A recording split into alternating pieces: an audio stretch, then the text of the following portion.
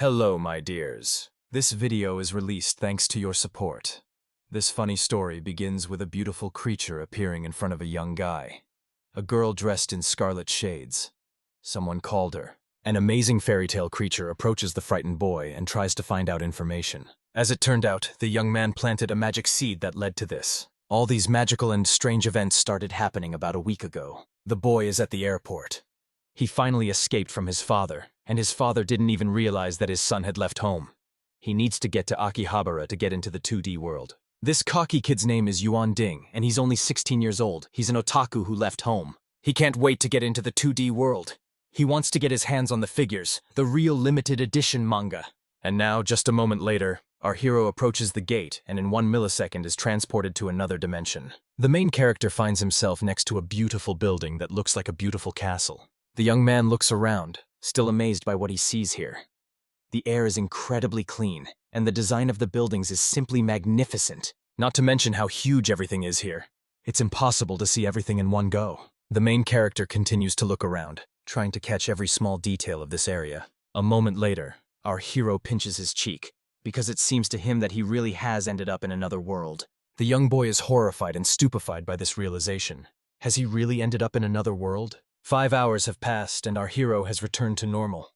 The protagonist is trying to understand what this other world is, where there is no MC. This means that in this world, Yuan Ding will become invincible and peerless. Now he must rise to the top of this world.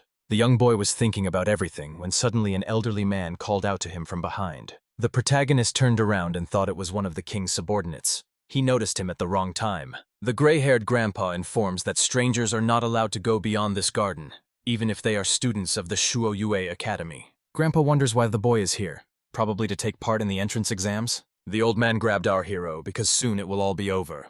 Most likely, these introductory ones will be very tough. After some time, the young guy gets inside this luxurious building.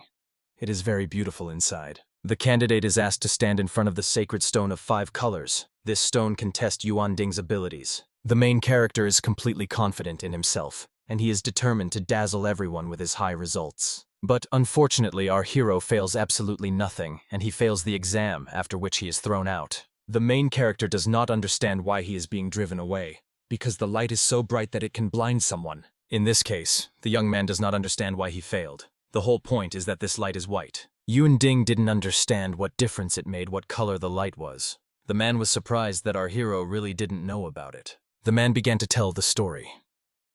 The Duo-Ya continent is a world made up of Duo-Chi magic. There is a deep ocean, flat grasslands, fiery mountains, and icebergs. Do-Chi is golden. Magic is rainbow-colored. Forest is green, water is blue, wind is blue-green, and fire is red. This is why the white color that our hero has means that he has no attribute or Do-Chi at all.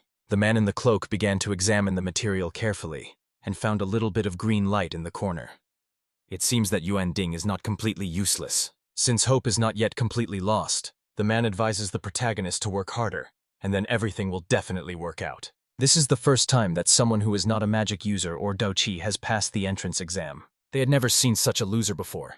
He really is the only one in the universe. These words hit the protagonist's self-esteem very hard, and he immediately withdrew into himself. The words that he was the only such loser did not give him any peace. The young man was a real idiot. An old man approached the broken Yuan Ding, who was lying under a tree and crying. He advised him to go home, but he had nowhere to go. In this case, the old man offers an alternative. If the young lad really has nowhere to go, he can help out in the garden. The old gardener looks after all the plants in Shenyu Academy, but he still can't handle the job of a gardener. This job requires a sense of the plants. People without the forest attribute may dream of becoming simple gardeners, but Yuan Ding has it, albeit very little. But the main character didn't even listen to the old man and immediately agreed. Grandpa was very happy about it. The main character was full of determination and promised that he would try very hard. So a week has passed since our hero arrived in this world. He still continues to work as a gardener and takes care of the Academy's plants, while other people traveling to other worlds become assassins, concubines, or kings. He became an ordinary gardener. Day after day, Yuan Ding digs in the dirt, tends to the branches, and plants flowers. And this despite the fact that he is an otaku who goes outside once a month. A young boy leans against a tree trunk, hiding in the shadows. The young man is not ready for this lifestyle, and is already starting to choke. There is no Wi-Fi, no 4G, no texting, no anime. There is absolutely no way to survive these days. Suddenly, the young man's attention is drawn to a plant. It is the only interesting thing in this world. A moment later, the main character points his hand towards the small sprout and tests his magic on it. And after just a couple of seconds, the just small plant began to increase in size, growing upward. The small sprout has grown into a huge and beautiful plant that captivates with its bright green foliage. Of course, this activity was very funny, and the boy enjoyed watching it. But this activity was also absolutely useless. He was just wasting his time here. From this point on, the young man can only rely on others and his own painful attempts to start a new career. Suddenly, the protagonist hears some strange noise. He assumes that it could be an animal that steals fruits. The boy looks out from behind a tree and sees an angry gardener threatening to punch anyone who damages his plants. Then the main character notices several people who are in the bushes. He does not understand what they are doing. In the bushes, under a tree, the young man notices two guys and a girl. The guys look at the girl greedily, calling her their goddess. The main character immediately feels awkward at this sight, because he understands where this is all leading. These guys are seriously going to do such dirty things in the school garden. Suddenly, the girl notices Yuan Ding. She thinks the guy is spying on them, so she screams loudly and orders the guys to catch him immediately. And so, just a moment later, these two guys chased after the main character, who, in turn, rushed away. The chase continues, and the young boy tries to run as fast as he can to avoid trouble. Yuan Ding is quite a fast runner.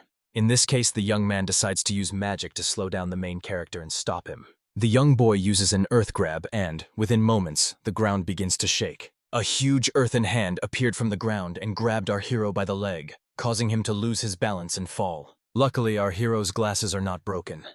These two strangers approach him and try to find out who he is and what he saw. These two thugs approached the lying boy and started kicking him, trying to find out what he was doing there and who he was. Then, Yuan Ding starts shouting loudly that it is not his fault, because it was they who invaded the garden, which is under his responsibility. The young boy keeps shouting that this place is Shenyu Academy, and they don't have a single chance to steal the fruits from the garden. The young guys stand in stupor and remain silent. After a moment, they realize that it seems the main character really didn't see anything. Yuan Ding keeps making excuses and saying that he is just an ordinary gardener here. If they hurt him, it will be considered an industrial accident. In this case, the guys decide to leave this poor boy alone, since he really doesn't know anything. Suddenly, a loud female scream is heard, asking to wait. Our hero turns around. When the young guy turned around, he saw that same girl in a tight dress who came closer to him. A moment later, the young lady comes closer to the lying boy. She doesn't care whether he saw anything or not. If the girl hears even the slightest rumor about what the young lad saw in the garden, he will be in trouble. And after just a couple of seconds, a lot of icicles were heading towards our hero, which stopped right in front of his face. The girl, with a forced smile on her face, threatens Yuan Ding, saying that she will dismember him and kill him if she finds out that he spread any rumors. A moment later, the young girl decides to leave the protagonist alone and takes her boys with her, leaving Yuan Ding alone. And so, the young boy is left lying on the cold ground all alone. Some time passed and our hero returned home. The young man reflected on the fact that the weak have no rights here. A moment later, an elderly man approaches the main character and notices that the boy is rather quiet today. The young boy confessed to the old man that he was thinking about how to defeat stronger mages without magic. Yuan Ding sighs in disappointment, knowing that this is impossible. The old man interrupts him and says that everything is possible. The method by which this is possible does not require any offensive magic spells or do qi. The boy was immediately inspired when he heard that this method does not require magic or do qi. He asks his grandpa to tell him about it quickly. But the gray-haired man does not want to hurry and first wants to finish his wine. Our hero continues to hurry him. The old man grumbles that today's youth are so impatient, and the waiting is literally killing Yuan Ding. Amulets of magic crystals, while he drinks for the activation spell, will create an unprecedented explosion of magical energy. They are created by specialists in magic crystals, but they are very expensive. Each amulet costs about 300,000 moon crystals, while the guy's monthly salary is only 2,000. There is another way. There is a doll named Fantian Xuanjia. Its body is made entirely of high-quality crystals, and it requires a little mental energy to control it. There are only 2 dolls like this on the entire continent. Her power is unmatched.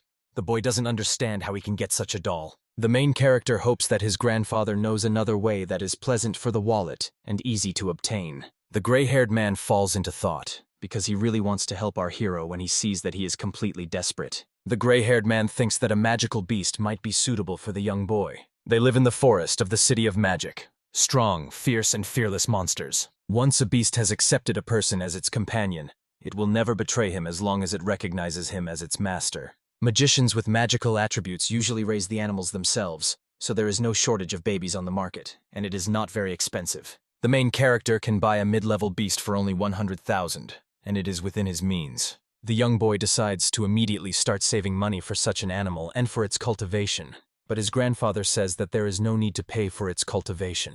But the main character is immediately disappointed when he hears that magical beasts feed on crystals. This means that they literally feed on money, and the bigger they are, the more they eat. Now the young man understood why the animals were so cheap. They were simply impossible to sell. With that much money, he could even learn magic. Our hero hopefully asks if there are any animals that eat something else. This is his last hope. After these words, this man falls into thought. He paused and thought. In fact, there are such beasts. Creatures of ancient legends that feed only on water and sunlight. These are fairies. Born in the grass, coming with the scent of nectar and a gentle breeze, like wind and water. Incredibly brave in battle and beautiful to look at. Creatures known as fairies. Hearing this, the young boy's eyes again sparkle with hope and play with excitement. Finally, he has a chance. But unfortunately, this is just a legend told by past generations. In their days, no one ever met fairies, and it is not a fact that they exist. Suddenly, a young boy interrupted the gray-haired man and said that fairies exist.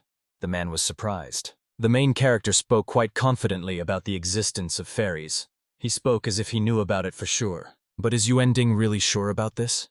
In fact, he can't know for sure, but he has this feeling. The young man is sure that fairies exist. He has a feeling that he has seen them somewhere a long time ago. Every time an older man looks at a young person, he can't help but feel grateful. Since this is how it turned out, the elderly man decides to show him something interesting. This intrigue immediately piqued the interest of the protagonist, and he can't wait to find out what the man is going to show him. After some time, the young man follows the gray-haired man, and they go into a dark room, illuminating everything with a flashlight. The old man tensed up and opened a door in the floor. It turned out to be a passage to the basement. It was very dark in the basement, so the old man asked the young boy to be very careful when going down. And so, a moment later, the boys went down to the basement. It was full of junk, and Grandpa was trying to find something in it. And so, after a couple of seconds, the grandfather manages to find what he was looking for. He is beside himself with joy. The boy is very curious about what it could be. He doesn't understand what could be found in such a pile of junk, much less something useful. A moment later, the elderly man takes out from the trash the small box he had been looking for so diligently. When he opens it, there is a seed lying on the pillow inside. It turns out to be a fairy seed. The young lad is absolutely stunned when he hears about this. For a few seconds, he is even speechless. But just a moment later, emotions take over the guy, and he starts screaming loudly, not fully believing what he is seeing now. According to legends, fairies have incredible fighting power. If someone gets a fairy, he will rise to the top of the world. Fairies do whatever their master tells them to do. The young boy immediately gets inspired when he hears such interesting facts about fairies. Immediately after this, all sorts of depraved thoughts begin to creep into his head, which makes him drool. One day, an old man received this seed and tried to plant it, but unfortunately nothing came of it and it did not sprout. The young boy seems to understand the reason for this. It seems the seed is sealed. He shows the old man the hieroglyph that is on the seeds. It means seal. The main character shows his uncle this hieroglyph closer, but the elderly man does not understand what it means. The gray-haired man looks at the young boy in confusion as the boy looks back at him. Silence falls in the room. A moment later, Yuan Ding realizes that there is no Chinese language in this world. Of course, the man does not understand this character. But in fact, the hieroglyph is not written in pure Chinese. Cheats really saved the guy. Our hero laughs happily while the older man looks at him in bewilderment. The young boy is full of confidence and determination. Now he has a hope that he will cling to until the end. The main character is confident that he will be able to grow this fairy seed, because this is his last chance to become great. In this case, the gray-haired man will believe in him. He sincerely wishes the young man good luck. After some time, the young boy began trying to grow the seed, but it was extremely difficult. No matter how much the main character tried and tried, he still couldn't grow this seed. It didn't want to give in. He bowed to the seed, tried to make a contract with his blood, hugged it in his sleep and courted it with all his might, but all in vain. The young man didn't even know what else to try, because it seemed like he had already tried everything in the world. Our hero realized that when he talked about cheats, he was simply deceiving himself, and he realized this a long time ago. A moment later, the young boy decides to go outside to get some fresh air. The moon is the same in both worlds. Yuan Ding laughs at the thought that his father is also looking at the moon. The wind howls softly. After a couple of seconds, the boy hears some strange sounds that alarm him. The main character stands and does not move, trying to listen to these strange and loud sounds. Immediately after this, the young boy decides to go back inside, because he becomes very uncomfortable. As soon as the young man turns around, he sees a man behind him and immediately gets scared. He starts screaming loudly from surprise and fear. A gray-haired man hears strange sounds coming from the garden, so he wants to go straight there and check what it is. Yuending takes a lantern and goes to the garden. Actually, he is not afraid of seeing animals there, he is afraid of something else. Unfortunately, the young man's worst expectations are confirmed, and there he runs into the same guys he met during the day. The girl does it like a rabbit. Her swan grace is different from her usual scene. This scene is very mesmerizing. But for our hero, it's no different from watching anime. It's not fancy enough to tempt Yuending. The problem is that the plot of land that is behind the guys with the medicinal herbs is very valuable and useful. But then, just a moment later, the girl touches one of the medicinal plants with her hand, causing it to break. Because of this, the young boy becomes very scared, cursing this girl for her carelessness. A moment later, the girl moves closer to her friend and shows her huge and sharp fangs. And then, not even a second had passed, the girl grew black horns, and with her fangs she sank into the blonde's shoulder. It was incredibly painful, so the young man began to scream loudly, trying to escape from her grip. Soon, the blonde realizes that something is wrong here, and that this is not the real Shashaji. This is a monster. Realizing that things were getting tough, the blonde used his magic to protect himself. He used Du Chi's cloak. The creature asks the boys to be obedient and become its food, but they are not going to give in. They want to know what the monster did to Shashaji. Since the monster has shown itself to be worthless, there is no way for the humans to escape. They are just making noise here to no avail. A moment later, this terrible creature soars into the air, informing that these poor guys will not be able to escape from her. Suddenly, the monster notices something in the bushes and directs its attack there. As it turns out, our hero was there. Looks like there's someone here who's been neglected by her. The monster has decided that the main character will be her dessert. The frightened guys look at the young boy and are very surprised because they did not expect to see him here. The young guys immediately got angry when they saw the main character in front of them. As soon as they deal with the monster, they will move on to Yuanding. But now is not the time to talk about it, because now their main goal is to deal with this terrible monster. The blonde told the monster that he was just a pathetic succubus, so there was no need to be so cocky. Soon, he used the Earthclaw spell. The blonde boy decides not to waste time, so he immediately directs his fists at Du Chi. The young man uses all his power. A moment later, these attacks were heading straight towards this lucky monster, ready to grind her into dust. But the monster girl grabbed all these pincers with her long and silky hair and stopped these attacks. And after just a couple of seconds, these earthen claws were destroyed and scattered into many small pieces. The young guys were in complete shock when this monster was able to destroy such a powerful attack with such ease. The monster was not going to retreat and continued its attacks while the boys were in a stupor. She immobilized them with her hair. And so, a moment later, the two unfortunate guys found themselves in a cocoon of the monster's hair. It was very tasty. When the girl finished her meal, she was still hungry. It was so delicious that she wanted even more. The terrible creature wanted to continue its meal, and she remembered that she still had one boy left, Yuending. And the monster became furious when he looked down, because the main character was no longer there. The young boy hid in the bushes, but the monster said that the entire area was under her control, so he would not be able to escape. The main character hid in the bushes and branches. He could not believe that he would die in such a terrible situation. Apparently the young boy really won't be able to escape, because in front of him he sees the hair of a monster girl. Within a moment, her hair surrounds the defenseless boy from all sides. Her locks turn into a sharp weapon aimed at Yuanding, and just a few seconds later the young boy starts coughing up his own blood. Is this the end? A sharp weapon pierced our hero's chest, and young scarlet blood gushed out. Life was leaving Yuanding. The locks of hair turned into weapons pierced the young man's chest and stomach. The protagonist slowly bled out. With each passing moment, the boy's strength was leaving him, and he was no longer able to stand on his feet. The young man does not want to die. A moment later, the young boy had already collapsed on the cold ground and resigned himself to his fate. There was no point in regret anymore. The protagonist lies on the cold ground, while his strength leaves him with each passing second. It is very painful. Soon his life will end. At this time, the terrible monster looks down at the unfortunate boy and cannot take his eyes off him. The monster cannot take his eyes off such a beautiful sight of a bloody young body. The monster approaches the bloody body, which only further whets the appetite of the terrible creature. Now the girl can only think about grabbing the lips of the unfortunate guy and sucking out all the blood from him, to the last drop. But, unexpectedly, a beautiful scarlet flower grows right from the bloody body of the young man, which attracts the eye. Flowers began to sprout from the body of the young boy. They were as scarlet as the protagonist's blood. The being that is about to appear has come here from hell. She has come from flesh and blood. In just a couple of seconds, something unknown and mysterious began to emerge from these beautiful, mesmerizing flowers. A moment later, someone's small legs began to appear from the petals of the flower. An unknown creature was about to appear. After that, a beautiful girl appears before our eyes, shimmering with all shades of red. She came here to take life. The wonderful, breathtaking creature had wings on its back. The girl's eyes quickly darted around and seemed to be looking for something. A few seconds later, the mysterious girl discovered a young boy lying in scarlet flowers that had sprouted from his blood. Seeing such a terrible picture, the girl rushed to the guy and lifted his lifeless body with her hair, trying to understand if he was dead. The stranger's eyes were full of horror and incomprehension of how this was possible. She was still trying to come to her senses. The beautiful creature stretched out its hands towards Yuan Ding to check if he was really dead, because that definitely couldn't be the case. But the terrible monster, who was still behind the stranger, interrupted her with a loud scream. The monster didn't understand where this stranger came from. She wasn't going to give her her tasty meat. Hearing the words that our hero is meat for the monster, the stranger fell into a stupor.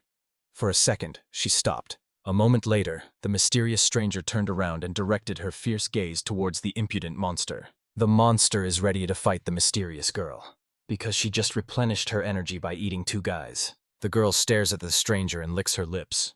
She doesn't know what kind of creature it is, but it looks pretty tasty. The creature flies closer to the girl and touches her face. If we compare, the monster prefers gentle women more than tough men. But before the monster eats the stranger with wings, she decides to do something incredibly nice for her. Having said these sweet words, the terrible creature leans closer to the beautiful stranger's face, taking out its tongue. The monster touches the mysterious girl's cheek with the tip of its vile tongue, leaving a wet mark there. She watches the stranger's reaction carefully and continues to move her tongue, but is surprised when she doesn't react at all. But the mysterious stranger seems to be in the clouds and thinking about something of her own.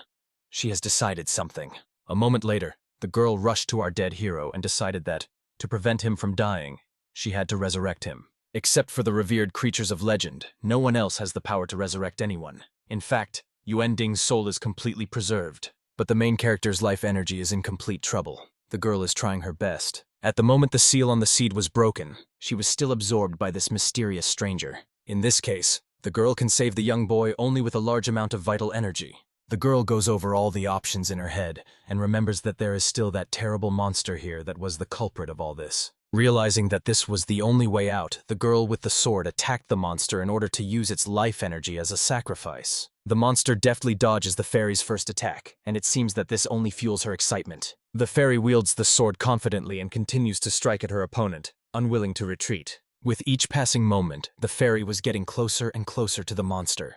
She confidently chopped her locks of hair. The monster continued to attack, but the scarlet fairy deftly dodged, moving closer and closer and continuing to strike. The mysterious fairy girl is an excellent swordsman, so she easily advances towards the terrible monster. And now, just a moment later, the fairy found herself right in front of the monster and dealt the final blow to her enemy. It seemed that the terrible monster had been defeated. And as it turned out, it was quite simple. Blood gushed from the girl's chest. The girl proudly towered over her defeated opponent. She felt no pity because this monster said terrible things when he killed people. As soon as the fairy finished the fight, she immediately began to resurrect the unfortunate boy. But everything was not as simple as it seemed. In order to resurrect the main character, the fairy had to absorb the entire essence of the succubus. The beautiful girl continues to perform the resurrection ritual, hoping that she will be able to bring the boy back to life. The girl must absorb the energy of the succubus and direct it into the body of the dead boy. In this case, everything should work. And so, a moment later, the beautiful fairy began the ritual.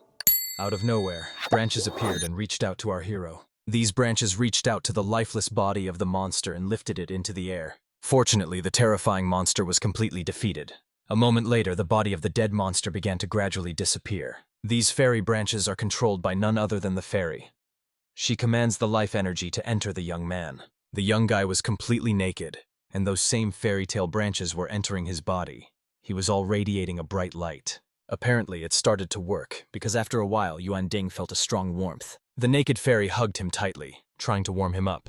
The boy, meanwhile, doesn't understand why he feels so warm. While Yuanding is recovering, the fairy is still trying her best to bring him back to life. At this time, there was a blonde stranger near the academy. It was a mysterious night outside, and the sky was lit by a full moon. The girl looked gorgeous. A snow-white floor-length dress, a dark blue hat, and a cape. She feels that tonight will be a hot night. Meanwhile, the young lad seemed to have recovered a little, as he had already begun to show some signs of life. After some time, the young man was able to stand up, despite the severe pain in his body. He tried to understand what had happened. The protagonist remembers that there was a girl who wanted to eat her. The guy died, and then ate her. But it wasn't Yuanding who did it. It was another girl. The boy also remembers that the girl seemed to have come out of a seed. Our hero is still trying to come to his senses, but suddenly, behind him, he hears a female voice calling him. When the main character turns around, he is shocked, because he sees a beautiful fairy in front of him. The young boy was really surprised when he realized that it was the same fairy in front of him, so that nothing would happen to the seed. He put it in his pocket. Yuanding is completely shocked that there really is a fairy in front of him. And what's more, she saved him. The young man is delighted when he sees a real fairy in front of him. It was she who healed all his wounds and brought him back to life. The guy comes to the realization that fairies are truly incredible. Not only are they strong, but they can also heal wounds. If everything is as the guy knows and thinks, then it turns out that he is now the owner of the fairy. This makes dirty thoughts creep into his head. The boy was very embarrassed by such depraved thoughts. The young man already sees his happy and bright future. But it seems that this girl is clearly not in a very good mood. She is very sad when she realizes that the guy does not recognize her. Hearing these words, the protagonist turned to the girl. His gaze was full of surprise, but the young man says that they have never met the girl before. Hearing these words, the fairy fell into a stupor. The fairy's eyes were filled with horror and disappointment. Did Yuanding really say that they had never met? But our hero objected and said that he remembered that the girl saved him. Immediately after that, he thanks the fairy. After such words, the girl does not want to hear anything more and becomes furious. Since she saved him, that means she can kill him. The boy doesn't understand what's going on. The fairy is furious, because she was sealed by the boy for 1,000 years just for this day, and now she can kill him. A moment later, the girl with a sword pounced on the main character. She wants to cut him into pieces and hear his screams of horror. The fairy wants to take revenge on this scoundrel no matter what. The only problem is that Yuanding still doesn't understand anything. The mysterious girl quickly rushed towards the main character, preparing to strike him and finish him off on the spot. And so, just a moment later, the fairy struck the young man's hand, leaving a deep wound from which blood gushed. But it seemed that something was wrong. Despite the fact that the wound was quite deep, our hero did not feel any pain at all. Yuanding doesn't understand what's going on, but suddenly the young man hears cries of pain coming from the fairy. When the main character turns his gaze to the girl, he notices that exactly the same wound has appeared on her arm, from which blood is now flowing. The girl is incredibly angry about what is happening now. She wants revenge on Yuanding above all else. The fairy breathes very heavily and raggedly, trying to collect her thoughts again and distract herself from the pain she is currently experiencing. And after a couple of moments, when the girl had regained her strength a little, she again rushed towards the main character. But just a couple of seconds later, the fairy receives a strong electric shock when her fist touches our hero's head. The girl is breathing very raggedly and heavily, because she received a strong electric shock. The fairy really wants to kill Yuanding. Everything that is happening now looks rather strange, so our hero decides to check something. He slaps himself. A moment later, the girl also feels a strong blow to her cheek. Realizing that the girl feels all his touches on herself, the young guy touches his chest. Obviously, immediately after this, the left one feels this touch on her chest, and because of this, she becomes very embarrassed. From such impudence, the embarrassed fairy begins to loudly scream at the little pervert and tells him to stop pawing her. The main character begins to frantically apologize to the girl, because he could not even imagine that this would cause such a strong reaction. Suddenly, a mysterious girl in a hat appeared from somewhere. Everything was as the legend said. The fairy and the young boy turned around sharply, trying to understand who had disturbed their privacy. The girl thought it was very rude of her not to introduce herself. Her name is Wei Shi, and she's the director of Shuoyue Academy. The guys just stared at the stranger and didn't ask her to look away. The director advised the demonic fairy to calm down, because the more she resisted, the more painful the sensations would be. It seemed the girl didn't like being called demonic. Patience was running out. After these words, the girl became even more furious. She blamed the main character for everything. But unfortunately, the girl failed again, and just a moment later she received an electric shock. The blonde calmly watched everything from the side. She had already warned the fairy to calm down earlier, but she did not want to listen. The director told our hero to quickly capture his demonic fairy. The guards are already rushing here. To do this, the young man needs to touch the manual on demonic fairies, which was kept in their academy. A moment later, the boy touched the manual. He felt some strange energy flowing into his head. Seeing what the main character was doing now, the girl's gazes were directed only at him. The girl screamed loudly at our hero. She couldn't let him do anything to her. But it seemed to be too late.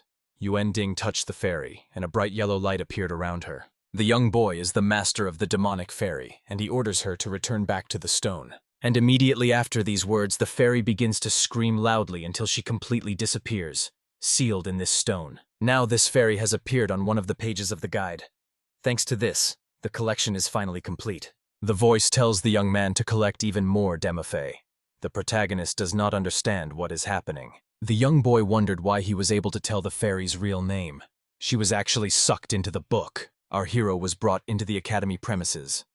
The protagonist was still in a stupor, sipping warm tea. Yuan Ding has a lot of questions. The legends of ancient fairies have always flown across the continent.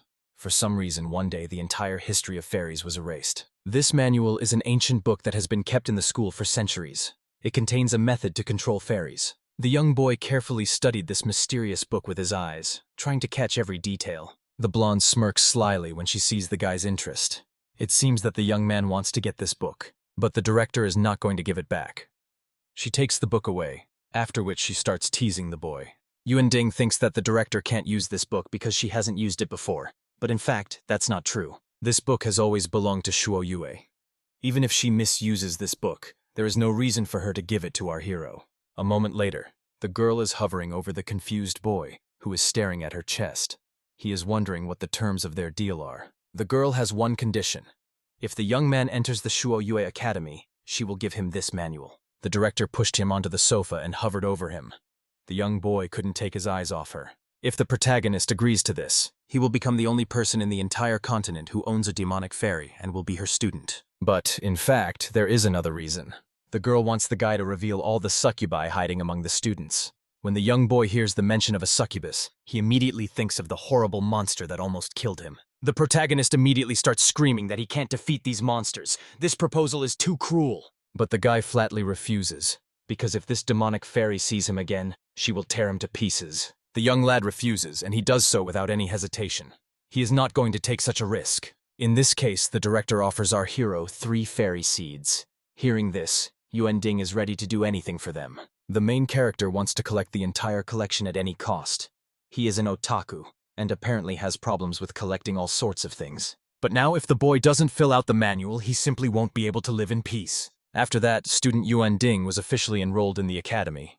He has a long road ahead of him. And so, the story of the young boy, the legendary lord of the demonic fairies, officially began. Some time passed, and finally the cold and gloomy night gave way to a warm morning. Demonic fairy. Positiveness level system. It will increase or decrease based on the owner's actions. The higher the UP, the more power can be released. The young boy flipped through the pages of the manual and read them as carefully as possible so as not to miss a single detail. Suddenly, after a moment, something strange begins to happen, and the main character is transported into the book. A young boy finds himself in a strange and terrible place. Everything here exploded. You can hear the screams of people running away. There was real chaos here. Everyone was rushing and running away, saying that the bandits were already here. Our hero follows the crowd trying to find Mo Fei. Suddenly, a little girl who was nearby collapsed on the floor, exhausted. The young boy immediately noticed this. It seemed that the little girl was in a very bad way. The main character went down to the girl and picked her up. The young man immediately realized that the child had a fever and needed help. Yuan Ding starts screaming and calling for people to help the child. He wants to call a doctor. A stranger running past shouted that many people in this city were already dead, so they needed to run away immediately. But the boy is not allowed to finish speaking, because a moment later a bullet pierces his head. Some people are already dead. Seeing that the bandits were already very close, the people ran with new speed. The young man took the sick girl in his arms and ran after the crowd.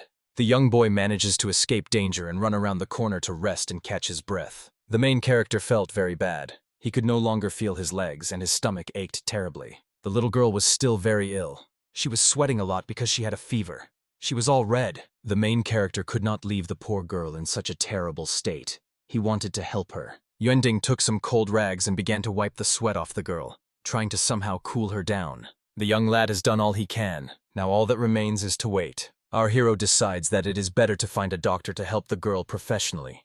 But where to find him? The girl seemed to be slowly coming to her senses. She asked for water in a quiet voice. The main character was going to help the girl at any cost, so he was ready to get water for her. The young boy scooped up some water in his hands and carefully brought them to the unfortunate girl's mouth. A moment later, she was already drinking cool water. Yuanding was slightly pleased when he saw that the girl seemed to be feeling a little better, which brought a smile to his face. Our hero sat down next to the girl, leaning against the wall. The girl lay down on the guy and fell asleep. Some time passed, and the boys were still resting. The girl was sleeping quietly and peacefully. Now the young boy is thinking about how to get back to his world. He doesn't know what to do here. The main character was completely immersed in his thoughts. At this time, some guys appeared around the corner. As it turned out, it was not a rescue, but on the contrary, bandits. A beastly grin appeared on their faces, because they had found easy prey. The thugs immediately noticed the little girl and noted her smooth and soft skin. They would pay a lot of money for that. The bandits shout at our hero and tell him to get lost and leave the girl to them. They are ready to let him go. It seems like these bastards want to sell the little girl and get more money. And then, just a moment later, a rough male hand grabbed the defenseless girl by the hood. The scumbag dragged the poor girl by the hood. He really was going to sell her, but first he needed to clean her up. The young boy couldn't let this happen. He immediately rushed towards the girl. The young man grabbed her tightly and started running, trying to keep her safe. But these thugs weren't going to back down. Now they were ready to do anything to get the girl back. A moment later, this scoundrel swung his huge club. The bandit aimed this club straight at our hero, and unfortunately hit him in the back, causing him to cough up blood. When Yuanding fell to the ground, these thugs started beating and kicking the lying guy. No one spared him. Despite the severe pain, the protagonist was not going to give up. He did not understand why these bastards needed such a small girl. A moment later, the unfortunate girl opened her eyes. She was no longer asleep, but was listening to everything Yuanding was saying. The little girl turned to him and looked into his kind eyes. A few seconds later, tears appeared in the poor girl's eyes. She was very grateful to our hero for his protection. Immediately after this girl opened her eyes, the protagonist recognized her. It was Mo Fei. It turns out that this is really her when she was a child. She had a very difficult fate. The young boy thought about everything that had just happened to him. It was terrible. The protagonist found himself back in his room. The young man was lying on the floor, looking at the ceiling, trying to come to his senses. But our hero's thoughts were interrupted by a severe headache. It was incredibly painful. The young man did not understand the reason for such a strong headache. It felt like his head was about to explode. The management says that the detected spiritual energy level is 0, and natural recovery is expected. In fact, the reason is that the young boy's spiritual energy is not enough. The main character is still in a slight stupor, because he doesn't understand what just happened. Entering the fantasy world of the demonic fairy, our hero's spiritual energy was activated. This world was created by Mo Fei, but in reality, it is not quite like that. The entrance to this world is something else. The key to another world is memories. The world the owner saw was built from the fairy's memories. Before turning into a demonic fairy, they become obsessed with one idea. The boy still doesn't fully understand it. Fairies are extraordinary girls, be they humans, animals, or representatives of other races. They have abnormal talents, acquire a new form, and live a different life. This meant that Mo Fei was once a simple girl, and what he saw were the memories hidden in her heart. To fully master a fairy, it is necessary to understand her mind. The boy wondered how to return to this world again. Once the host's spiritual energy is fully restored, this will be possible again. This will take about a day. Even though these are just memories, the young boy still worries about the little girl. The young man wonders how such a sweet girl became so aggressive and prickly. The protagonist paused and then told the management that it was time to get down to real business. Don't play dumb. The main thing now is to collect your thoughts. He orders the management to quickly get all their system's secret treasures, techniques, and full bags of experience. The current influence of the master is not enough, so the pages are empty. The master must collect more demonic fairies and gain more experience. The main character understands that this is a system with an exchange of points. Suddenly, the young man hears the voice of an old man who asks if he will go to school today. The protagonist is very grateful to the gray-haired man for reminding him of this. But in fact, the young guy definitely didn't want to go there. He doesn't like places with a lot of people. The owner can move the manual to another object to make it more convenient to carry. The young lad knows how huge his volume is. He thought about it. In this case, our hero decides to move the manual to the phone, because it will be much more convenient. Taking a solar-powered phone with me was an incredibly forward-thinking decision. After some time, the young man had already put on a new school uniform and immediately after that went to school. Shoyuk Academy is one of the 9 great academies of magic in Duchi located on the continent. Everyone in this school looked pretty stylish and everyone stood out in their own way. There was no shame in expressing oneself. But also, in this school there was only one unspoken rule. Only the strong deserve respect. The main character entered the room and stood in the center.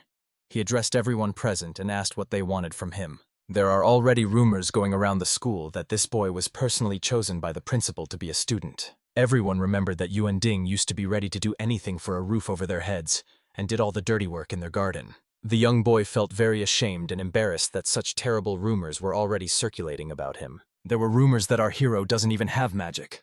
Everyone present considers him a weakling. They thought that only in legends there were people who did not possess magic. They wanted to give him a low-grade crystal to test it out for themselves. The main character feels uneasy from such attention. Apparently, there are no limits to humiliating people here. The young boy does not want to take the crystal in his hands, but the other students force him to do so. The young man squeezes his eyes shut and tries to squeeze out all the strength he has so as not to embarrass himself. A moment later, all of the students present are stunned. The room is filled with green and blue. It's an incredible mix of blue and green.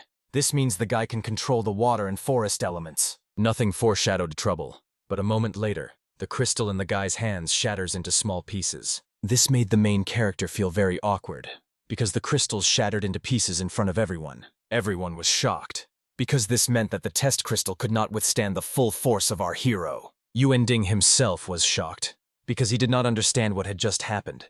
He tried to get out of the situation as modestly as possible, but he didn't have to wait long, because just a moment later, a brilliant idea came to the main character's head. The young man came closer to the girl who was the one who initiated giving him this crystal. He smiled playfully, looking at her.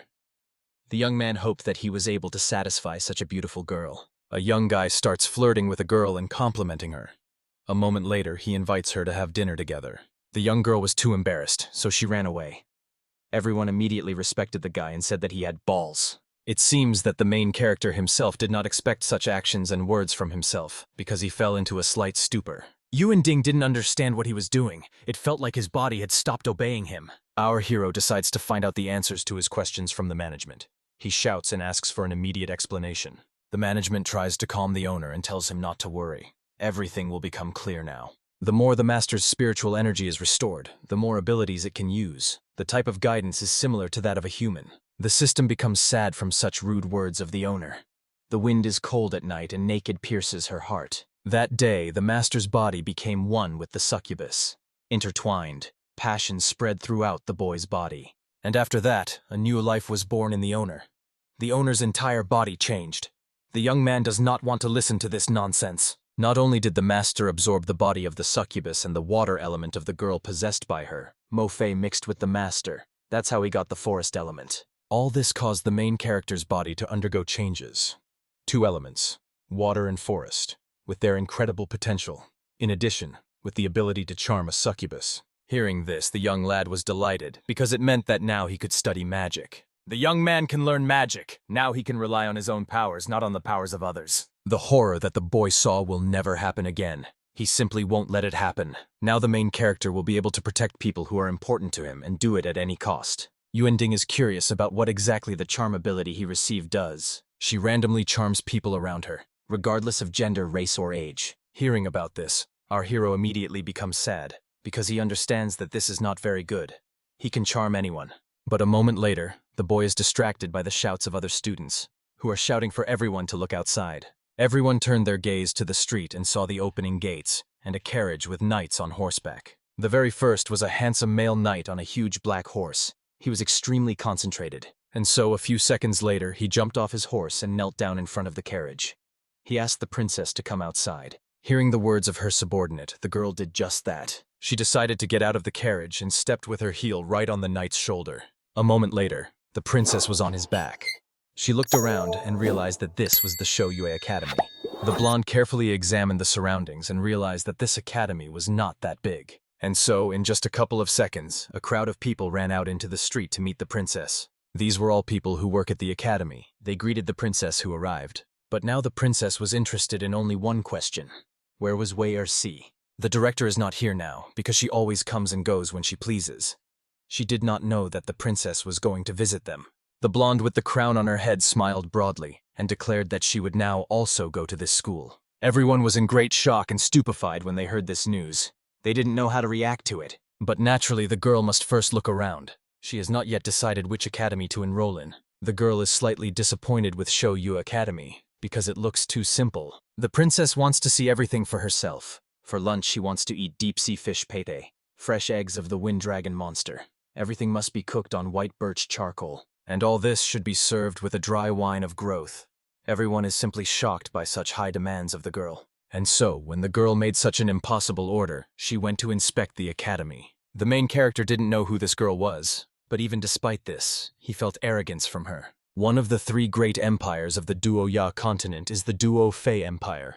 The king of Duo-Fei has always been a wise and strict ruler, and this arrogant blonde is the daughter of this wise king, Princess Anki. This is the most stereotypical character, and the knight standing behind her is Luo Ri. This incredible guy is rumored to be able to fight a dragon single-handedly and defeat it. All the girls adore him. Everyone is madly in love with the appearance of this handsome man, and they dream about him. Our hero doesn't understand why there are so many girls around him. Is this really how his charm works? The main character cannot stand such bliss because there are now a lot of attractive girls around him. The students don't understand why the young guy is so arrogant, because he just has good abilities, nothing more. The friends just exchange awkward glances and don't know how to react to the newcomer. A moment later, a loud bell sounded, signaling the start of classes. The lesson has begun. Today, the teacher will continue teaching the students the basics of magic again. If something is unclear, they can contact. And the topic of today's lesson is the analysis of the components of magical elements. Our hero diligently takes notes. As it turns out, the young lad loves lessons. He seems to enjoy absorbing new knowledge. After some time, the man asks the students a question on the topic and asks who knows the answer. The 2 boys, who immediately disliked our hero, told the teacher that Yuan Ding would be able to answer this question. The teacher also wanted to listen to the knowledge of the main character, because he was personally recommended by the director. The young boy felt very awkward because he seemed unsure of his answer to the question. It was difficult for the protagonist to answer the question asked, because he was a complete newbie and had only recently received the training materials. The boy begins to make excuses and says that he had never studied magic before. Therefore, if his answer is not detailed enough, he asks you to treat this with understanding. And so, a moment later, the young lad began to answer this difficult question. It seemed that he was doing a great job. With this answer, he immediately shut the mouths of those who tried to humiliate him. Everyone around was stupefied. The protagonist seemed to feel quite confident. His answer was quite detailed. There was a deathly silence in the class. All the students were shocked by the newcomer's answer. The deathly silence was broken by the teacher, who began to applaud our hero for such a wonderful answer. Another student was furious that the protagonist was able to answer this question so easily. One student asked the young man if he had some kind of secret technique, because she had seen him leafing through a book. 9 years of study, 3 years of preparation for entrance exams, additional tests, preparatory books. Given this, it would be strange if the young man were not the king of studies. And so all he needs to do is open the book and look for answers while he keeps the main idea in his head. All the girls listened to him and the crowd around him with admiration, until 2 envious students understand the reason for this. The next lesson, the kids went to the magic potions class. Our hero distinguished himself here too, as he was able to make a potion on the first try. After that, they went to the magical object creation class. Even there, the guy was able to fold a magical crane. Soon, the guys went to the magic cooking class, and the main character was able to cook a simply gorgeous fish, which everyone was crazy about. By the end of these lessons, the young boy already had a lot of fans crowding around him. Everyone was very interested in being around the main character. At this time, the male students were very jealous of our hero, because he got a lot of female attention. Some more time passed, and the students went to the magic battle class. A serious and grumpy man appeared before them, who was an instructor in magical battles. This lesson was extremely noisy. All the kids were eagerly awaiting the start of the battle. First, the instructor gave them the task of running 10 laps around the field, and then they would study combat magic. Rumor has it that the instructor is a retired military man. His methods are used to train soldiers in knightly units. It seems that the young lad is having problems in this lesson because his only weakness is physical activity. The boy keeps running no matter what. He is very weak, but he wants to change the situation. And if our hero doesn't start moving forward, he won't live long. The most important thing is to collect demonic fairies. The main character is extremely motivated and continues to run despite the fact that it is very difficult for him, although it is important to do it gradually. After such a sharp physical load, the young guy was very tired. All the girls start to worry about Yuan Ding because they see that the boy seems to be feeling bad. After such training, it was time to learn magic. Today, the instructor will teach them magic activation. The students were shocked when they heard this, because they didn't understand how this was possible if everyone had different elements and everyone used magic differently. The main types of magic can be learned from the corresponding scrolls. All teachers of magical battles teach magical techniques. Mimai says they are only in elementary grade. Everyone can learn 2 basic magic for free. Advanced classes can learn more advanced magic. Expert classes can learn 10 high-level spells. The reason why the 9 great magic academies did not fall was because of their vast magical reserves. Even though it is basic magic, it is still much stronger than the simplest magic available outside. Now everything became clear at once. That's why they should try and study hard at the academy. First, you need to accumulate and compress your spiritual energy. You need to release it with a powerful jerk at the moment of need. The protagonist watched the boys practice carefully. Now he definitely feels like he is studying magic in another world. Those same envious students noticed that the young lad was not practicing, and so they began to tease him. The main character was going to somehow justify himself, but the other student did not listen and already called teacher Tatu. He tells the teacher that he wants to have a sparring battle with the newbie to help him understand all the important points in magic. The instructor really likes this idea. Only those who have gone through battles can become better mages. You have to work hard for the goal. The main character was against this, but the instructor immediately started shouting, taking this as disrespect for him and his teaching methods. But the teacher got it all wrong. Tatu is an incredible teacher, and his methods are simply unrivaled. The problem is that the guy doesn't know the spells. The instructor doesn't care about that. The less the student knows, the more he should learn. He will teach him the spiritual barrier technique for battle. The young man does not understand why the teacher's face is so happy, because it seems that he simply cannot wait to see the fight. The instructor did not listen to objections, and a moment later he announced the beginning of the battle. The main character was confronted in a sparring match by the same student who bullied and envied our hero. The young man was determined against the protagonist. He was going to teach him a lesson. But the young lad feels the heavy gaze of his opponent, who is very aggressive. Meanwhile, someone interesting rode up to the crowd of guys. It seemed like it was funny here. It turned out it was the princess. She really wanted to see what was going on here. And so a moment later the boy rushes to attack, but the knight stops him. The princess expressed a desire to watch this. That's why the boys stopped their fight. They don't mind the princess watching them. After a couple of seconds, the princess's subjects began to prepare a place for her in which the girl would be comfortable. Now everything was set up for the princess. They brought a throne and fruits here so that the girl would be as comfortable as possible. And now, when everything was ready, the guys could begin the battle. Although, to be honest, our hero would not want this. Our hero's enemy sees that Yuan Ding has fallen into a stupor, so he decides not to hesitate and begins to attack. This kid's name is Wang Kai, and he's going to show the princess his initial attack spell. The young boy tries to be as friendly as possible with the princess and earn her attention. It seems that the student succeeded, and the blonde wants to reward the young man for this. The student tries to suck up to the girl as much as possible, and says that he will not let her down. Meanwhile, the young boy is preparing for the fight. The young man concentrates as much as possible. The protagonist uses his personal technique called 1,000 Years of Death. He pokes his fingers in his ass. Everyone around was silent when they saw such a blow. They just remained silent and continued to watch it. The princess even dropped a grape. She couldn't take her eyes off it. Our hero is shocked that the enemy does not feel any pain, because this area should be very sensitive in men. Yuan Ding just saw that Wang Kai's back door was open, so he decided to take advantage of it. But the enemy was not going to tolerate all this, and a moment later he used his spell, the Wind Sword. The young boy becomes very scared, because he does not know if he will be able to prevent such a strong attack. Luckily, the protagonist was able to use a spiritual barrier to protect himself. The young man sees a huge tornado in front of him, and the only thing he wants now is to run away. But suddenly, the young man hears a voice that calls him to run straight into this tornado. A fairy spoke to our hero. She can't stand to watch it any longer, so she asks to be freed so she can help him. The fairy demands an explanation, but now is not the best time for it. First, we need to overcome this situation. The girl orders the protagonist to run forward. It is always safer in the center of a tornado. The young boy decides to trust the fairy and runs straight ahead. Let her cut him into pieces. The young man tries his best, but it seems his energy is not enough for this. The spiritual energy is about to run out, and the boy won't be able to withstand it. The fairy asks to be summoned. Yuan Ding is stupefied. The girl asks to be summoned again. One move is enough for her to help him. Demon fairies are used for this very purpose. It seems the girl really wants to help her master. The protagonist paused and thought about this offer, but a moment later he rejected it. The young lad is ready to fight to the end. He wants to rely only on his own strength. A moment later, the young man makes another dash forward. Yuan Ding closes his eyes tightly. The main character found himself in the center of a tornado. He looked around and realized that it was really safe here. It wouldn't kill him now. The instructor praised him. Men like them should always move forward and only forward. The princess praised our hero's success, since he had only recently learned the spiritual barrier. Wang Kai tensed up when he realized that another student had captured everyone's attention.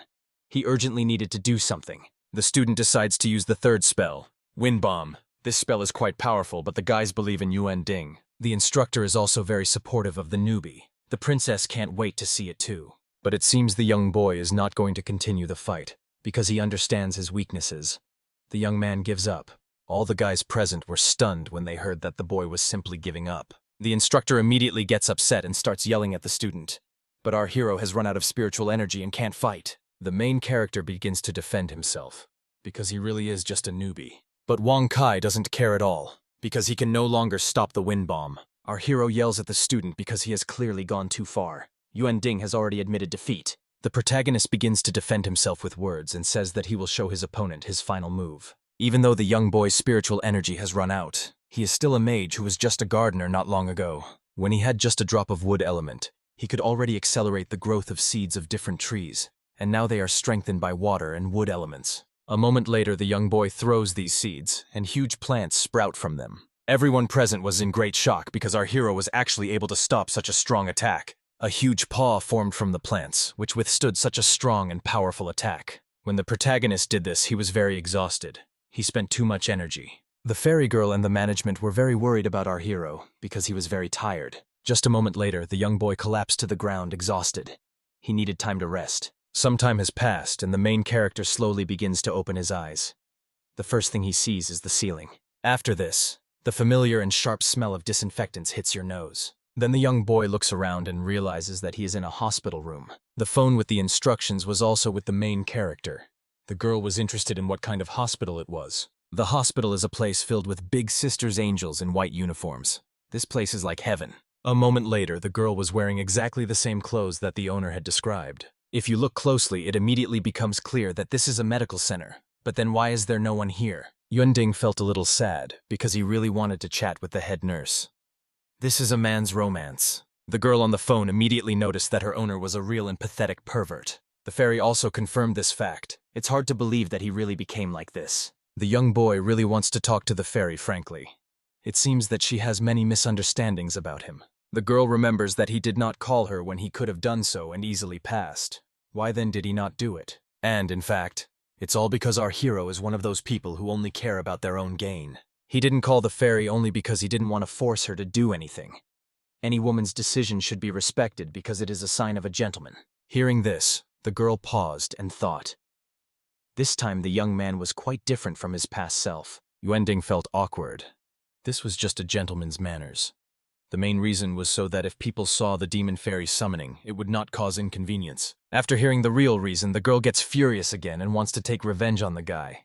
She's very easy to get mad. In order to avoid the girl's wrath, the main character simply turned off his phone and set it to silent mode. It seems that someone entered the room. They were looking for the guy who had used up all his spiritual energy. They think that Yuan Ding is still asleep and start discussing how they have been attracting too much attention lately. A student also came to the room. As it turned out, they were there for pleasure. The girls looked coquettishly at the greedy boy, but simply remained silent and did not answer. In fact, they really came here for this.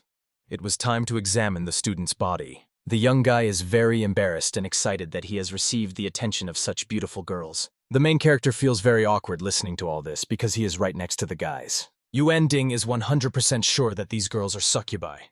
If that's really the case, then things are bad. This whole thing is actually happening in the medical center, right in the academy. The guys are busy with very indecent things, and our hero is forced to listen to this. The main character feels very awkward listening to such depraved things that happen behind the screen. He doesn't know what to do in such a situation. If we think logically, the young man should start a battle against the succubi and scatter them, but he is not capable of such a thing. While the protagonist is thinking about this, his phone starts vibrating. The fairy and the management wrote in the group chat. They felt the danger and the aura of that very monster. The young lad is amazed that the management is even capable of creating group chats. Yuan Ding was immediately interested and worried when he read that the fairies recognized the aura of this terrible monster. The main character wants to have a peaceful talk with the girl, but she seems not ready for this because she is too hot-tempered. The management changed our hero's nickname to Dog, and this seemed to calm the fairy down a little. The girl does not recognize this type of monster, but their aura is the same as that of the monster she ate earlier. This monster has the same body type as her current one. It is made of pure yin energy, and it seems that after eating it, the girl's strength has increased. The young boy came to the conclusion that demonic fairies level up when they feed on the bodies of succubi. He can take advantage of this and ask the fairy for a helping hand, so he has hope for the girl's help. But unfortunately, the girl refuses such an offer, and the young man immediately becomes sad. And now all that is left for the main character to do is just sit and listen to the kids' laughter. Yuan Ding hears loud moans. These sounds are like torture music to his ears. But, after a moment, these pleasant sounds fade away, and our hero is surprised that they finished so quickly. It turned out that Xiao had eaten too much, although they were supposed to feed on it several more times. But the young girl began to justify herself by saying that she did it because someone was spying on them. Hearing this, the young boy tensed up, because he thought that the succubi meant him. The black-haired girl grinned slyly and said that they couldn't keep the guest waiting for so long. Luckily, the girls weren't talking about the student, but about someone else. There was a man standing in the aisle. The stranger was completely indifferent. He said that they would begin to act tonight. The man said only this short phrase, and then immediately turned around and headed towards the exit. The succubi were very surprised when they saw such composure on the part of the stranger. The girls started clinging to the stranger and asking him to keep them company and have a little fun with them. The man refused, but the young girls continued to flirt with him and still stood their ground, offering to play. She ran her hand, leaving a wet trail. They were horrified by the man's cold-blooded gaze, which sent chills and goosebumps down their spines. The girls were shaking with horror.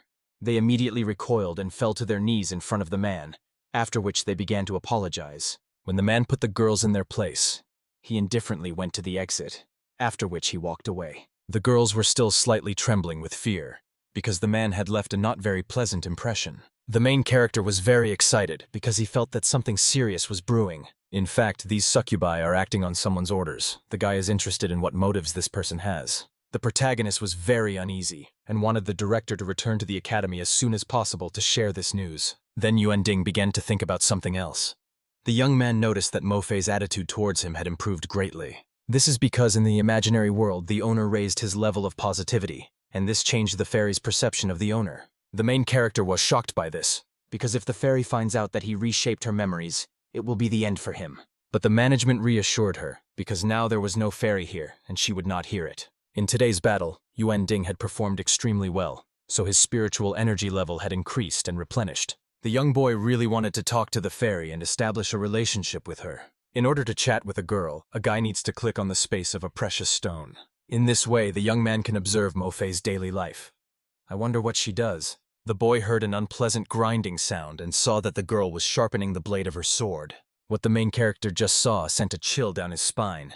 The guy shuddered. Meanwhile, the beautiful girl still continued to actively sharpen her sword. And then, just a moment after that, the girl raised the sharp blade above her hand. Without thinking, she directed the blade towards her hand, leaving a deep cut there from which blood gushed. The young boy was shocked that the girl could hurt herself so easily. The young man immediately starts yelling at the fairy and tries to stop her, trying to understand what she is doing. But it seems the girl doesn't care about his words at all.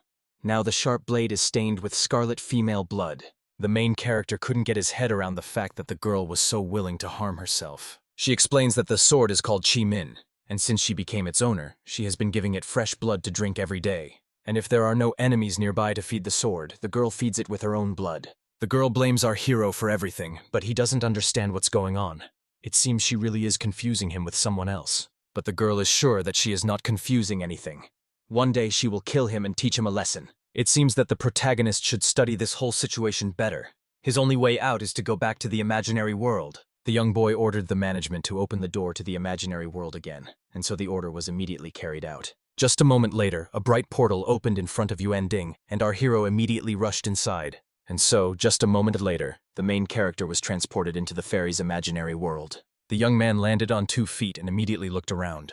He heard screams and explosions again. As soon as our hero turned around, she saw some stranger pierced by a sharp sword, and blood gushed from his chest. The young boy was shocked by the cruelty he had just witnessed. The scarlet blood of a once living boy flowed from the sharp blade. It flowed down to the killer's feet, staining his heels. The face of the man who committed the murder was absolutely indifferent. The wind was blowing his hair. As it turned out, it was Mo Fei. The girl was dressed in a revealing black suit and looked quite attractive. The main character couldn't take his eyes off her. He immediately recognized the girl. The serious girl also saw the boy who was sitting on the ground and looking at her. The young boy didn't know how to react to this. There was silence between the boys. A moment later, a young and stern girl walked closer to Yuan Ding and looked down at him. But even when the girl came closer to him, she still did not dare to break the silence. And after just a couple of seconds, the young girl turned around and walked away without saying anything. Yuan Ding didn't understand why she left. It wasn't like she was ignoring him. Maybe she just didn't see him? This is all because only one soul can be in one time-space. The reason why the girl can't see him is because Yuan Ding already exists now. It was a most ordinary chilly morning. The rain was pouring down.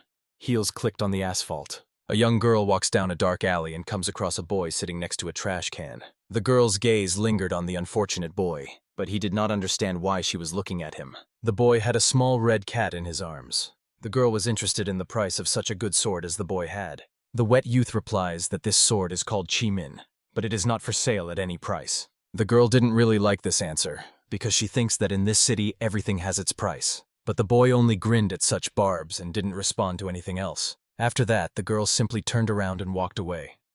The rain continued to fall. This was their first conversation. Some time passed. Finally, the clear sun appeared from behind the menacing clouds. The girl looked out of the window. A young girl looks out onto the street and sees the same boy she saw earlier, sitting on a trash can and singing songs to children. The young boy looks quite happy. He still holds the ginger cat in his hands. Suddenly, the young man turned his gaze into the distance and caught the gaze of the girl who was watching him. And as soon as the boy starts waving to the girl to say hello, she immediately closes the window. Some time passes. Bright red blood sparkled again on the sharp blade of the sword. Some strangers praised Mo Fei's killing style. They gave the girl a salary for the work she had done. The next target is quite agile, and he is worried that there will be problems with this. Mo Fei agrees to do it for double the price. For this young girl, human lives are only different in price. That is her philosophy. Absolutely everything has a price, and as long as you have money, you can live. Without it, you are nobody. For someone who grew up in a terrible city, this became the only knowledge in the world that saved her. The girl heard loud screams. Some thugs were beating up that same guy who was near the trash can. She saw how these bastards were torturing the poor guy who couldn't fight back and was trying to protect the cat. The girl watches this with indifference.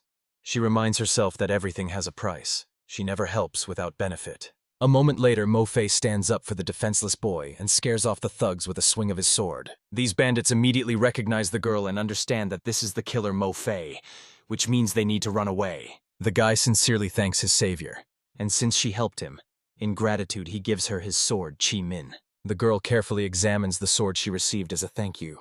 She notices every little detail. The boy sees that she really likes this sword, so she cannot hold back.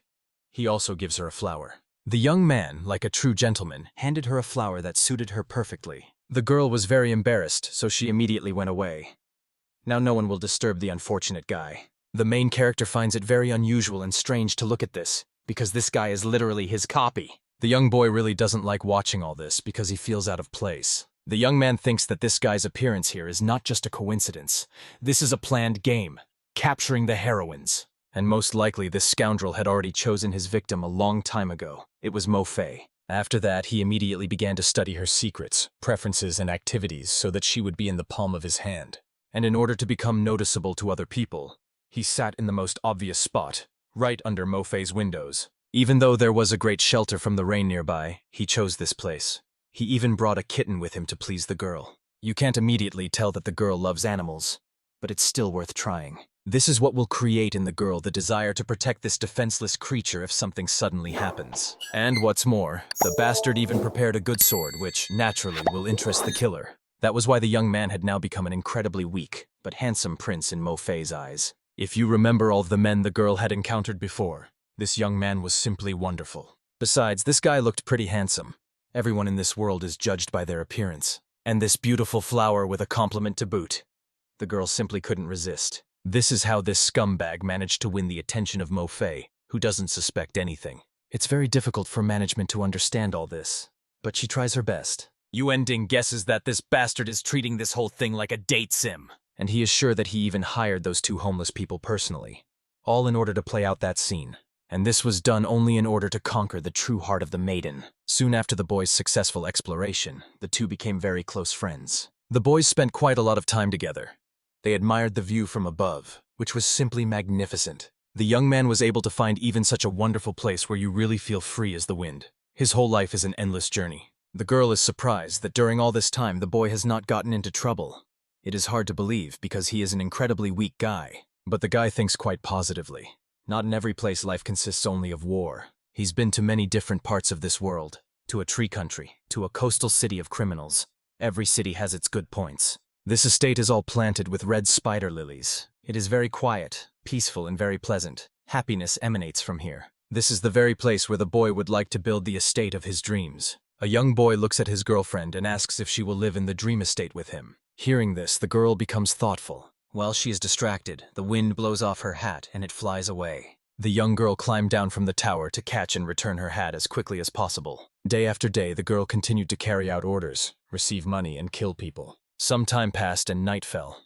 The young man came to visit Mo Fei again and brought her stewed pork stomach for dinner. The young lad hopes that she will like this dish, because it is prepared at his home. The girl seemed to be very worried about the fact that she continued to kill people regularly. She is confused whether she is really doing good things.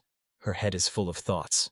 It's actually a lot like eating meat. It's all about survival, so it's just something that has to happen. A thoughtful girl sits on the edge while the wind blows her luxurious curls. A man with scars on his face smokes a cigarette.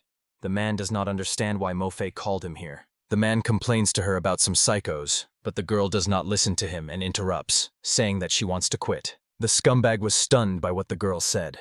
He took a deep drag and coughed violently from surprise. The girl turned to the man and repeated more clearly that she was no longer going to kill people. The bandit is horrified by this, because before this they worked together very well, and everything went quite smoothly. After all, Mo Fei has been doing this since she was born, and now she just quits.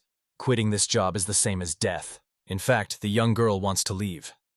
The man remembers the rumors that are going around the city. Everyone is talking about how the murderer Mo Fei has taken in some strange and cute boy.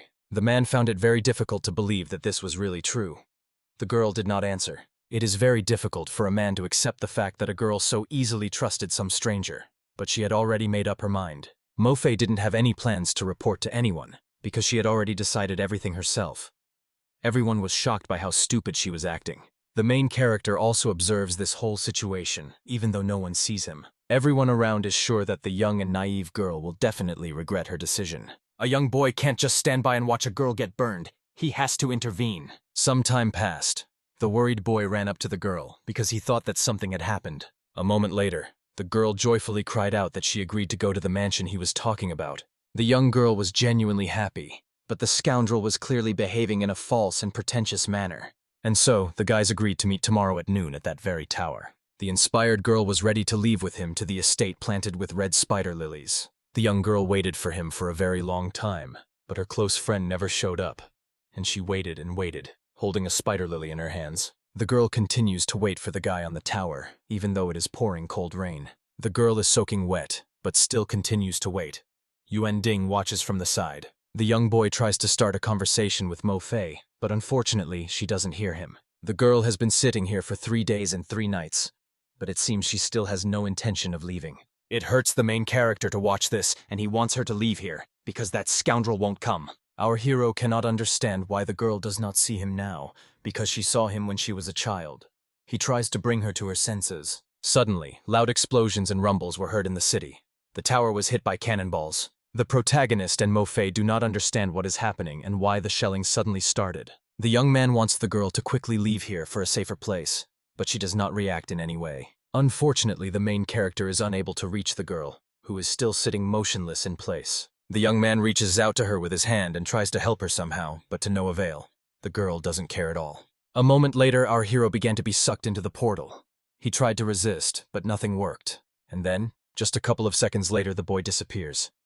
The management is very worried about the owner. Is he okay? Yuan Ding was in a lot of pain because he fell straight to the floor and the impact was quite serious. But now the guy doesn't care about the pain he's experiencing, because he understands that Mo Fei is in much more pain now. The young man understands that the scoundrel who treated the girl this way has the same soul as he does. The main character is thinking about something of his own, but suddenly hears some strange sound outside the window. He doesn't understand whether he misheard, so he moves closer to the window to look and check. Our hero is feeling very dizzy. He needs to lie down and rest quickly so that it doesn't get worse. As soon as the young lad decides to go and rest, he feels someone's hand on his shoulder. The young boy was seriously scared when he felt someone touch him.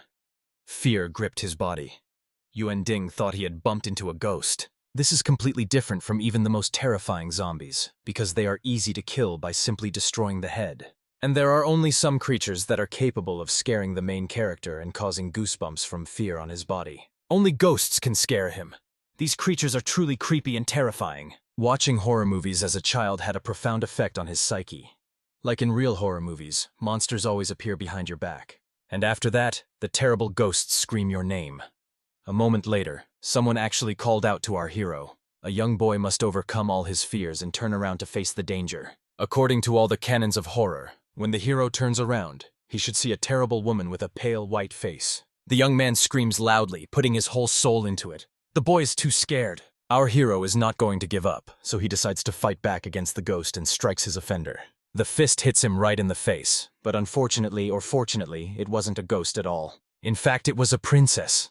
When the main character realized what he had done, he fell into a stupor. From such a strong blow, the blonde fell to the floor without strength. Now our hero will not be able to avoid the consequences. Now there is a huge bruise on the young girl's face, and she lies unconscious on the dirty, cold floor. The young man starts screaming and apologizing because he didn't do it on purpose, but he doesn't hear any reaction. The protagonist looks out of the window and notices that there is no one else here, which is quite strange. He looks around and tries to find the princess's retinue, her guards, and that knight, but it seems that she is really alone here. Now our hero is alone at home, as his uncle has gone out to buy groceries. There is no one to ask for help, so Yuan Ding first decides to drag the princess inside. After some time, when the young guy dragged the girl inside, he laid her on the bed. He laid her on the only bed in the house and hoped that An-ki wouldn't be furious when she woke up. The main character was also very tired and wanted to lie down, but his uncle's bed smelled strongly of man and was disgusting. So he had no choice but to lie down next to the princess, because fatigue had taken over. The young boy lay down on the edge of the bed so as not to disturb her sleep. After some time, the young man fell asleep. Some time passed, and the boys were still sleeping soundly on the same bed, with their backs turned to each other. Suddenly, the girl began to toss and turn in her sleep and change her position. She was still deeply asleep. A moment later, the princess turned over to the other side and rested against the main character's back. And after just a couple of seconds, the blonde wrapped the young boy in her arms, thinking that it was a rabbit. The girl starts to rub and cuddle up to the boy because she still thinks that he is a cute rabbit. A moment later, the young boy turns over to his other side and also hugs the girl in her sleep. And so, the boys continue to sleep soundly and stop tossing and turning. It seemed that the main character was no longer so sleepy because he felt something strange. Just a couple of seconds later, the boys opened their eyes. They woke up. The first thing they saw was each other. When the main character realized that the princess was lying in front of him, he was horrified because he had just unknowingly hugged her. The blonde was also horrified and became scared, because she did not understand how she ended up in the same bed with Yuan Ding. And a moment later, a loud scream was heard. Who was screaming? A girl or a boy? The princess turned out to be no coward and immediately began to defend herself. She hit our hero right in the face. The young girl continued to strike mercilessly because she was ready to defend her honor to the end. And the last blow that the blonde dealt was the most painful. She landed her heel between his legs. The young boy was ready to curl up and cry from such terrible pain. It was simply unbearable. The princess was furious because she didn't know what this serf dared to do with the girl. She thinks he's another pervert. A young boy was beaten by a girl. He justified himself by saying that he found her unconscious by the window and carried her inside. But the princess didn't seem to care. She was more worried about sleeping on such a terrible mattress and ruining her skin. The protagonist apologized, but it was already the best bed in the place. He asks the princess to calm down. The blonde demanded that the young man prepare softer fabric for her. The girl was hungry and demanded delicacies in addition. A moment later, the young girl gave him a kick in the ass and sent him to quickly carry out the order. The young lad went to look for the assigned fabric and delicacies at the bottom of his backpack. The young man found a pair of men's silk briefs. The structure is rather unusual, but it is quite acceptable for a princess. But only one order was carried out. Now the blonde demanded delicious food. A moment later, the young boy pulled out a fork with noodles wrapped around it. The girl said that this food has a slight sourness, a subtle spicy taste, and a strong aroma of soup. The princess really liked it, even though she is very picky. She praises our hero. But it seems that the young lad is not at all surprised by this, because he predicted such an outcome of events. This is a high level of tissue, created by the human race hundreds of millions of years ago to protect the male treasure. And the food has many fans. What the young man fed the princess was a big lunch with beef and meat sauce. Everyone who ate it praised the dish. Our hero immediately relaxed when he saw that he had pleased the princess. He was very lucky that he had brought food with him. The main character was interested in the question of what the girl was doing all alone at night under his window, but she herself did not know. She remembered that she had dinner in the castle, and the meat was very tough. But the dessert saved the situation, so the girl did not turn over the table. The girl's words sounded as if before this she had always turned the tables if she didn't like something. The blonde recalls how she drank some wine after dinner and then passed out drunk. She usually likes to go out when she's drunk, but this time she went too far. These words make the young boy think, because this is a rather unusual situation. Logically, there are a lot of people hanging around the princess all the time, so it's unlikely that they didn't notice her sleepwalking. That's definitely a plot. Then, Yuan Ding recalls the words he heard at the infirmary at noon. Could it be related? While the young boy was thinking about everything, the princess stared out the window. She noticed that there was quite a lot of fog outside. She wanted to go for a walk, but she wouldn't be able to see anything because of it. So she decides to take a walk nearby. Yuan Ding doesn't want to let her go, because she might get into a dangerous situation. The carefree princess turned around and stared at our hero with naivety. It turns out she doesn't know what danger is. The main character was stunned by the fact that the girl really didn't know the meaning of this obvious word. There are two options here. Either the blonde is really stupid, or she's just pretending to be. The girl is quite strange, because a normal person would not be able to behave so calmly after waking up in an unknown place. This is all because Anqi has never known malice. The naive girl does not even suspect the treachery of this world. This blonde is as pure as a sheet of white paper. She hasn't yet told all the horrors of life. How much did her family spoil her that she became like this? The world is quite dangerous, but Anqi doesn't even know it. And now, a moment later, the princess heads for the door, but the main character screams and tries to stop her. The girl looked at him in surprise. She considered him her servant and thought that he had business with her. Our hero suggests waiting for the morning and then bringing her to the castle. The girl is bored, so Yuan Ding decides to tell her a story. The princess agrees, and the young boy begins to tell her the tale of Snow White. Anqi wants to meet and play with this princess, but our hero tries to change the subject. One day, Snow White was sitting alone at home when suddenly there was a knock at the door. She opened the door, but behind it was a terrible wolf who ate the princess. Hearing this, the blonde became slightly nervous. It seemed that this story instilled in her a note of horror. Seeing the girl's reaction, the main character continues to tell her scary stories about the murder of princesses. The young man also told her the story of the mermaid princess who was stabbed to death by a prince. He hoped that now Anqi would change her mind about going out. But even despite such terrible stories, the girl wanted to go outside. A princess can easily die only when there is no night near her. Suddenly, there was the loud knock on the window, which immediately attracted the attention of the curious princess. A moment later, the girl turned around and stared out the window, trying to figure out what it was. The young boy began to convince the girl not to open the door, after which he reminded her of the terrible fairy tales. The young man advised that the best way out of this situation was to simply pretend that you had not heard anything. Uncle has his own keys, so it's definitely not him. The protagonist suggests sorting out this situation first. At this time, someone is watching the house where the boys are from the street. These were the same two succubi that our hero met today at the medical center. They were waiting for someone to come out of the house, but this did not happen. The master sent them here to help complete someone's plan, so they have to kill the princess. These impudent girls head straight to the house. They decide to get inside by force. At first, they don't just knock on the door and say that they came here to take away the drunk princess. And just a moment later, the terrible monsters break the lock and get inside. They are ready to do anything for this. As soon as the girls entered, they began to look around, and one of them began to sniff and realized that she could smell a man. In just a couple of seconds, this girl began to search everything around to quickly find the princess and the man. It seemed that she was very interested in the man because she was hungry. Her friend laughed because she felt hungry just by smelling the man's scent. The monster has already walked around the entire house, but still could not find anyone. It feels like there is not a single soul here. But it seemed that the terrible monsters were not going to give up. They continued to search for the guys. Meanwhile, the boys were very scared, but they stuck together. At this time, the boys were hiding in one of the rooms. Our hero covered the princess's mouth with his hand so that she would behave quietly. As it turned out, the main character took the girl to the basement. Here the monsters really had a hard time finding them. And then, when they were already safe, the blonde bit the main character on the finger, causing him to scream loudly. The young boy looks down at his finger, which is very swollen. The blonde was very angry at our hero for defaming her body. The princess starts screaming and crying, saying that the young man deserves the death penalty. He immediately apologized. Yuan Ding asks the girl to get some protective gear and call for help. As it turns out, the girl has lost it. She lost a large summoning scroll, a teleportation spell, a protective ring, a brooch of life, and much more. The main character was incredibly angry at this stupid and naive girl who behaved like a child. This stupid princess is completely untrustworthy. Even in this situation, she continues to grumble and complain. The blonde is indignant because our hero ignores her. He understands that he can only rely on himself. The young boy is busy looking for seeds.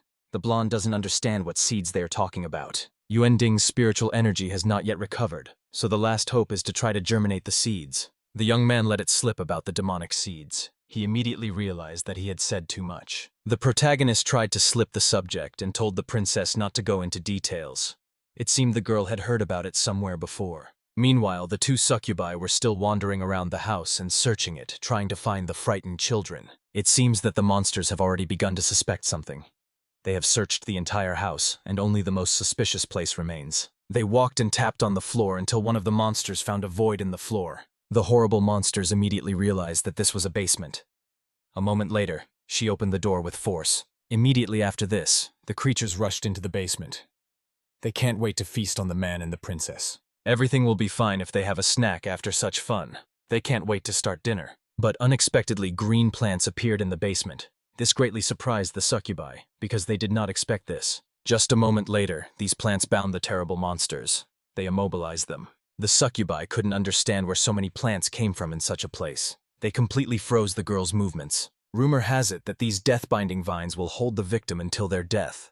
Uncle's collection is truly amazing, but it seemed like the succubi didn't care at all that they were tied up now, as if it would only amuse them. The scary monsters may continue to act tough, but our hero has one more big move planned. The girls are not afraid at all. On the contrary, they are interested in what will happen next. The young lad really has something prepared that will definitely shock the succubi. A moment later, the young man uses an explosive grand escape technique on the jumping grass, and it helps him jump out of the basement. The main character naturally took the princess with him. Now they need to escape urgently. The blonde doesn't understand why Yuan Ding didn't fight the succubi. The young man would definitely not have emerged victorious from this fight. The protagonist says that they are not just running away, but simply changing their position during the battle.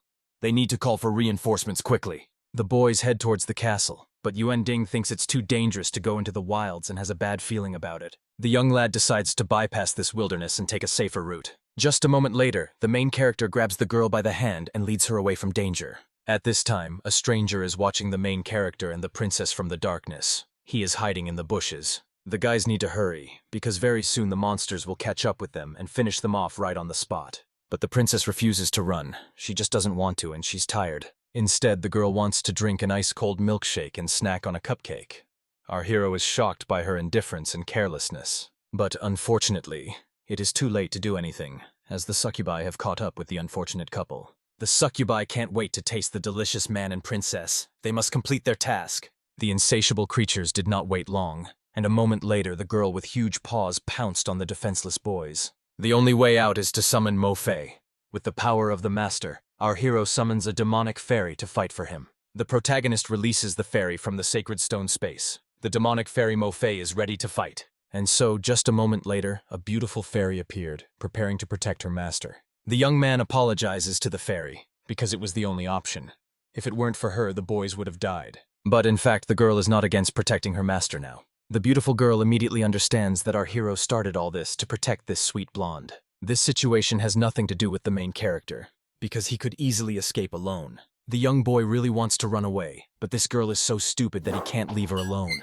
When compared to the previous boy the girl knew, she immediately sees changes. But, unexpectedly, the conversation between Mo Fei and the protagonist is interrupted by a succubus who loudly screams in their direction. The monster is furious because it hasn't been able to eat a man for a long time. A calmer girl calms Xiao down. The master's non-holy water essence can turn women into succubi. and that is how they were born. The stronger the woman, the stronger she will be after turning into a succubus. In that case, they want to turn the princess into a man and eat her, and turn the rest into succubi. And now, just a moment later, the terrible monsters begin their attack and rush straight at the boys. In reality, succubi are just dolls controlled by someone else. The beautiful fairy is completely confident in herself and her victory. She is ready to open the door to their next lives. And after a couple of seconds, the incredible girl begins her attack. She feels like a fish in water. A moment later, everything around began to blaze with hellish flames. The succubi did not understand what was happening. The monsters were very hot because of the fire. The fairy is going to cleanse all their sins with the dark flame. But the terrible monsters are not going to retreat. On the contrary, they begin their attack and rush towards Mo-Fei. When the monsters begin to advance, those same spider lilies appear under their feet. The terrible creatures see these stinging lilies under their feet, which burn their feet. Everything around them starts to collapse. And it's very strange. The succubi don't understand what's happening. The fairy says to calm these souls with the power of vengeance and the power of the hellish flower. Xiao Xiao rushes towards the enemy, but another succubus stops her and says that she has a bad feeling about this. The wonderful fairy is absolutely calm. She is 100% ready for this fight. And now, the terrible monster has almost reached the beautiful fairy. She is already reaching out to her with her huge paw. With her treacherous sword, the noble girl is ready to free the soul of the unfortunate succubus. The monster is stunned. She stares at her opponent as if spellbound. Mo-Fei helps this poor soul fall asleep. A moment later, everything around starts to burn even more intensely. A second later, the beautiful fairy swings her sword. Her strike is precise and confident. She has merged with the sword into one.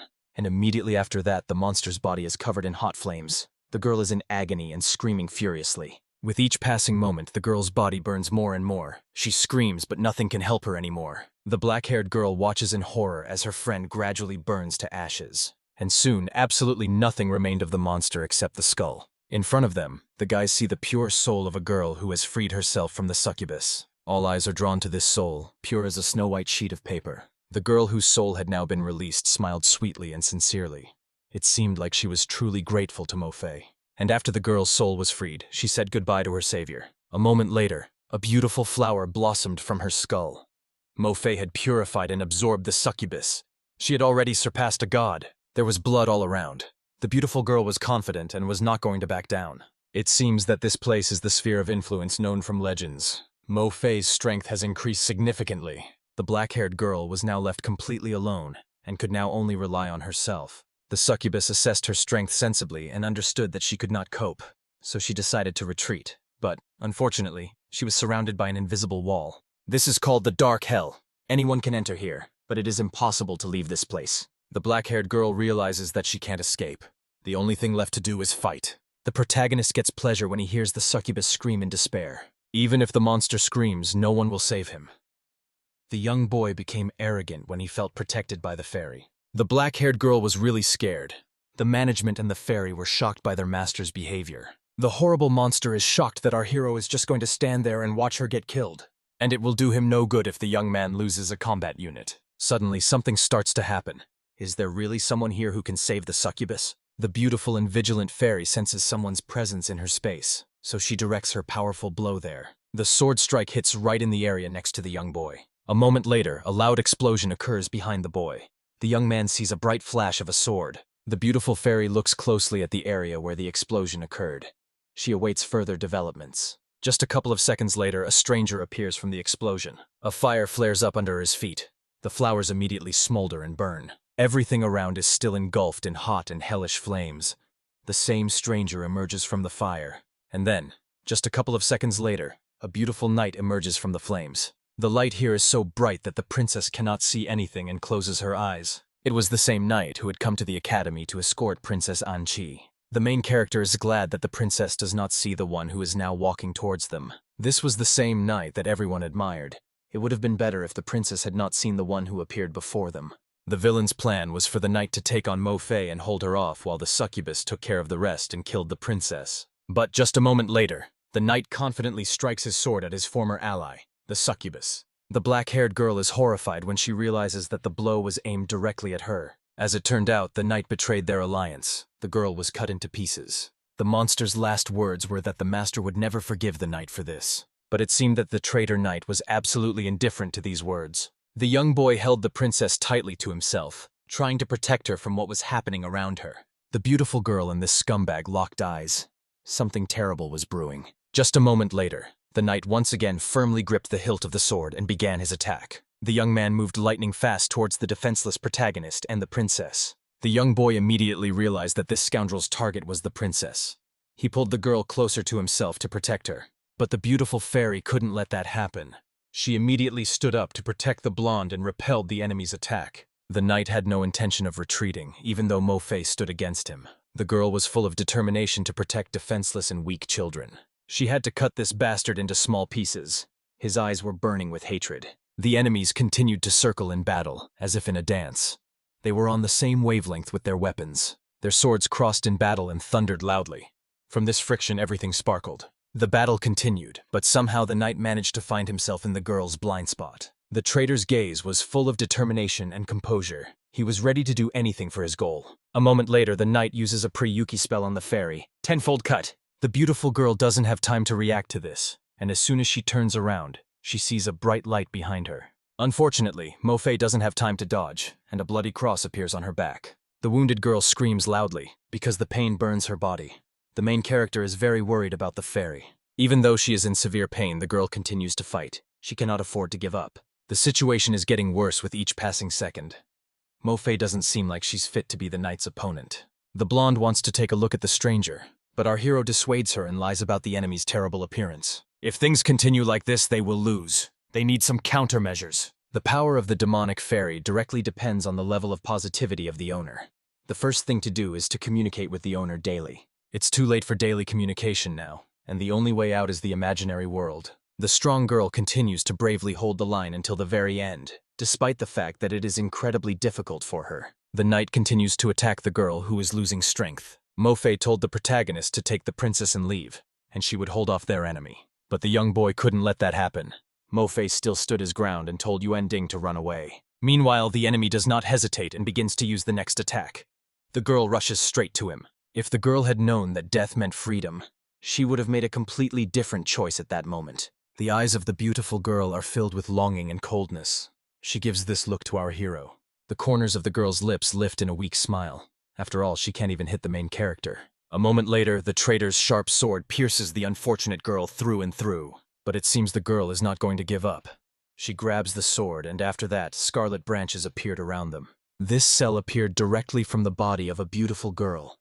She did it for the sake of the main character. But the young boy can't just up and run away, otherwise Mo-Fei will die. The selfless girl tells the fool to run away with the princess, because she can no longer hold back the enemy. The guy blames himself for not having enough spiritual energy to enter the spiritual world. The princess says that she can give spiritual energy to the young boy. The young man does not understand where such a naive and stupid girl got such abilities from. A moment later, the blonde casually adds that she is a soul element mage. The protagonist is very surprised that there is a soul element mage in front of him. Obviously, she must be able to cast spells because she would not be able to get into the academy. Therefore, if our hero lacks spiritual energy, the blonde is happy to share hers. The young man does not know whether he can trust this childish princess, but nevertheless, she is his last hope. Meanwhile, the beautiful girl continues to restrain the knight, but with each passing moment it becomes more and more difficult for her. The traitor starts to fight back and tries to escape from the cage. Mo-Fei can no longer hold him back. The young boy earnestly asked Her Highness to pass on her spiritual energy as soon as possible. She is willing to do so without any problem and orders the spiritual energy to gather in her hand. A moment later, a small ball of energy begins to appear on the blonde's fingertip. The young boy is very disappointed when he sees that he only got 1 drop of spiritual energy. But it seems that this is not all. After a couple of seconds, something starts to happen. Spiritual energy hovers around the guy. Real beauty begins to happen. Magical blue flowers appear around the princess. These sky blue flowers float in the air and dance around the young boy. The main character watched these beautiful flowers attentively. He was enchanted by their beauty. After a couple of seconds, the princess's spiritual energy began to flow to the main character. It is very difficult for a young boy to take in so much spiritual energy at one time. Yuan Ding can't take it anymore. His battery is already full. The boy needs help. A moment later, the guide opens the door to the imaginary world for the owner. Mo-Fei needs to wait for him. Whether it is an imaginary world or reality, the young man will definitely do everything that depends on him. In just a few seconds, the young boy finds himself in this ruined world. It is full of corpses and ruins. Yuending looks around and tries to figure out if there is anyone alive in these ruins and debris. The young boy began to look around and immediately noticed that the tower on which Mo Fei had last sat was destroyed. Suddenly, the main character heard someone's voices, and they were quite loud. The young man noticed several people among the ruins. He was very worried about the beautiful girl. It seemed that these men were also looking for Mo Fei. The girl had locked herself in the tower and was not going to come out at all. The thugs noticed the bravery of this girl, because she did not leave the tower even when they were so actively attacking her. Since the beautiful girl herself was not going to go out, the scoundrels will come to her personally. This girl will not be able to humiliate them anymore. This time they will show their true rage and strength. A crowd of fierce men enter a half-ruined tower building, where almost everything has already burned down. The thugs walk around the room and look around, trying to find the beautiful and brave girl. The girl sat amidst the ruins in chaos, clutching the sword the traitor had given her to her chest. She didn't care what was happening. The young girl didn't react even to the fact that the building was full of people.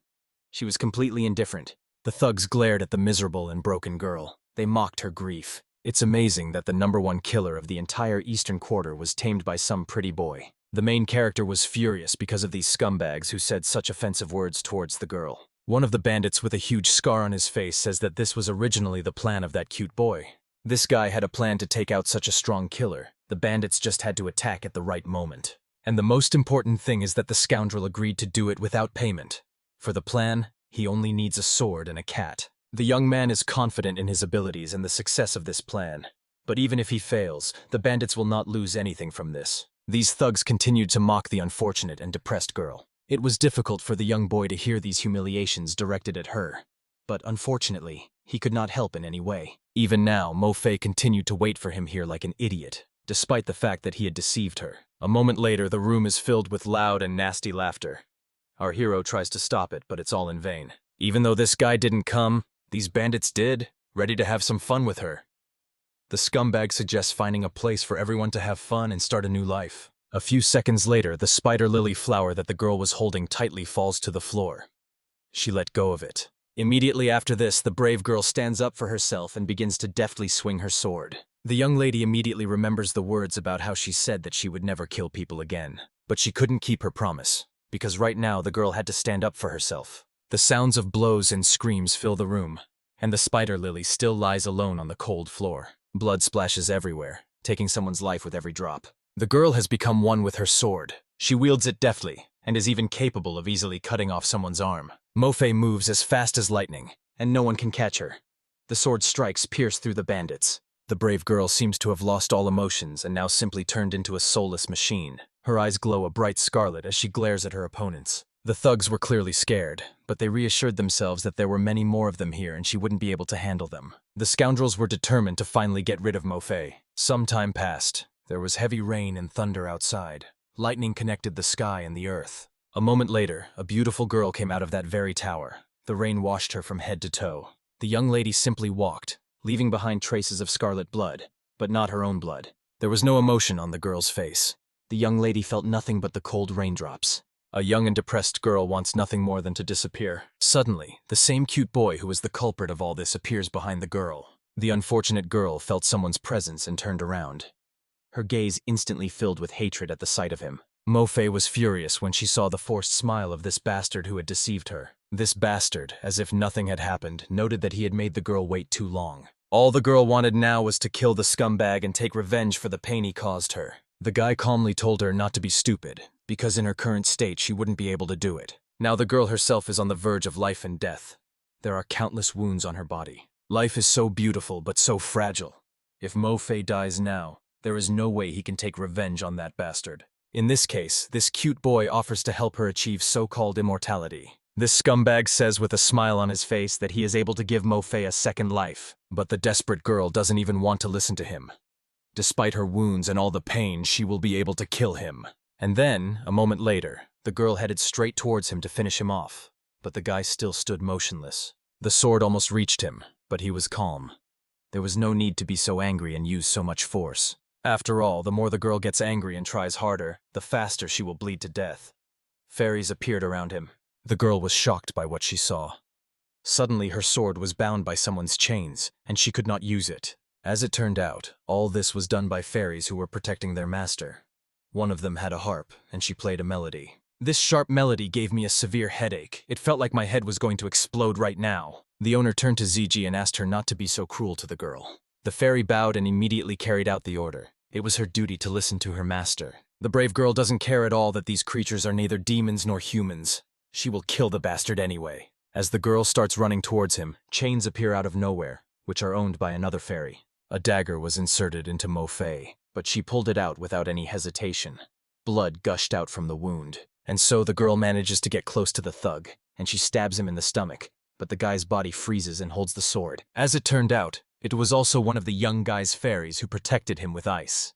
This is the power of the gift of a second life. Only magnificent women will be able to undergo evolution, but if it is not 100% voluntary, the contract may not be fixed. That's why he finds women with an already formed worldview. He offers the girl a choice. She will choose death or the new life and growth of power that she will receive after evolution. And if the girl agrees to this, then perhaps someday she will be able to take revenge on him.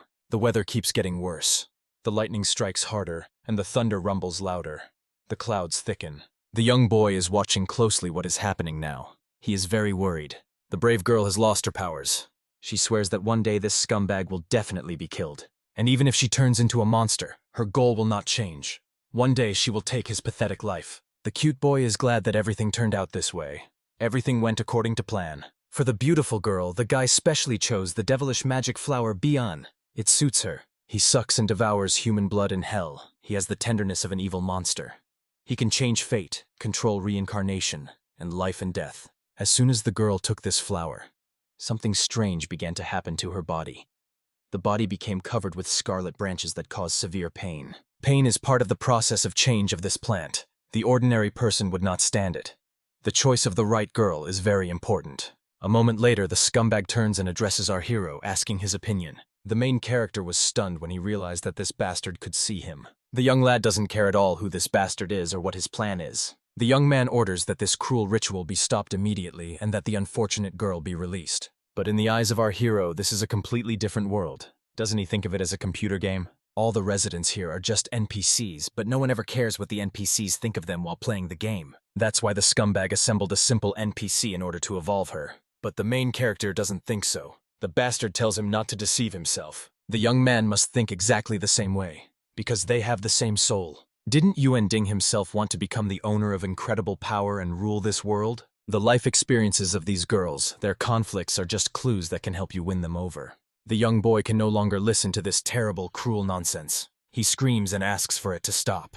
The cute boy advises the main character not to scream, because it will only lead to rage. Our hero is still convinced that the scumbag's way of thinking is fundamentally wrong. This will only amuse him.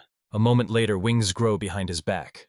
The boy thinks this because he is still weak. When he becomes stronger, he will think the same. The scumbag spreads his white wings wide, feathers flying out. Why would a god love mortals? A moment later, everything around begins to crumble into tiny pieces. The young boy is left completely alone in the black void. There is no one and nothing here. The young man immediately rushes to the management and tries to find out from her what all this just happened. The person Yuan Ding was talking to was a fragment of his soul that he left behind in the imaginary world. In fact, this is a video message from him to him. Now is not the time to think about it, because we need to help Mo Fei. A moment later, everything around begins to change. Roots appear under the protagonist's feet. The young boy doesn't understand where they could have come from. These scarlet roots are quite long and seem to lead somewhere.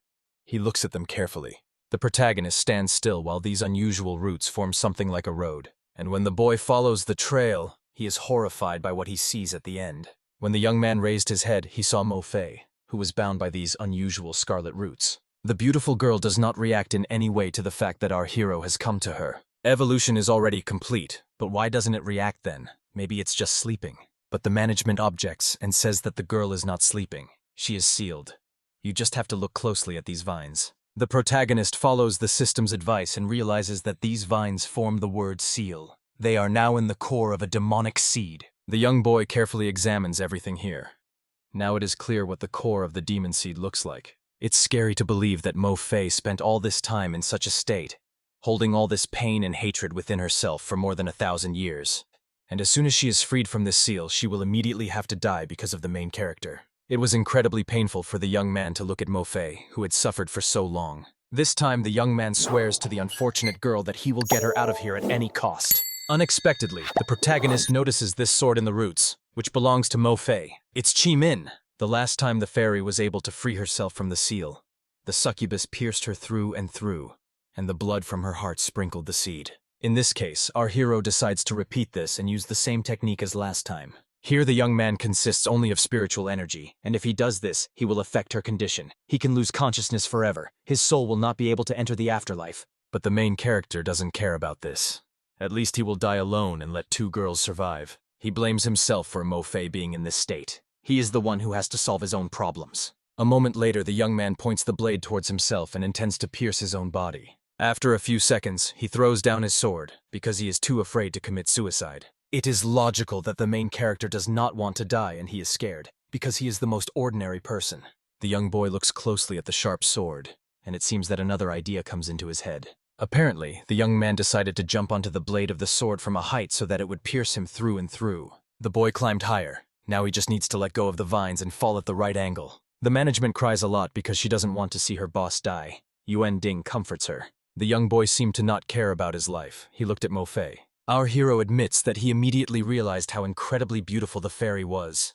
He saw it at first sight. The young man is very afraid to let go of her hands, but he must. He must do it for the sake of the unfortunate girl. He compliments the girl's gorgeous body. The protagonist is going to die anyway, so he has nothing to lose.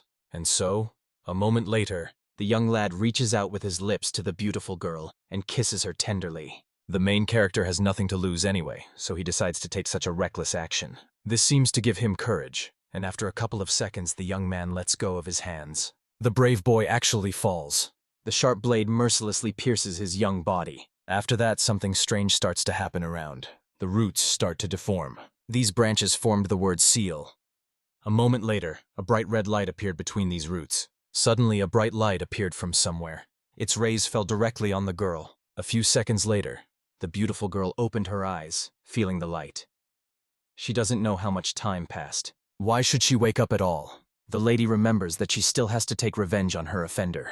Then, warm memories of our hero pop up in the girl's head. Should she really take revenge? But a moment later, these warm and pleasant memories were shattered into pieces. These memories gave the beautiful girl the feeling that this man was not her enemy at all, but rather an old acquaintance. Mo Fei touched someone's hair with her hand and looked there. As soon as the girl did this, she saw the bloody body of a young guy. The beautiful girl laid the dead body of the guy on herself. Everything around was covered in blood and overgrown with scarlet roots. The young boy lay on the girl's lap and showed no signs of life. The girl looks at him carefully and understands that it seems that this cascade of memories is his doing. In fact, our hero is not the same bastard who betrayed her. They share the same soul, but are completely different people. The young man helped the unfortunate fairy get rid of the seal. In fact, the main character did everything and even more. The girl was truly grateful to the young man for saving her. And in order to fulfill the main character's last wish, the girl will go to the real world and get rid of their enemy. And just as the girl is about to go into battle, someone's hand grabs her leg tightly. When the surprised girl turns around, she sees a young boy. It was he who grabbed her leg. The young man felt very awkward, but somehow he miraculously remained alive. The beautiful girl gets furious at this and wants to teach the guy a lesson, so she quickly takes out her sword. The young guy tries to calm the girl down and wants to explain everything to her, trying to smooth over the situation. The host's soul was about to go to heaven from such a beautiful lady. At this moment, the host's real body received a lot of spiritual energy from the outside world. An endless stream of spiritual energy came from the princess and filled the abyss. The owner only pretended to be dead to enjoy the pillow from his knees. But now is not the time to discuss this.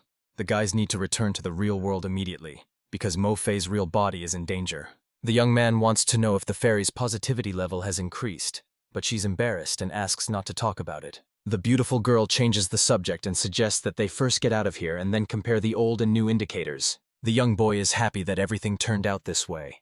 A moment later, the girl grabs his hand and leads him along. After a couple of seconds, the girl lifts off the ground and carries our hero with her. A bright red light appears in front of the guys, which is a portal back. A few moments later, the boys managed to return to the real world to continue the battle. As soon as the main character returned, he turned around and saw an exhausted princess who could not stand on her feet. Yuan Ding immediately caught her so that the blonde wouldn't fall straight to the floor. He was very concerned about her condition. The girl has no more strength. She gave everything to our hero. Now the princess needs to recover. The boy is very grateful to the princess. If she had not given him all her spiritual energy, he would be dead now. Our hero carefully laid the girl down so that she could rest and gain strength. When she wakes up, another carefree day will await her. Now it's time for battle.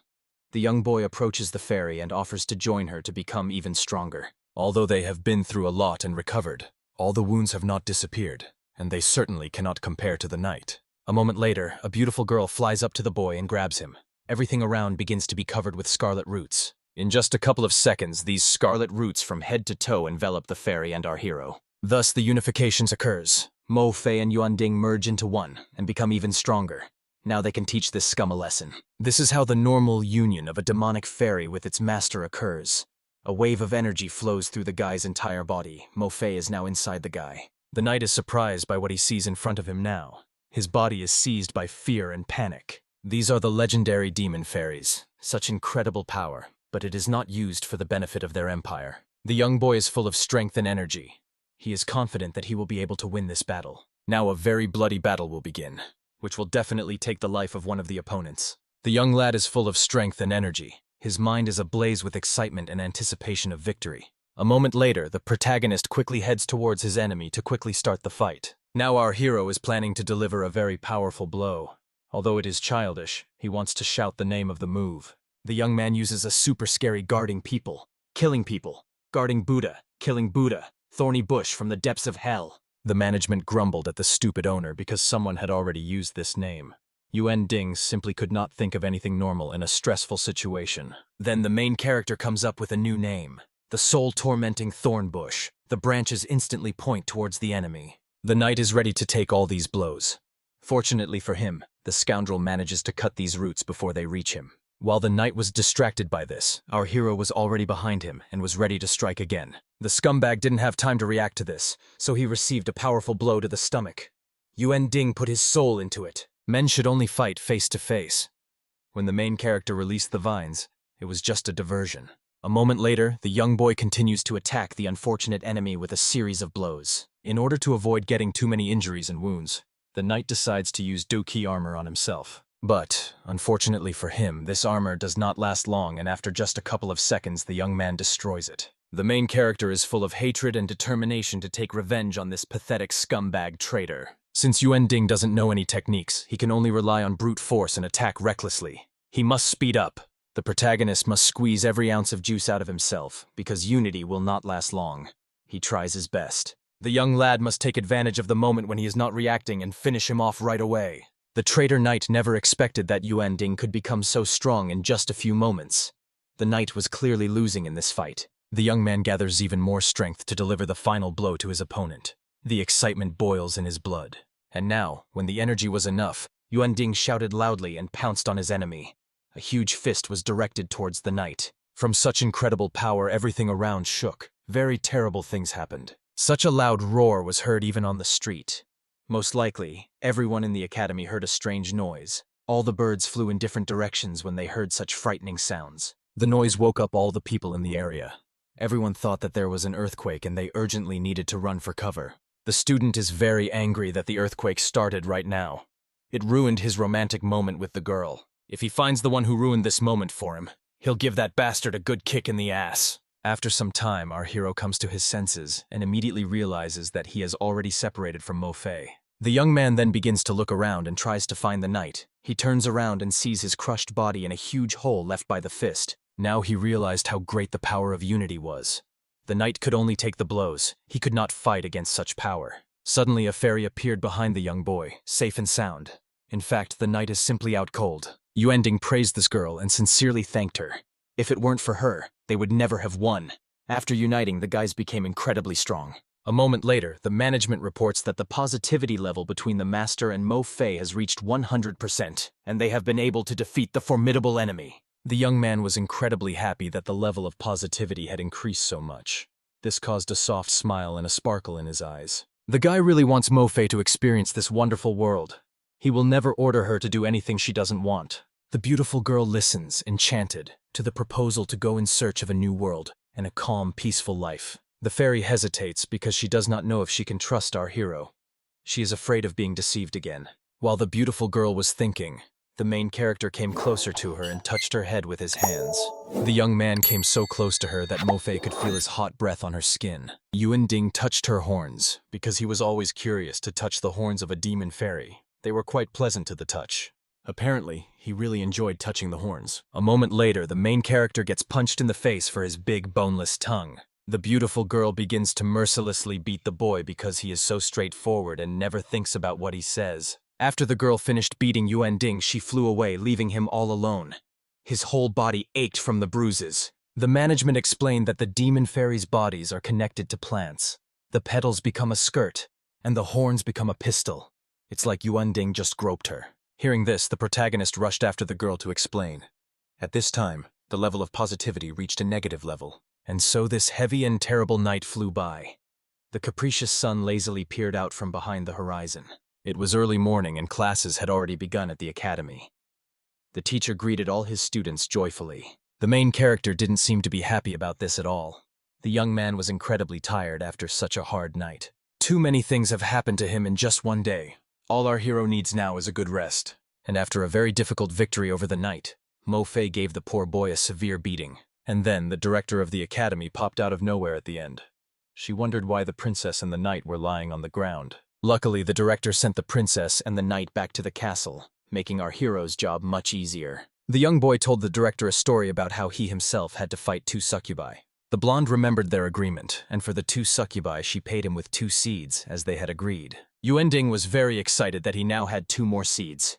He had to find a way to grow them quickly. All the young lad needs now is a good night's sleep. Another student teases him, noticing his tiredness. He teases him and says that Yuan Ding became so tired and upset after he had to go to the infirmary. After that, he starts bragging about how he spent the entire previous night admiring the stars with Lady Mimi.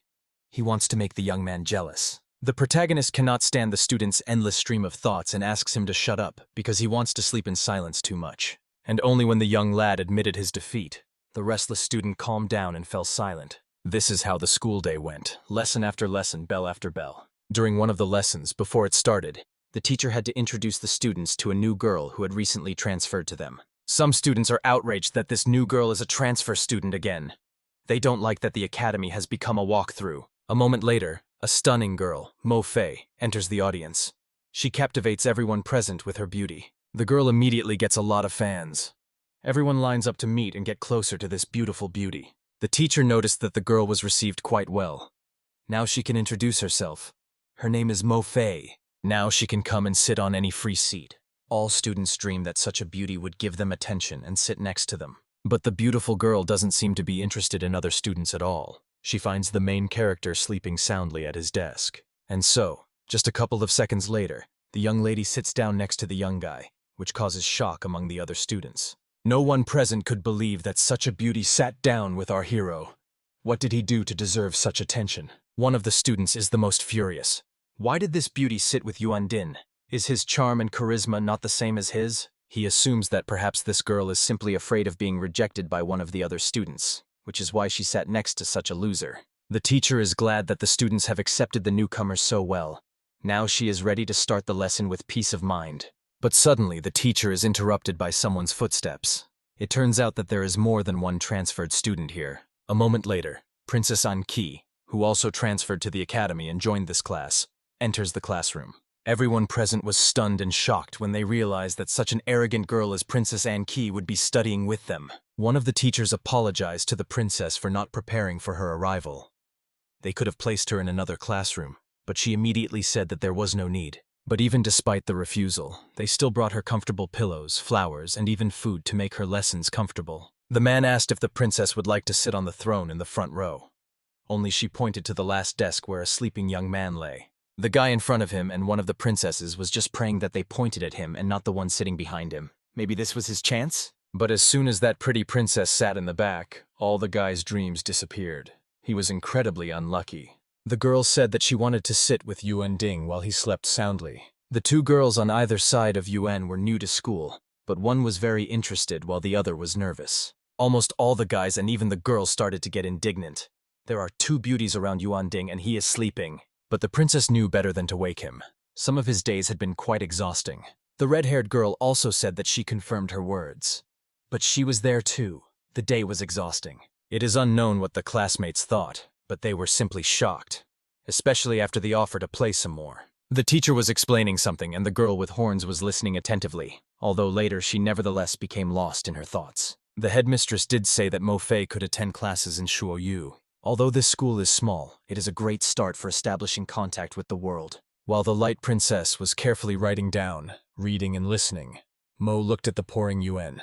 His sleeping expression was very funny, even made me smile a little. A couple of hours later, Yuan Ding woke up, stretching his muscles. He had slept well. But then, very suddenly, his classmates pounced on him, angrily saying that they would skin him alive. After this statement and a few humorous and sarcastic comments, they went on the attack and Yuan ran away. He barely managed it. They literally ran in like flies out of nowhere. One way or another, one must forget and get down to business. His fairy asked, "What is this important business?" He chuckled, saying, "Well, it's all obvious. Of course, now they need to learn new magic." Yuan Ding approached the huge golden doors, or even gates of the library. He was very amazed by the size, because the ceiling was so high that it was unknown where the books ended. The young man did not want to believe that all these books were magic spells. There were too many of them, and it was too unrealistic. Suddenly, one of the library workers appeared behind him, asking how she could help. Yuan said that he was a new student in the elementary magic class and was allowed to choose free spells here. The girl immediately asked a completely normal question. "What is your area of magic?" So she will be able to pick something up. The worker assumed that it was attack magic and immediately showed a list of popular spells. But the guy didn't come for attack spells. This made the girl dumbfounded. For a magician, such magic is important, but he has other plans and his choice is the wood element. After all, the magic of the wood or even water element easily accelerates the growth of plants. Well, and also the magic of the wood element, which can control plants and control grown plants. The girl was still shocked at having such information, but she didn't point it out and asked Yuan Ding's name. They named him, and the worker began to use her magic. She would immediately select the spells to suit his desire. A few seconds after the power was activated, blue streams of energy began to flow towards the flasks with sheets of paper. They fell straight into the girl's hands, and she transferred them to Yuan's hands, wanting a pleasant study. It was difficult to choose just a couple of spells from 5, but when it happened, the worker was not surprised. He didn't choose a single attack spell, which seemed strange. Suddenly, a curator appeared in the room, saying that there was a deep meaning behind Ding's choice. Meanwhile, the guy was very happy with the purchase. Now he can grow demonic fairy seeds faster. First, you need to find out what fairies live there and increase the growth rate. Only then did the already grown fairy speak.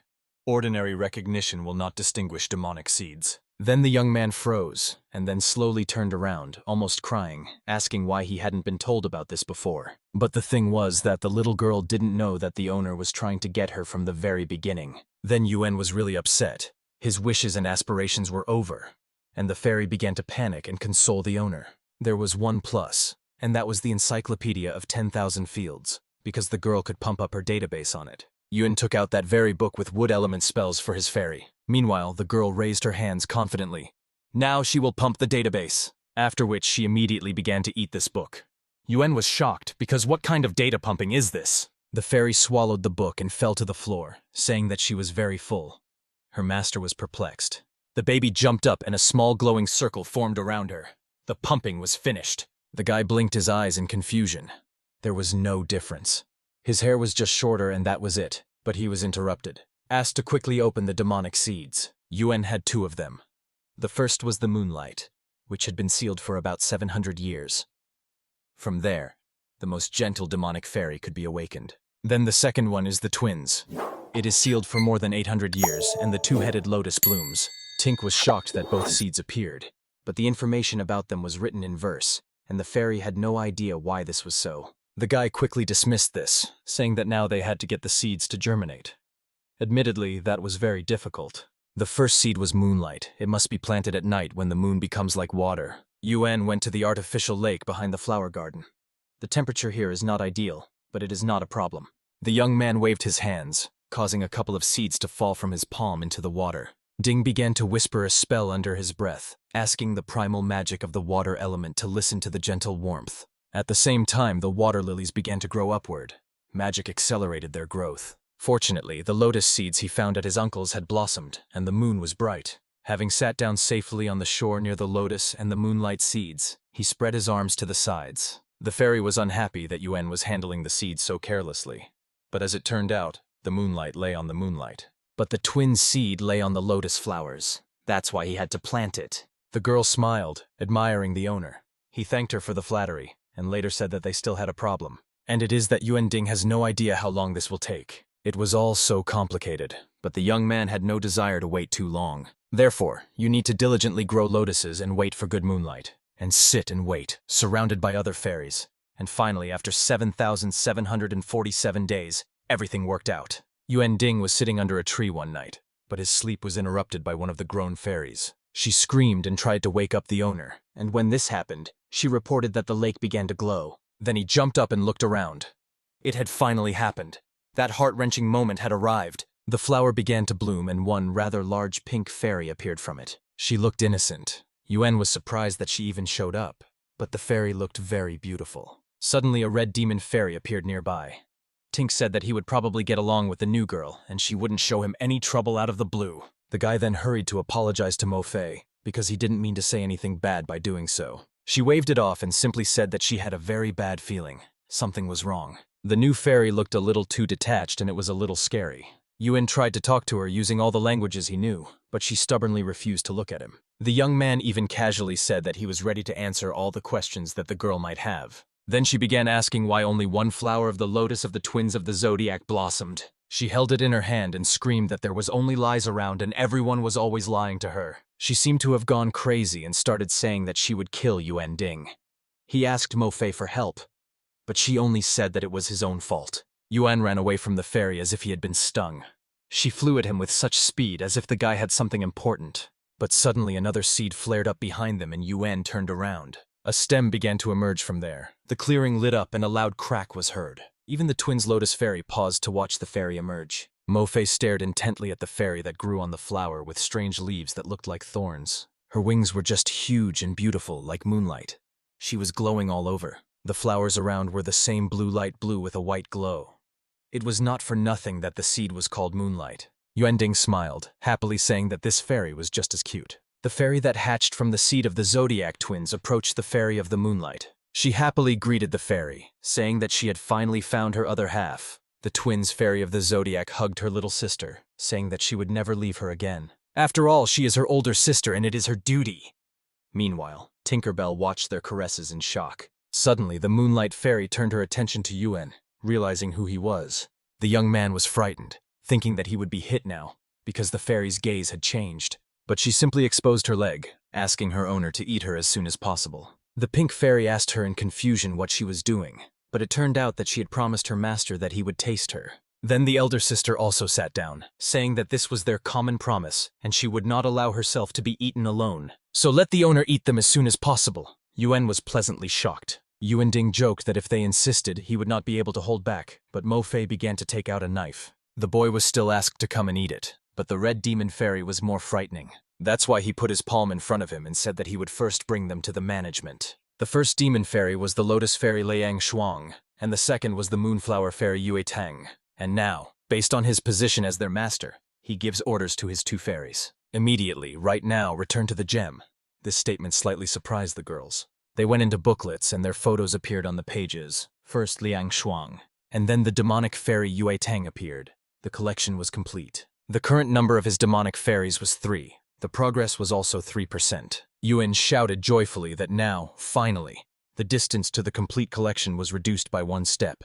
He would definitely collect everyone. The young man quickly justified himself to Mo Fei, saying that he did not want to take them as slaves. He explained this by saying that he was simply a modest collector, and did not intend to demand anything from the fairies. In his mind he asked himself, what does he really want? To get rid of the weight on his soul? I wonder how many of these demon fairies that version of him created. He wants to free them all, and also explain this situation and allow you to choose your future yourself. Meanwhile, in the palace of the emperor of the Ao Fei Empire, a knight sat in front of the prince. He failed the mission and was ready to accept death as punishment from his highness. The prince said that his protege had been with Anqi for 3 years and should have realized how naive she was. Only this time, in order to hide his shame, he must agree to cooperate with the king of the succubi. The chosen location for the action is Shuo Yue Academy. It is far from their palace, but he even managed to get rid of VRC. But now he needs the knight to tell him how, with all the tricks and machinations, the plan failed. The prince supposed that his heart had been softened, but the servant obeyed only the orders of his highness. The reason was the unexpected appearance of the legendary demonic fairy, who took the princess's side. The prince was shocked, but now everything fell into place.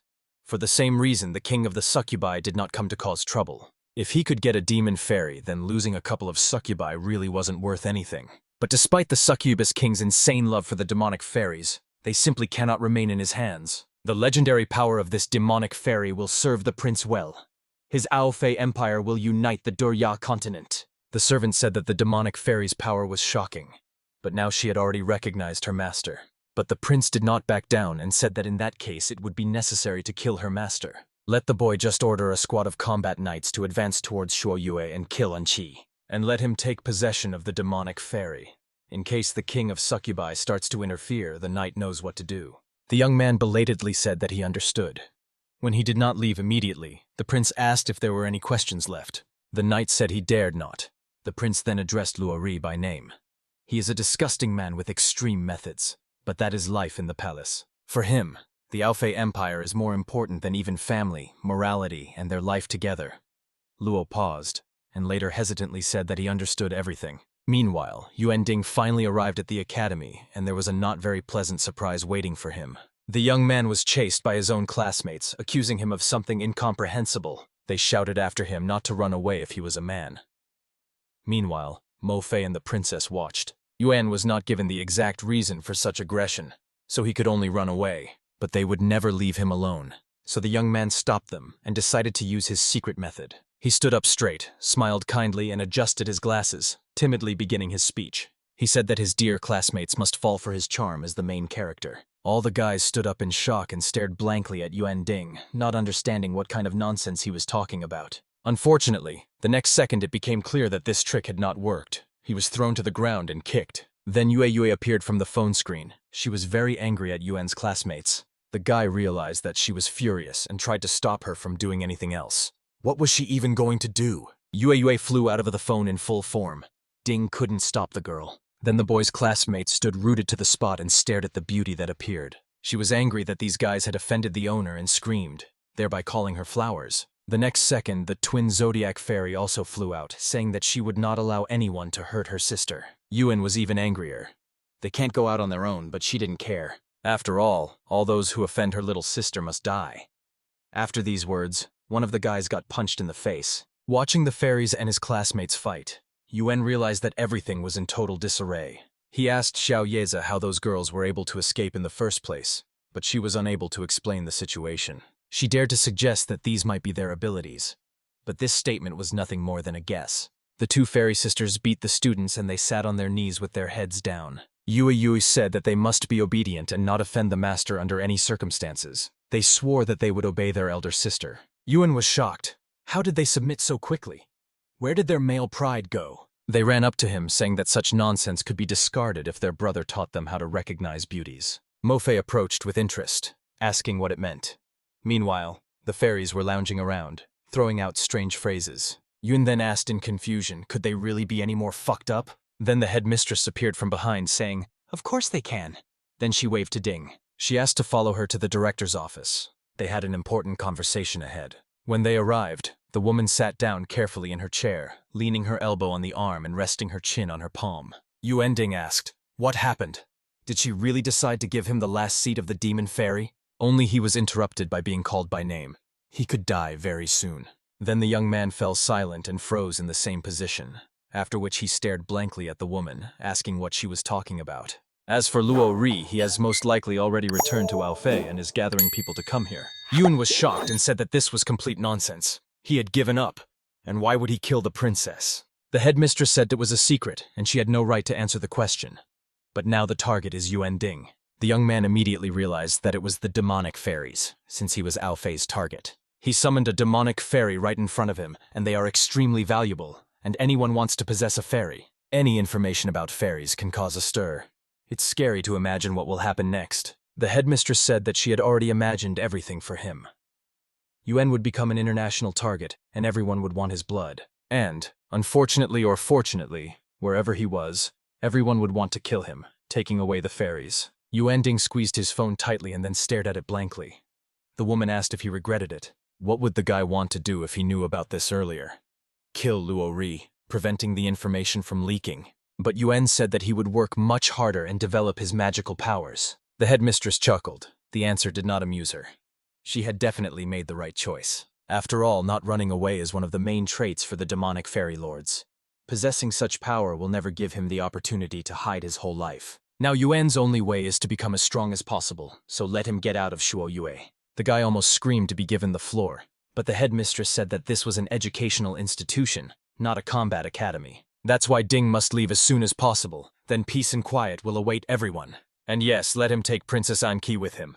The two of them are nothing but trouble. Yuan Ding wanted to suggest that they talk about it again, but the headmistress asked if he could protect the princess. Even though she is of royal blood, she should not return to the palace.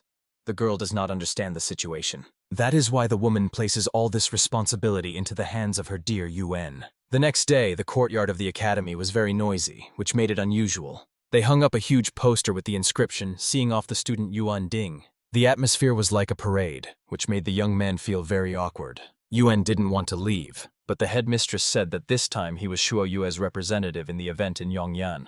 And this, just for a moment, is a good opportunity to strengthen the friendship between the academies. The young man noticed that he could read her secret thoughts that were hidden behind innocent words about bonds. Then one of the teachers approached So Din Din, telling him to try harder.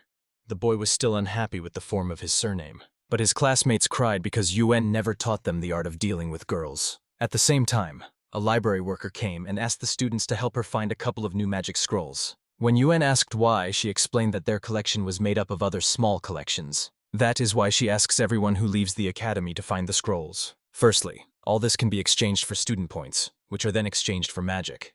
Secondly, it can be directly exchanged for tools. The crystal terminal also comes with a teleportation matrix, so you can send things directly. The girl said that she was counting on Ding, and he promised not to let anyone down. After the worker left, Yuan turned to Xiao Yezi. She can eat and upgrade that thing, right? As it turned out, everything was correct.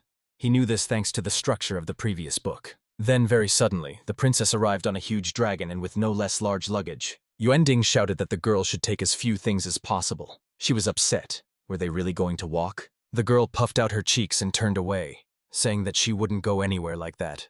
The only thing the guy could think of was to remember the delicacies she liked. She immediately paid attention to the young man, and Ding said that there was one country with incredible cuisine. They would have the opportunity to try it. The princess was fired up by this idea, but here's the problem.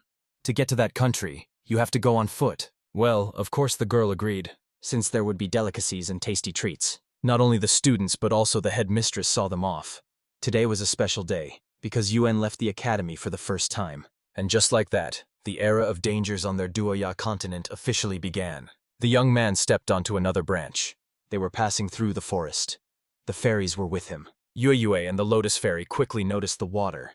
They ran as if they were racing to drop a bomb into it. Yuan said that the forest was full of dangers, and it was better for them not to rush about, but they only called him forward. After all, there was a huge lake ahead, and they had finally passed through this dense forest. Then Tink was delighted. He thought they were lost, but everything was just wonderful. The princess shouted that she wanted to try their local crabs as soon as possible. Yue ran after her, shouting at her sister to keep up. Wushan Lake is actually a huge water region made up of islands, each with a bridge leading across the water. And finally the group came to one of the islands. Immediately someone greeted them and asked if they would like to rent a room. It was a worker at the Wushan Hotel named Fan Shi. He first said that they had a restaurant on the Rice Island. But if guests want a massage, they have that too. The island of shops sells various trinkets. Isn't this top class? Anyone who visits their islands for the first time is amazed. But Yuan said what bothered him most was the fact that Feng Shi was a cow. Only the Lotus Fairy of the Twins of the Zodiac explained that this place is the habitat of the Black Cow tribe. Feng Shi confirmed this.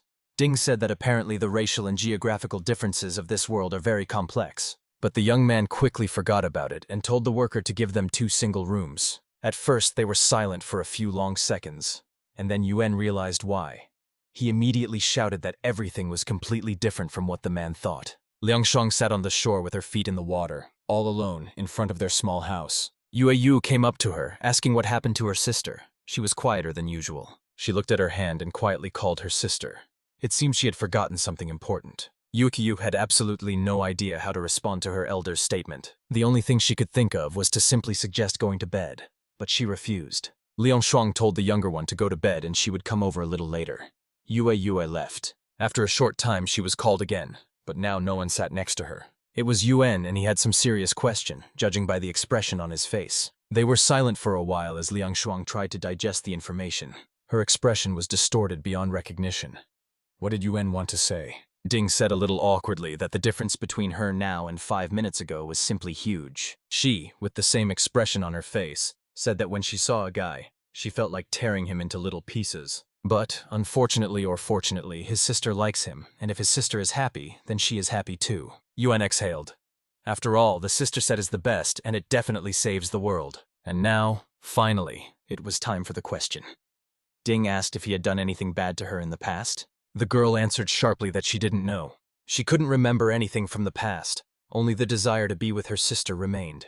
But she is always haunted by the feeling that she has forgotten something and no one knows what it is. Only Yuan noticed that she had not forgotten everything.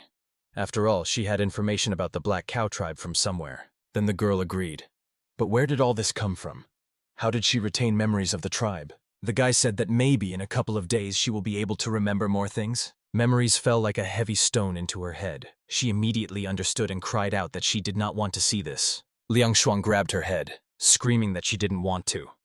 After so many attempts to forget, such work. Yuan tried to calm her down, but her expression turned crazy. It was all Ding's fault. She took off, continuing to insist on the young man's guilt. She wanted to kill him, while he tried to defend himself. He said that Liang Shuang had no benefit from hitting him, but she didn't care. The girl ran straight at Yuan. She didn't care about any excuses, she just really wanted to hit him. The next second, as soon as Liang hit the guy, a powerful electric shock passed through her body. The young man said that he actually warned her.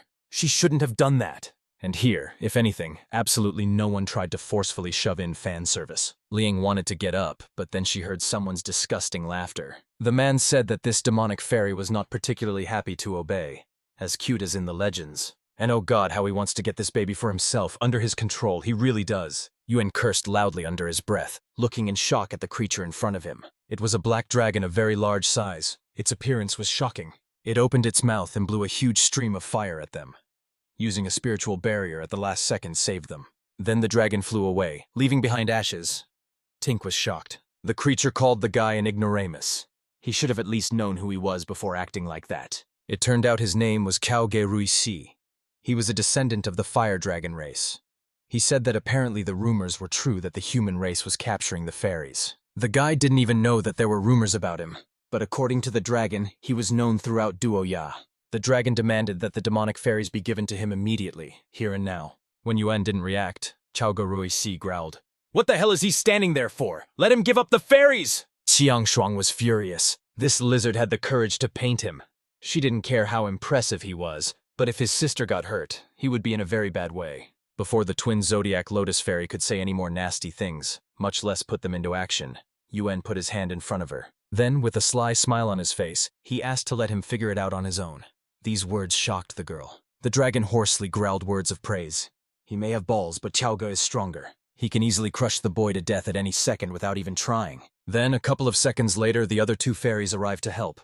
Is that true? He can? Mofei muttered that the annoying flies just wouldn't stop appearing. How annoying. Qiangshuang hurried to cover her little sister. She can't leave her unattended. But Yue looked at all this sadly. You can't offend the owner. What is that dragon doing? Cao Ge let out a breath, immediately after Yuan said that they were able to destroy the 8th-ranked Knight Du Qi. He, of course, does not brag, but he himself saw how impressive it is. And what rank is he himself? The dragon apparently decided to hit a very strong wall, since he himself is still at rank 3. He just wanted to try his luck. If he had given it to the Dragon Lord of the Fairies, he would have been rewarded with heaps of gold. He happened to be nearby because he was flying too fast, and seeing the battle of this weakling with the fairy, he decided, well, everything will work out. How did he know that there were so many of them, and strong ones too? Suddenly, Yuan said that he was from a place where dragons were treated with respect, which meant he had a good idea. It is better to sort it out like a man, because this path is a little easier. Ding suggested a one-on-one duel, and Chao Rishi beamed with joy. The situation for the dragon was worse than ever. This kid is really giving it a go. He improved his work so much. When Cao Ge agreed, Yuan Ding beamed with joy. The creature thought that his strength was no more than rank 1. Mo Fei then asked, was he really planning to fight alone? But as it turned out, he trained a lot and this is not a problem for him. Time to test his strength because the dragon is weak. And he understood all this from the proverb, they say, a dog that bites won't bark much. But this one just barks and barks, what a weakling. The dragon growled.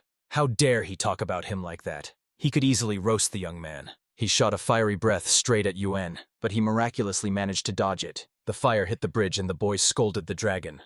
Let him not shoot at the bridge, it does not belong to them. The dragon apologized, and Tinkerbell said to be more careful indeed.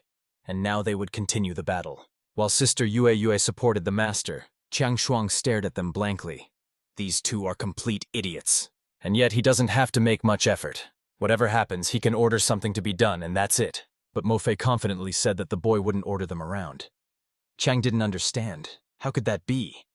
He's a weakling. Then Yue giggled, saying that their master is definitely very strong. She knows it. The girl was shocked by the confidence of these words, but later pointed to Yuen, who was running away from the dragon fire. She was sure that she would die here if she didn't jump into the water, and that's what she did, forcing Chao Ge to fly up. The young man called the dragon stupid. Let him come down if he is not afraid, and he repeated his words. They tried to get each other to go up and down, while the fairies were confused. The next second, the guy adjusted his glasses.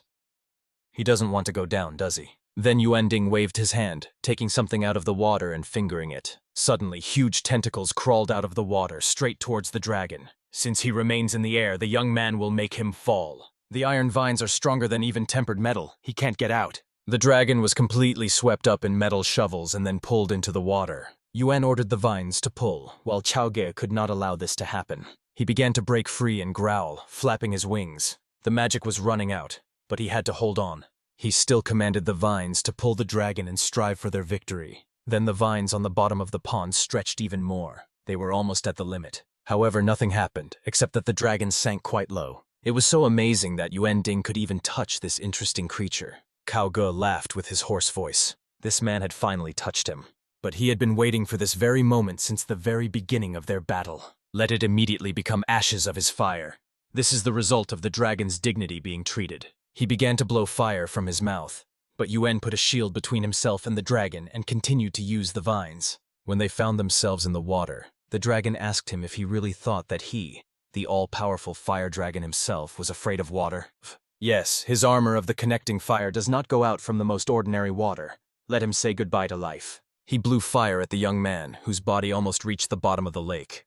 Nothing happened. Then the boy called him very stupid. Cao Ge fell into a human trap. Now he was going to sacrifice the strongest plant he had found for this battle. But it can only germinate under very specific conditions, which is exactly what we have right now. He released this plant, which was called the Frost Fire Tooth. It was a fire-ice tentacles. They approached the dragon and grabbed it into their arms, eating Chao Ge Ruishi like a fish. But for some unknown reason, nothing happened. The dragon was pulling everything up. Yuan was in complete shock. How was this even possible? He was eaten by an ice tooth. Under the water, the stone on which the vines were located began to move away from the bottom. Then, from underneath it, some huge glowing sign appeared, which began to crack. It had a star on it and a lotus flower in the middle. It is not known what this means. But suddenly, something even stranger began to happen. The water began to suck them and the dragon inside. From this hole below, a whole whirlpool emerged, which has already taken the fire dragon. Then the bottom of the lake began to shake, and very strange sounds and crackling were heard. Bubbles began to emerge from the circle, and then the water somehow rushed back inside. If you look at all this, not in the water but from land, you get a huge glowing whirlpool. Mo Fei didn't understand what the hell happened and how the whirlpool appeared. But Chiang Shuang started crying for some reason. Yue noticed this, but the girl herself did not. The feeling seemed very familiar to her, and she fell into her sister's arms. Let him hug her tighter. Mo Fei stared at them blankly, and then the manager came over, not understanding what the noise was about. Then he looked at the water and stated the fact that they were in great trouble. Mo Fei didn't understand why he thought so he rushed to explain as quickly as possible. The seal beneath the bottom of the lake's heart apparently simply collapsed. At the same time, the Lotus Fairy began to scream that the tragedy of the Thousand-Leaf Lake was repeating itself again. Yue didn't understand because it was called Wu Xuan. Then the manager explained that it was the old name of the lake. There used to be a lot of lotus flowers there, but they withered one night. Since then, not a single blade of grass has grown, and it was from that very time that the lake was renamed to the more appropriate name of Wu Xuan Lake. Mo Fei was interested in the history of the seal, and Chiang Shuang explained that the flowers withered because of the death of one person, but the seal suppresses his early death. The seal has been removed, and it is unknown what unthinkable things may happen. The lotuses were destroyed for the last time, While Yue was comforting the manager, Mo Fei said that she would go look for Yuan. That kid is definitely still at the bottom of the lake, so they'll fix the seal problem and get him out. The girl descended and realized that the whirlpool was stronger than she thought. Yuan really was very good at creating trouble. The whirlpool seemed damn strong even just looking at it. Yue was shocked that Mo had dived in. At the same time, the manager ran off to report the incident. Qiang Shuang begged to take her as far away as possible. She is very scared, she does not want to be here. Her little sister was in shock because she did not understand what had happened to her. But the girl decided that she would take her away. They had to find a place where it would be just the two of them, and the pink one kept begging. Yue still didn't know who or what exactly was most important to her. But then, very unexpectedly for the girls, several arrows fell in front of them. The demonic fairies moved a little further, straight to the edge of the already small bridge. 3 fighters appeared in front of them. One of them greeted the young ladies, and judging by their appearance, it was hard not to notice that they were not ordinary ladies. Maybe they aren't demonic fairies after all. They'd be happy if they were. The second guy quipped. Because with those wings, horns, and minimal clothing, it's hard not to understand that they are fairies. The guy got angry. Who knows? Maybe it's part of his imposing appearance. But the second one said to sort it out quickly. They rushed here all day and didn't even eat a crumb, and he's showing off. The first one got angry. How much noise he made. And anyway, the knight's code does not allow them to hit a lady. Once the 2 of them are hired, they don't let them live. They just ruin all his rehearsed appearances. And anyway, where did that damn Luo Ri disappear to? The guy was told that he most likely came. And it is very likely that he has found the princess long ago.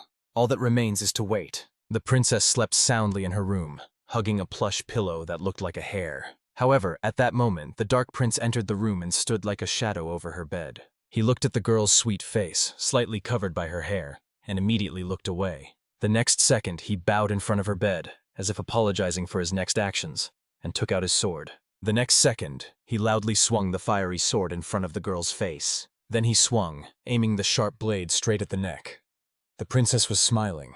Maybe she was dreaming something good? Yue looked at the princess's room. Killing intent was radiating from her. One of the fighters said that the fairies were best off taking care of themselves now, not others. They were very interested in how the demonic fairies fought and how strong they were. The first fighter said that he would reveal the veil of this secret and attacked them with arrows. Yue used her moonflower power the next second and made them stop the metal arrows. But it didn't work, because the arrows pierced the flowers and wounded the demonic moonlight fairy. This made Qiang Shuang remember how she had made her sister endure pain a long time ago. She didn't want this, and tears of sadness flowed down her cheeks, which surprised the girl very much. She pulled back slightly from her little sister and lightly touched her cheek. That young fighter said that it wasn't enough, but he doesn't want to try anything new. At the same time, Qiang was in despair, confused, and at the same time making some kind of decision. They started to attack them, but she didn't hate the part of herself that let her sister's abusers get away with it. Qiang Shuang began to scream very loudly, calling for water and attacking the warriors. The entire bridge was flooded, and the guys who attacked them were carried away to the side, giving them a head start.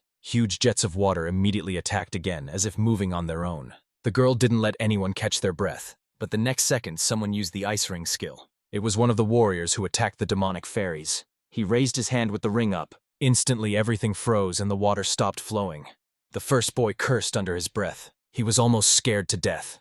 He thought he would ram her to death with water. How could he have known that she would go crazy so suddenly? Meanwhile, the demonic zodiac twin lotus fairy shouted at Yue to run away. She promised that she would detain these guys. She just doesn't want to lose anyone again. The girl wanted to answer something to her older sister, but she was immediately interrupted. The first guy, who was too brave, said that the girl wouldn't be able to hold them back alone, and her confidence was extremely careless. The guy who was on their team happily said that he wouldn't have to take part in this and sat down somewhere to the side. At the same time, the other guys used their powers. The first one had a wasp sting, and the third one in the team had an ice wheel shape. They simultaneously attacked straight at the girl when she was caught building a shield in front of her.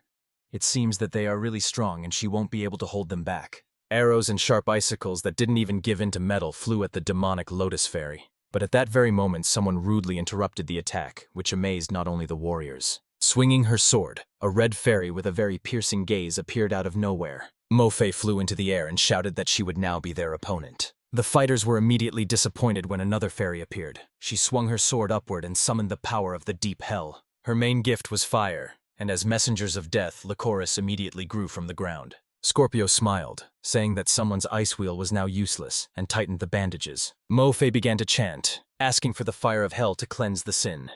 Let the flowers of hell calm the souls. She swung at one of the knights and continued, saying that she would put an end to it with her trusty sword. Unfortunately, the boy dodged and responded by throwing an ice ring at the demonic fairy. Then they attacked Scorpio, and he dodged, attacking back with purple flames. He smiled predatorily as he began to approach the girl, showing his purple hands. In response to the nasty smile, Mofei suddenly sent a blinding flame at Scorpio. After this, the warriors again prepared for battle, trying to blow out the fire. Scorpio didn't understand why was she so annoying. He wanted to rest so much. But the fairy didn't care. But she noticed that they had a rather interesting tactic. They fight fire with fire, right? At present, the battle on the surface of the lake is still ongoing, while the princess is sleeping in her room. On the other side, everyone who draws their sword proves deadly intent. Luo reswung his sword, creating a loud noise in the air with a sharp swing. Only the blade of the sword hit the protective barrier that completely enveloped the girl's bed. All her protective accessories are on the knight, but she can't use him in her sleep. Could it really be that guy? Although it doesn't matter how protected it is, sooner or later the energy that feeds it will run out. Trying again, nothing happened. The metal hitting the barter made a loud noise in the room. The princess opened her eyes just as the sword hit the barrier again.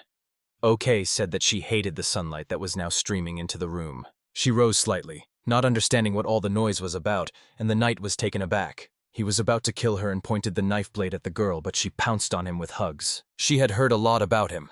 He had returned to the palace and seen his older brother. She and her brother were not there. She missed him very much. And while he was gone, she became less tender. And in general, she goes on a journey to find a secret place. They have come a long way, and it would be wonderful to see Luo Ri in their company. After all, the more people, the much better. They will be together again, right? Luo Ri froze. That was why he didn't want to come and see her, because of his personal betrayal. He whispered an appeal to Her Highness, and she raised her round, naive eyes. The knight furrowed his brows and apologized, then pointed his sword at the girl's chest. Mofei and Scorpion clashed again. Both had powerful fire powers, but it was still difficult. The demonic fairy didn't want to let go of the sword, and the fighter didn't lower his hands, despite the purple veins. His hands almost completely turned purple. He said that this troublesome girl is very strong. However, one way or another, she will still lose, regardless of her strength or luck, because he is much stronger than the fairy, and she simply won't be able to win. And those whom she is trying to protect now are much weaker than even Mofei. The sword fell to the ground with its blade, while the other half was in the girl's hands. She turned sharply. But at that very second, an ice shield was placed in front of her so that she would not approach them. Ding used the wasp's sting to bind Yue and Qiang Shuang and prevent them from moving. The girls were very unhappy. What kind of bastard is this that ties girls up? Ding didn't understand what they were even thinking. At this point, all means are good. But Mofei didn't lag behind and pounced on the guys, forcing them to move away from the girls. Scorpio muttered something under his breath about how she was a problem. Let her not forget, he was her enemy. The girl wanted to say something, perhaps scold, but suddenly a dull thud was heard from behind. She turned around abruptly. Was this really the princess's room? Was she being attacked? The warriors began to mockingly comment on the sound, saying that Louis Ri had finished his work. Killing the princess and taking the fairies was like killing two birds with one stone. But now Mofei is left all alone. The situation does not bode well for her. But on the shore of the lake, somewhere under the bridge, there was a body. The whirlpool sucked in everything it could. The barter is broken, and it is unknown how, when, and what will happen.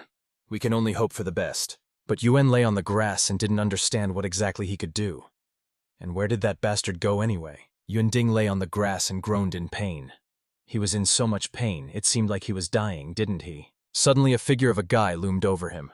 He asked what happened, and the young man immediately opened his eyes. Seeing the face of the man looming over him, Yuan, even in pain, jumped up from his seat. He asked not to react like that, because he only came to warn him. Then he paused for a moment, made a mysterious look and voice, saying that the game had begun. Yuan didn't understand what kind of nonsense he was talking about. What game?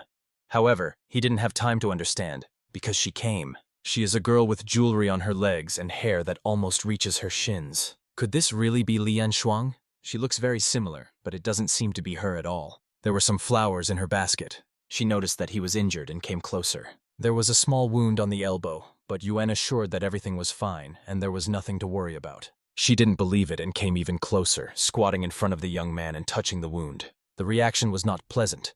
Yuan cried out in pain, and the girl looked at him angrily. In fact, one should not neglect the wounds, otherwise everything will end badly. Ding tried to say that he didn't need any bandages and shouted for the girl to leave.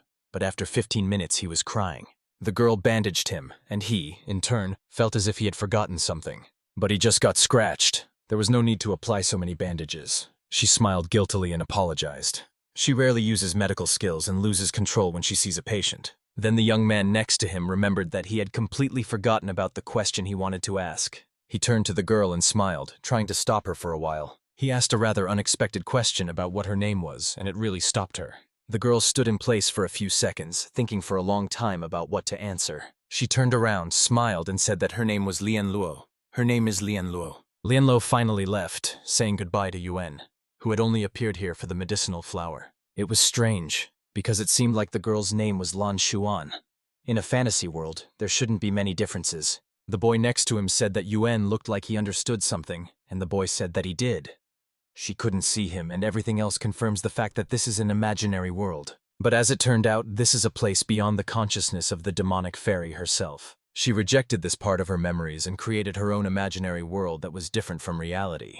And if he doesn't advance the course of events to the moment of sealing, he will never get out. And does that mean he will also be able to watch this guy take back and roll Lian Shuang once again? He said that everything was correct, and then Yuan shouted that this was all impossible and he couldn't do it. But in an imaginary story, the course of events cannot be changed. Isn't that true? Even if Yuan can't, he won't get out until he advances the course of history. Ding said that it wasn't even a move, but just memories. But the guy didn't care what he called it. Then Yuan became even more angry. After all, there is a way out of this world. Why shouldn't the interlocutor tell about it? The boy then began to frantically call out to Xiao Yezi, but he was only advised not to waste energy. Let him show him his hypocrisy and put on a huge and funny show in this world. Suddenly, a strong stream of energy hit my chest, which was so painful that it knocked me off my feet. This kind of magic was very familiar. Did something happen?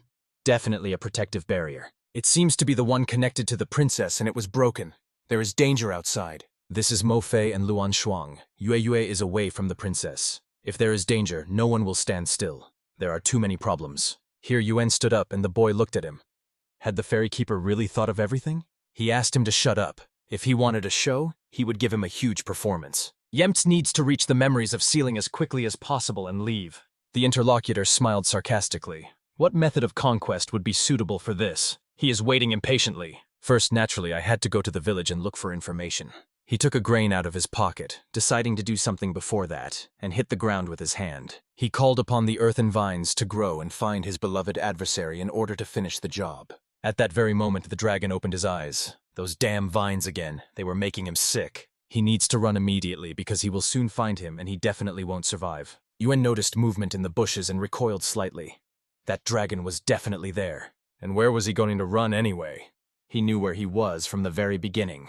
Grabbing the baby by the tail, the young man pulled it out with a sharp movement and was in complete shock. How did he turn from such a big guy into a baby? His threats to rub are much funnier than before. He said that he had just accidentally used the ancient power of his blood, and Yuan sighed. Looks like he'll finally get to try dragon meat. Always been interested. At this point, Chao Ge began to struggle and scream, asking for his life to be spared, but Yuan said that he was actually his enemy. Then the dragon sat down and said how wonderful people are, just like him. Their race is not like that. The Dragon King is evil and cruel, using force to punish them. Here, he made them find and take the fairies. How could the little dragon harm him? Let the young master be merciful. Meanwhile, Yuan Ding was filming everything on camera, and Chao Ge was already thinking about how he would kill the kid. Naturally, the young man trusts him completely, and that's great. He's so sweet. But he heard the other one. It's not easy to get out of this place. They have to unite into a team. The only thing is that the dragon didn't even see the other one. Just him and the girl. Yuan immediately thought that these words were a hint from the girl. It turns out that he does not see the other him. And now the baby dragon will fly, looking for the village and information about the girl. The dragon wanted to be rude, saying, "How could some simple human being be rude to someone like him?" However, the evil look quickly calmed the baby and made him quickly fly back. The damn man will regret it. He just needs to wait and he will pay for today's humiliation. Now it's time for Yuan's transformation. I wonder what Lian Xuan had in the past. Lan Lo, a girl from the Black Cow village, collects lotus. She is generous and kind, and her figure is first class. And anyway, is this really the same girl that the boss wants to finally finish off? Yuan was angry that there was so little information. But Chao Ge was just a dragon, and couldn't do anything about it. And everyone is in a panic when a fire dragon just appears and starts communicating with people. And it's better to forget about it because it's too late, because she's back again. Yuan ordered the dragon to quickly take his hand into its mouth, and it was taken aback, not understanding why. But it turned out that it was all a setup. Tink started acting out that a monster was trying to eat him. Of course, Lian Shuang came running to the screen with her basket. She was very angry about the attack, so she hit the dragon on the head with a basket, calling him a big lizard. No need to harm a man. The girl hit him a couple more times while Chaoge tried to run away as quickly as possible. She asked if Yuan was okay, maybe something hurt and she could help. He assured her that everything was fine and thanked Miss Lian Luo. She was surprised that he knew her name, but then she remembered it. And if Yuan doesn't bother, he would like to help and repay for the services. She thanked her in advance. Meanwhile, Chaoge crawled away. Damn people, they just have to wait. His wrath will be enormous. Finally, Tinkerbell loaded everything into the boat and they sailed along the river to collect lotus flowers. The girl was glad that there were so many of them and also thanked the young man for his help. In the forest, they came across the Buddha's heart grass. Lian Luo noticed that he was also knowledgeable about medicinal plants. The girl thought about who he could be. A doctor? Although no, he's just strong in a certain area. Suddenly she asked if he knew anything about an ointment called 3 Lives. After this question, the young man was confused. He had never heard of such a thing. It turned out to be an ointment that would cure any disease, only the recipe was unclear. Yuan immediately offered to help with the search for ingredients, and thus their time together increased. Lianluo listed all the plants and even roots that she had in her collection. Some of it was ingredients for the ointment, and everything was fine because they were all there. True, the most important and only thing was missing. Without it, these ingredients would be ineffective. The younger sister's voice came from the sofa. She didn't want the older one to continue, because her illness was incurable. Naturally, Lian Luo was very angry. What was she saying? The elder one would definitely cure her sister. Stupid doctors really think her illness is incurable. But she will find a cure and everything will be fine. The younger one wanted to say something, but Lian covered her ears, saying that she couldn't hear anything. Then she dropped her hands, her face taking on a serious expression. Last year, everything happened because of her. If she hadn't been saved, her sister wouldn't have gotten sick and everything would have been fine. She has to cure her. The younger one was amazed by such care and thanked Lian Luo. It was nice to hear all this. But she doesn't mind her current state, because her older sister is always there. The eldest supports and cares for the family.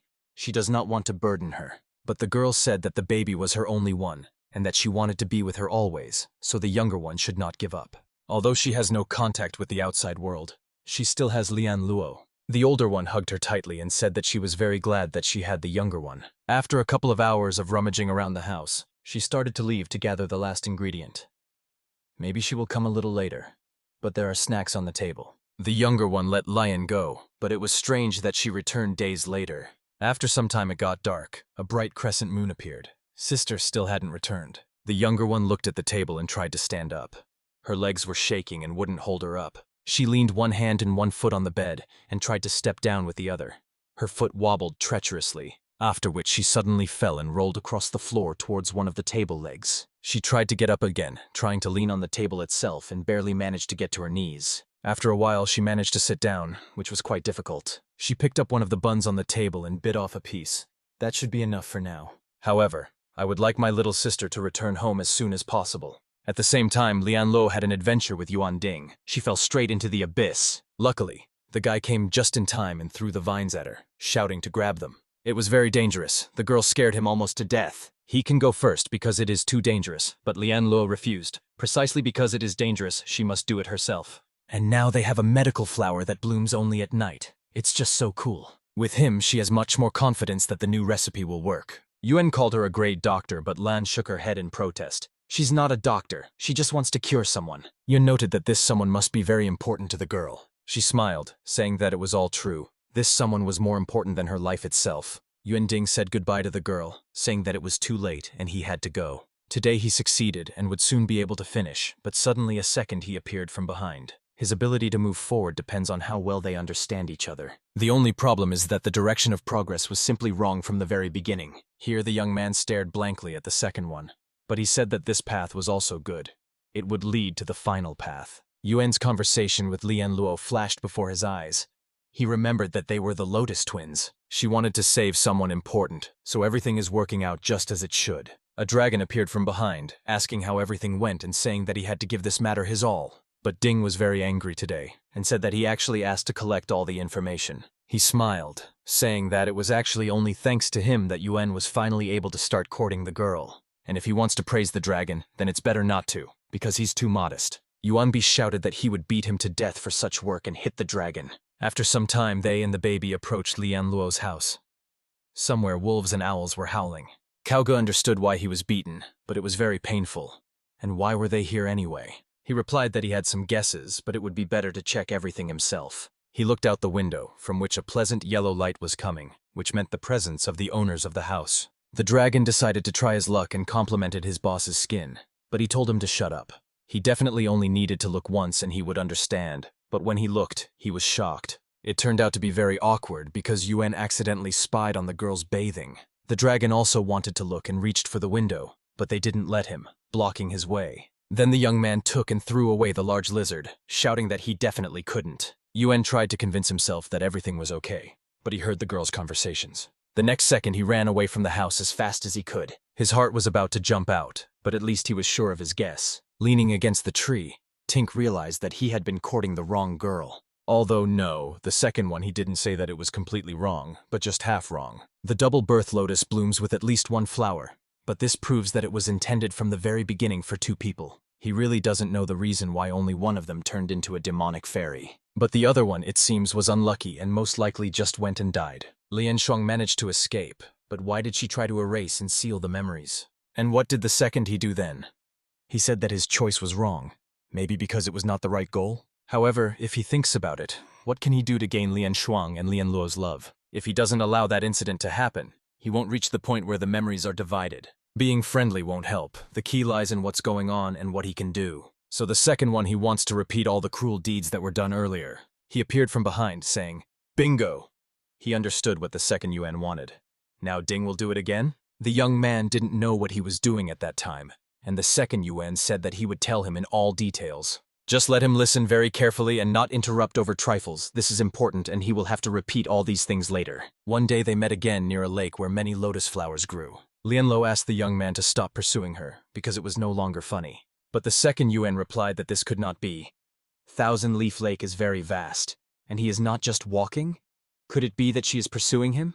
Lian Luo followed along the lake with her basket, and asked them to leave her alone. However, the second Yuan did not want to, saying that he would not leave.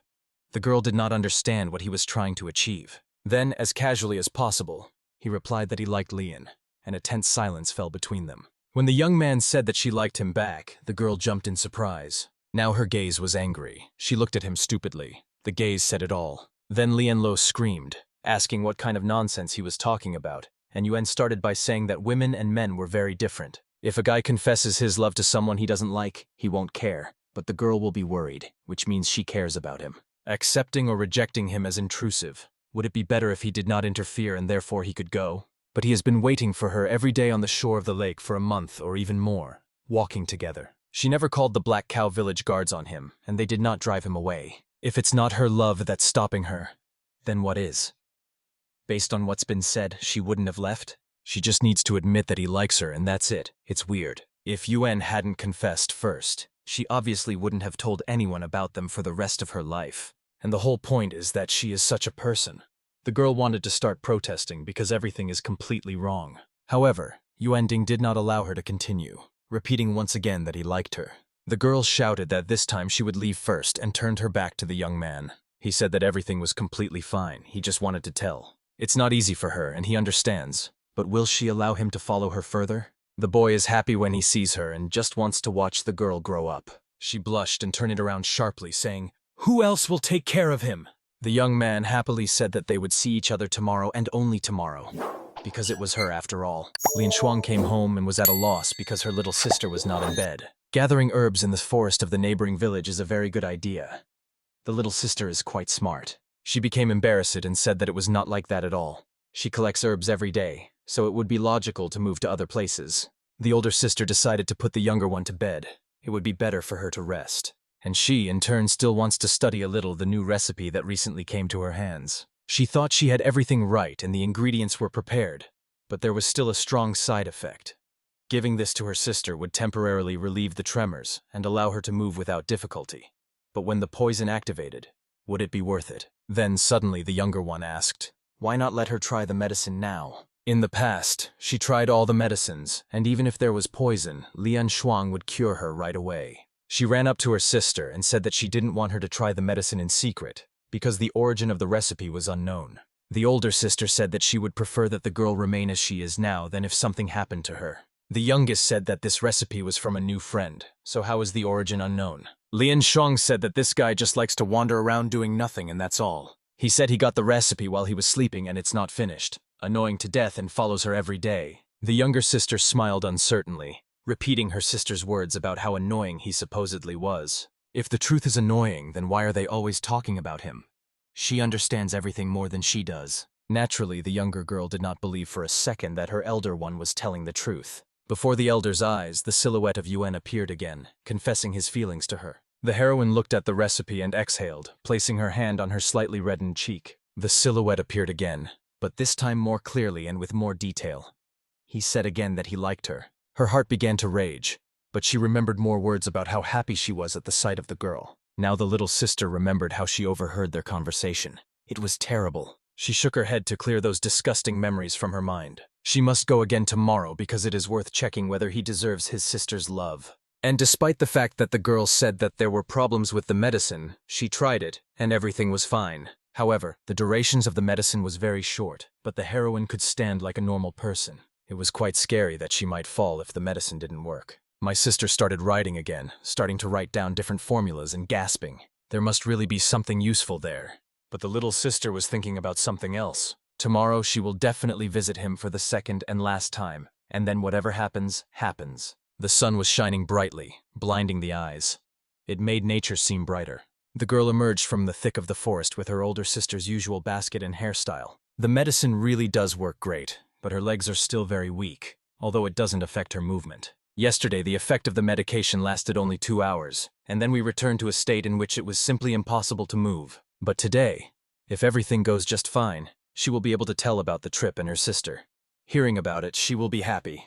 Well, now she needs to find that guy. The heroine went out to Yuan Ding, but it turned out that he just went and fell asleep. Lian Shuang crouched down, hovering over him. He was a strange man. How could he fall asleep outside? Suddenly, her hand was grabbed by the wrist when she was about to fix the guy's hair. The girl did not expect such a turn of events, and especially did not expect that she would be pulled towards him. The guy greeted her and asked her a question. The girl was slightly taken aback and screamed sharply, asking why the guy wasn't sleeping. The young man just smiled, asking how one could even sleep while being next to a girl like her. After which Yuan kissed the girl's fingers, and she recoiled, rubbing her hand in embarrassment. The boy only shook his head and asked for forgiveness. It was hard to resist. Then he asked again where she would pick lotuses. Later it turned out that Tinkerbell had prepared for their meeting and led the heroine straight to the boat. She had never been in the center of the thousand-leaf lake before. It turns out there are a lot of lotuses here. Lian was amazed by the beauty, but Yuan was slightly slowed down. She had been here before, hadn't she? But it turned out that no, because the family did not have a boat. In the past, they secretly used a neighbor's boat to look. But in the end, Lian Luoji fell into the water and became entangled in the mud. And in order to save her, she jumped off herself and dislocated her leg. She was saved by adults, but she had been in the water too long and had been recovering from a cold for a month. However, since then, Lian could never get up again. The last thing was finished for the girl Yuan, which caused confusion for the narrator. The guy replied that the heroine had already told him about her sister's condition, and he even gave her a prescription. Linlo wanted to say something else, but Ding interrupted her, reminding her that he had confessed to her yesterday. Today she is still ready to see him.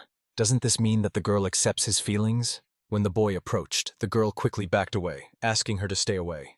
He assured her that he would not do anything without permission.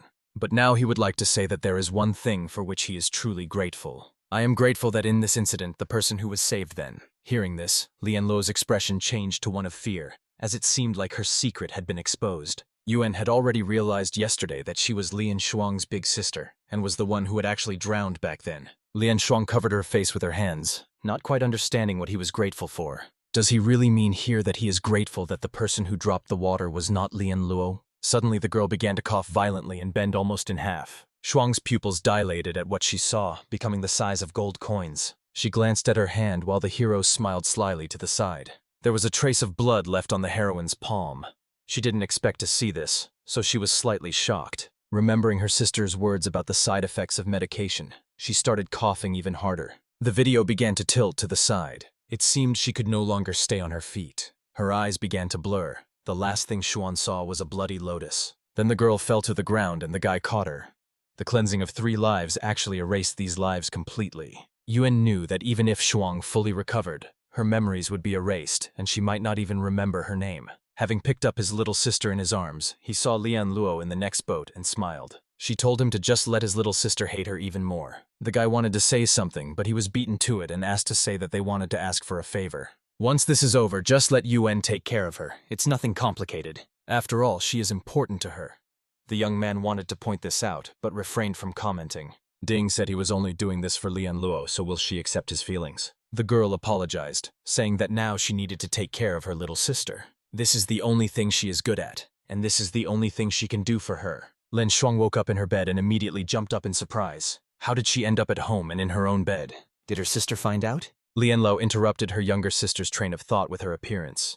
She was holding a tray of food in her hands. The girl was very glad that the patient woke up, but Xuan was a little shocked. Lin Luo went to the younger sister and brought her some porridge.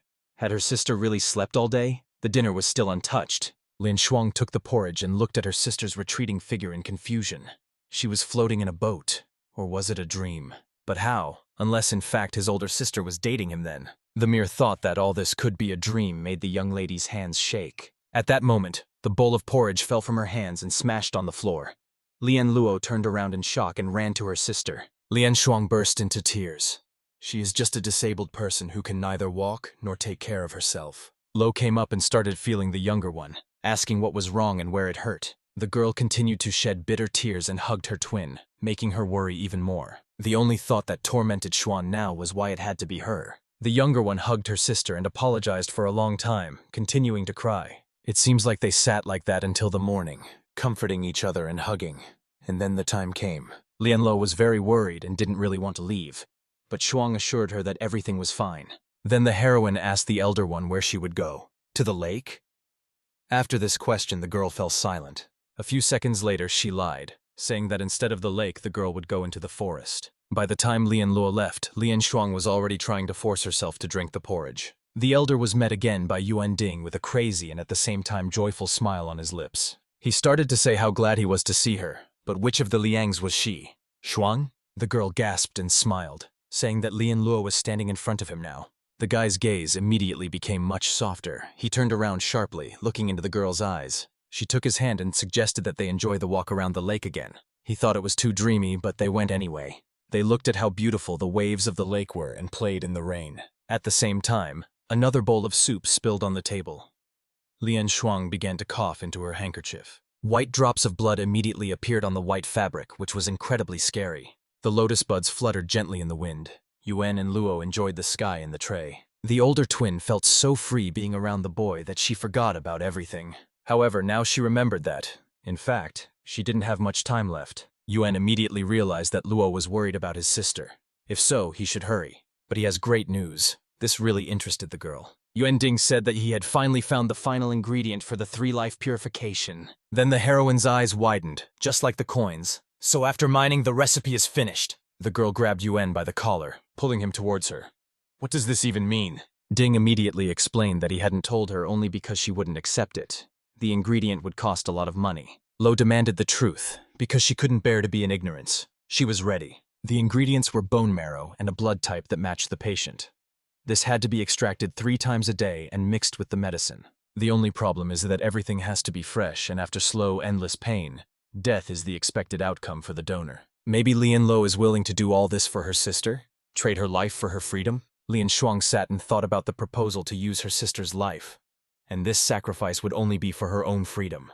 But how can she even agree to this? It's simply unthinkable. Then the older one came up and said that it was time for her to take the medicine. It would really help the body. The taste of the medicine of the new recipe was specific. Suddenly, the elder decided to tell the news. Someone, or rather he, proposed to her. It was great news, but Shuang was shocked. She met him outside, and he asked the question even though some time had passed since then. She also wants to have her own house, although the only one who can marry him is her older sister. Shuang is happy for them. The heroine must find out the time when she pretended to be her older sister and apologize. Maybe she can hide the incident from her older sister? Lately, the coughing up of blood has become much stronger. What is happening to it? Lian Shuang sat behind a tree, secretly watching Yuan. His hair shimmered beautifully in the light. But the next second, the silhouette of his older sister appeared next to him. They hugged, and Ding said how happy he was that Lo accepted his proposal. But does the little sister know about this? He thinks she would be happy, but the girl herself has a different opinion. Yuan said that she can understand. How many years together? But then Or appears and takes away her only sister. Linlo cried out, saying that she also wanted to manage her life as she wanted. Shuang's legs are beyond healing unless she is cared for forever. The younger one wants freedom, but she is the only one on a leash, one of the Lian Luo twins. With tears in her eyes, the elder one admitted that she had mixed 3 doses of poison into her sister's medicine. It seems Yuan didn't hear the loud whisper of his future bride and decided to forget about it. The best thing to do now is to go and take a walk along the lake shore while the incident slowly resolves itself. Lian Shuang fell to the ground. 1 dose of scorpion venom may help, but 3 is already fatal. She cringed again and started coughing violently. It was simply unbearable. Blood started flowing from his mouth again, but his thoughts were occupied only with his older sister's actions. Does Lo really want to up and leave her? In that case, she will keep her in her body. The girl will steal her marrow, her bones, her blood. She will take everything, not letting her go. Several days passed since then, but when Yuan saw them again, he immediately realized that the incident had already happened from her appearance and expression. Lian Shuang held her older sister Lian Luo in her arms. Fresh blood was flowing through the latter's body. She carefully laid the first of the twins on the ground right on the shore of the lake. Yuan didn't look upset, he was just wondering what the hell happened. Lian Shuang, with regret in her voice, almost breaking down, answered that the eldest had died. Yuan's gaze immediately became completely different, as if it didn't belong to him. How is that? The younger twin began to cry. It was all her fault, hers alone and no one else's. She knew how to atone for her guilt and found only one way. The girl picked up her sister in her arms. She carried her into the lake, promising that she would never leave her again.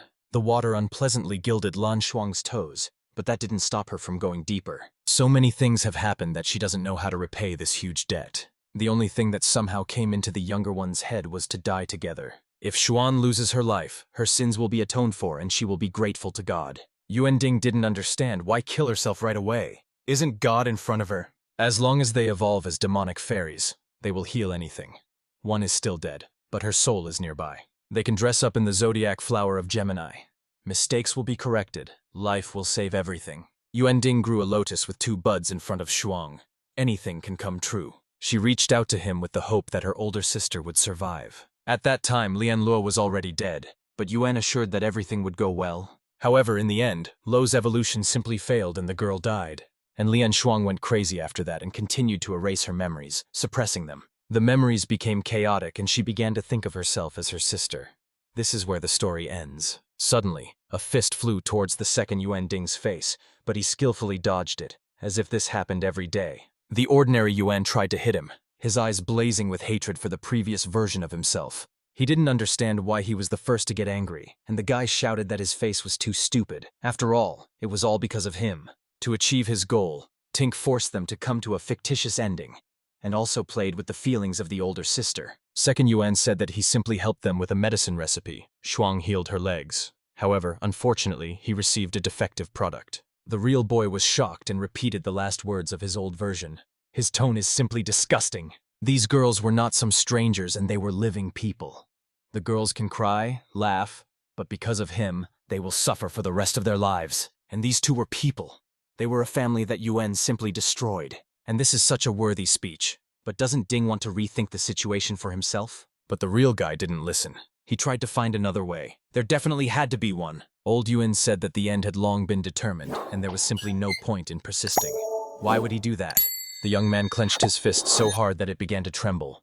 And really, for what purpose? It's probably because he can come to terms with the fact that he is still human. The dragon was sitting on a tree, but then the boss approached him, asking the kid to do him a favor. Lanlo was shocked when she heard that Yuan had a recipe to cleanse 3 lives. He said he had just remembered about it.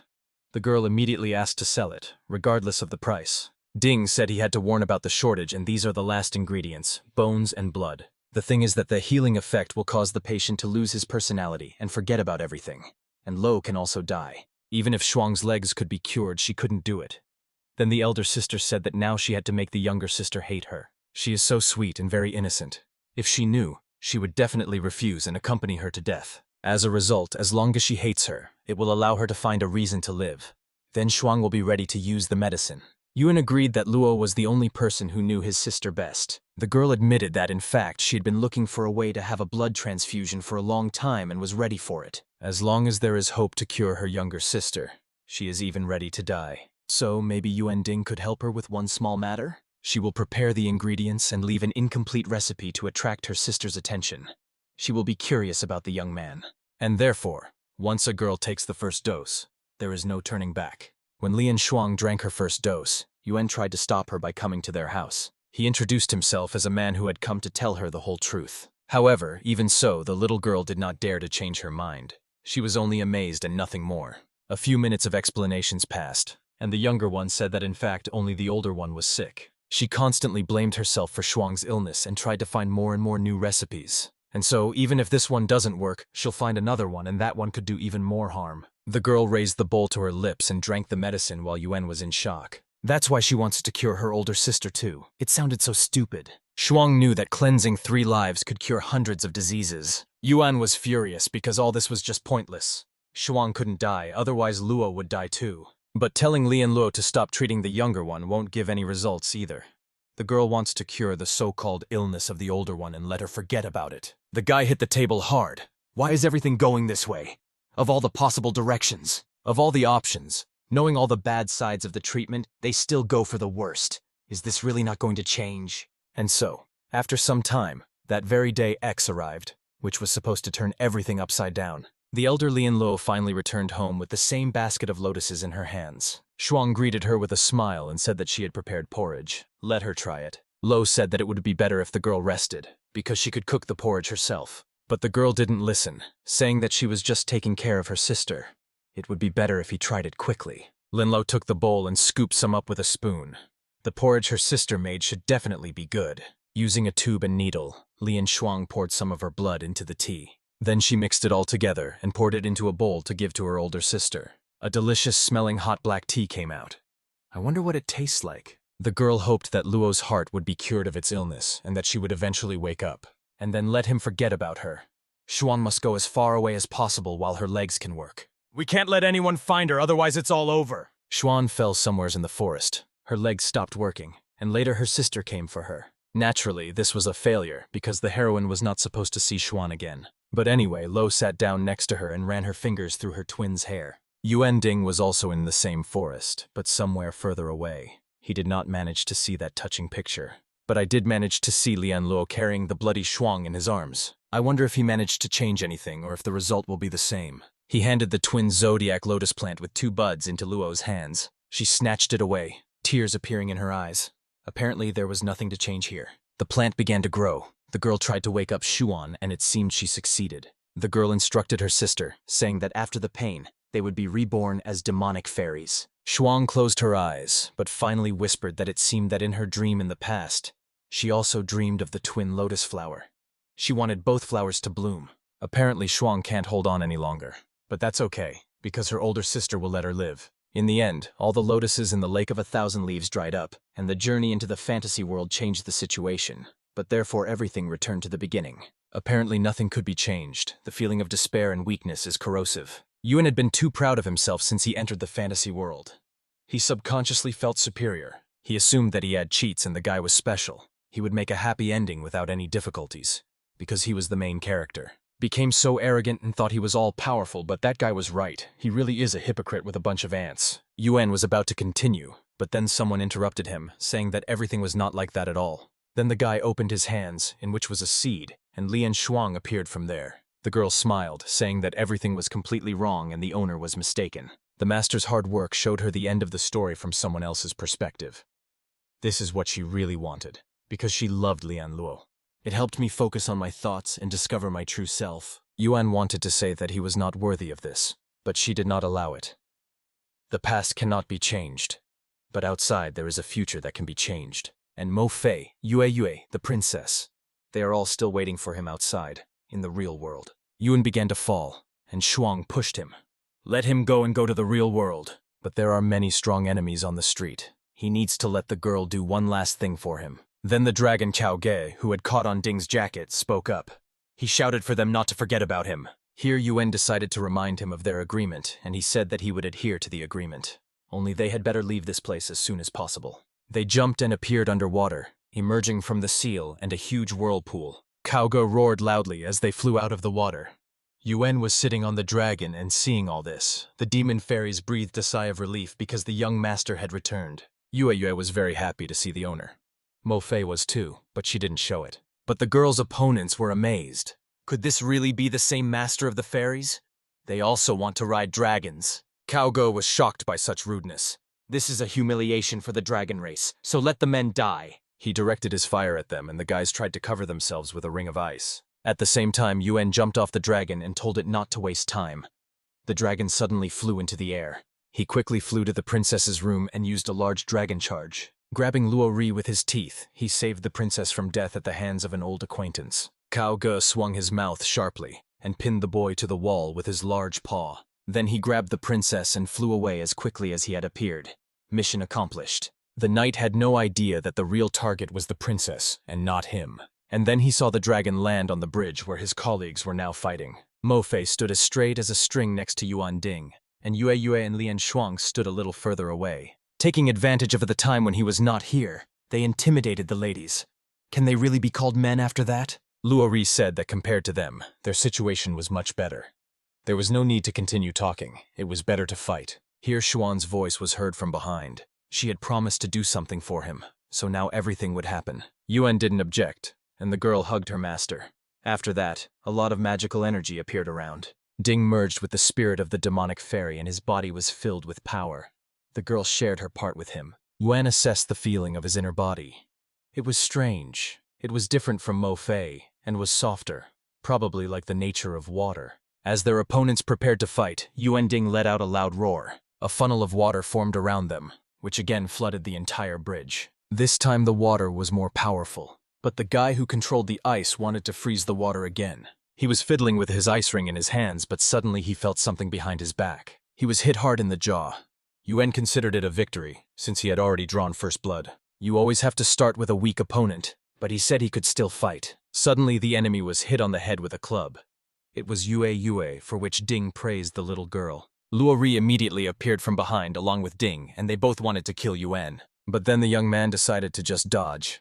Nothing complicated. Luo Ri knew that the enemy was strong, but not that strong.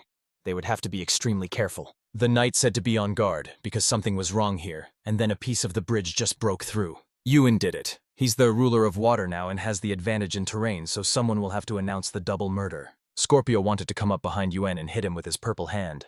But here's the problem. Mo Fei stopped him with her sword, saying that his opponent was actually her. The guy found it funny because now she was the one holding him back and it was problematic. But in front of Yuan Ding now were two not very pleasant opponents. They could stand on the water, but they spent a lot of douyi to do so. The boys didn't answer and immediately attacked. First a 10-word cut and later a wasp sting. 9 shadows. This only made Yuan more excited, as the opponents wanted to end the fight as quickly as possible. He had the same thought, because he was very tired of their old fighting shows. Yuan shouted at Mo Fei to take action, and the girl prepared for the next part of the plan. The girl used her flat flame, and the water and fire were prepared. Din's turn remained. He activated the Ice and Fire Fang skill, completely surrounding Luo Ri with them. He was in complete shock. Some bud with thorns just took him and ate him. Yuan smiled as he watched this scene.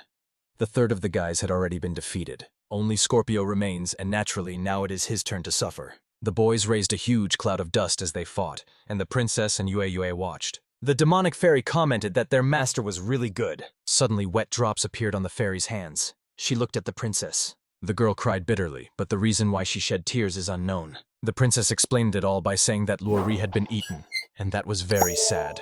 Was he going to die like her father? Yue still didn't understand this reaction. After all, that guy wanted to hurt her, so she shouldn't cry. But the girl knew. But she couldn't.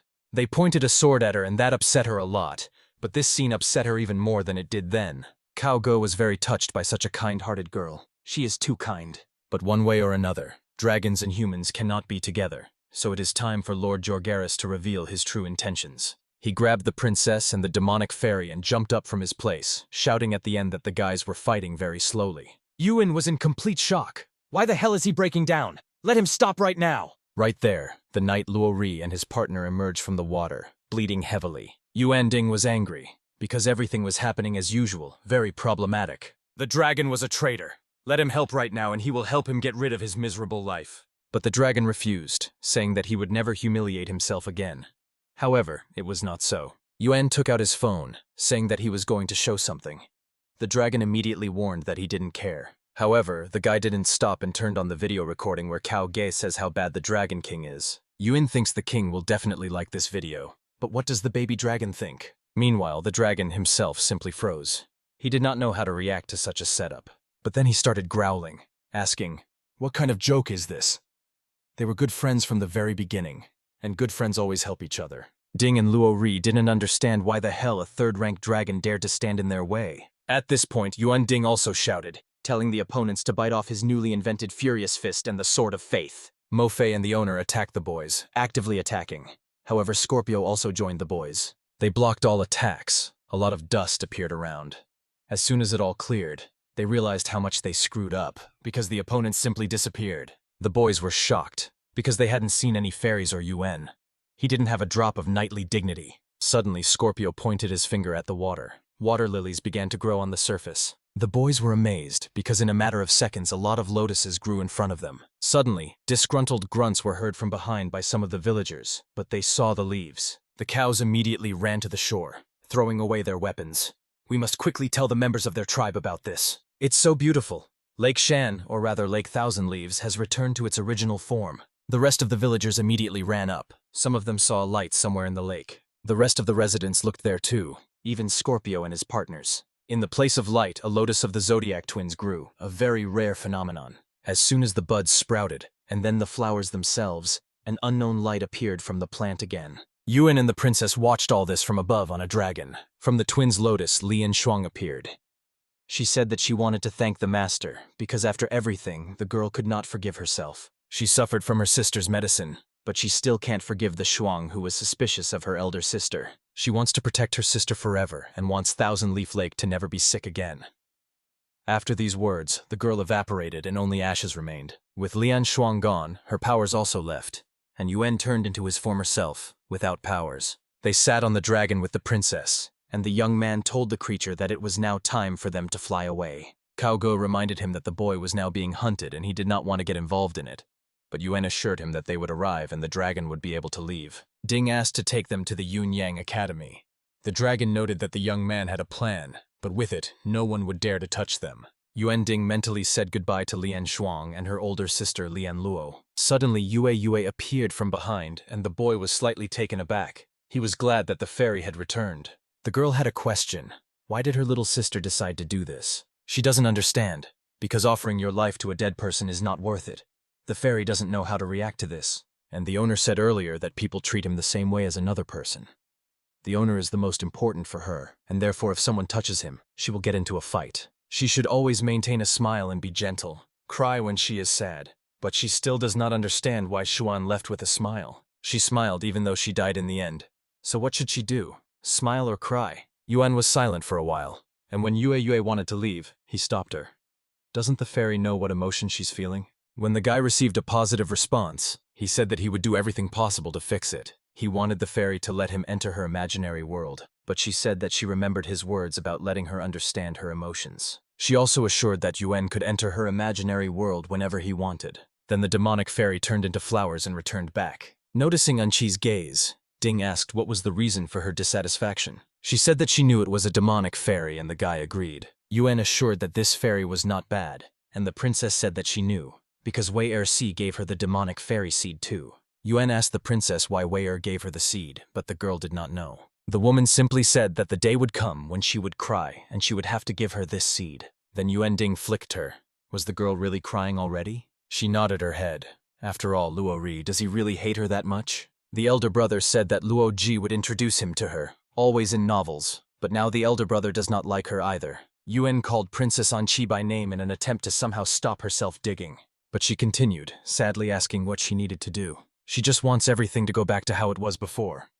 Anya wants to go home. Yuan Ding called Anqi's name again and crawled closer, slightly closing and opening his eyes. He put his hands on the girl's shoulders, saying that everything would be completely fine. The guy is sure that this is just a mandatory test for her from her older brother. It's a bit like a coming-of-age ceremony. The princess seems to believe it. Anqi beamed, because in their country such a thing really exists. So, he is calling to educate her spirit. This is so great, and in this case the heroine will definitely try to be taken home. Yuan smiled, saying that it would be so. Unfortunately, he couldn't tell her the truth. Suddenly, Xiao Yezi appeared from the phone. Do they have some new fairy? The guy almost cried because the girl was gone. Xiao herself couldn't understand what had happened. She woke up and saw the demon fairy. But Yuan didn't want to judge her now. He has a feeling that he can't help her in any way. The hero is damn weak now. Xiao Yezi was slightly shocked. What happened while she was gone? The master had changed. Ding asked to postpone the conversation for later. They were being pursued, and besides, they had already arrived. Yunyang Academy is one of the 9 magical Yi-Do-Chi organizations on the Doya continent. They hadn't seen Wei Er-shi for a long time, and her friend had already missed her to death. The woman greeted Aya and Yanwu. She also missed them very much, so she specially prepared a gift for her. She asked what kind of gift it was, and Er-shi exhaled, saying that her friend had slept for too long and seemed to be powerless now. Her friend smiled, asking if she was really provoking her. Did she even understand what she said? Er-shi said, she remembers that there is someone who has never defeated her, but her friend just doesn't want to hear the woman's screams. However, Yanwu will make sure that Wei Er feels all the sensations. The woman decided to go with her sparrow and see how big this generous gift was. When Yanwu went out into the world, she was immediately met by several students who greeted her politely. The woman looked very beautiful, so beautiful that some of the students were even speechless. She stood next to the academy, and the students were a little taken aback. Why was the director standing at the entrance? And the woman at that time turned her gaze upward. Some sounds were coming from the sky. A small third-class dragon was flying straight towards the academy from above. This made her wary. It was as if he did not see the people in front of the school, so the students ran away in fear. But Yanwu was very angry about such a gift because it is really, really big. Er-shi better remember this. Cao Ge was very tired, so he could no longer fly well. Yuan and Anqi were shocked. For some reason, they were surrounded by a huge number of dragons in the air. And the most important thing is that no one knew why this was so. That's why they had to fly down immediately. One of the dragons ordered Dean Gurgoris to stop, otherwise they would recognize him as a traitor to the clan. But he sent him away, saying that he needed to quickly deliver this young gentleman.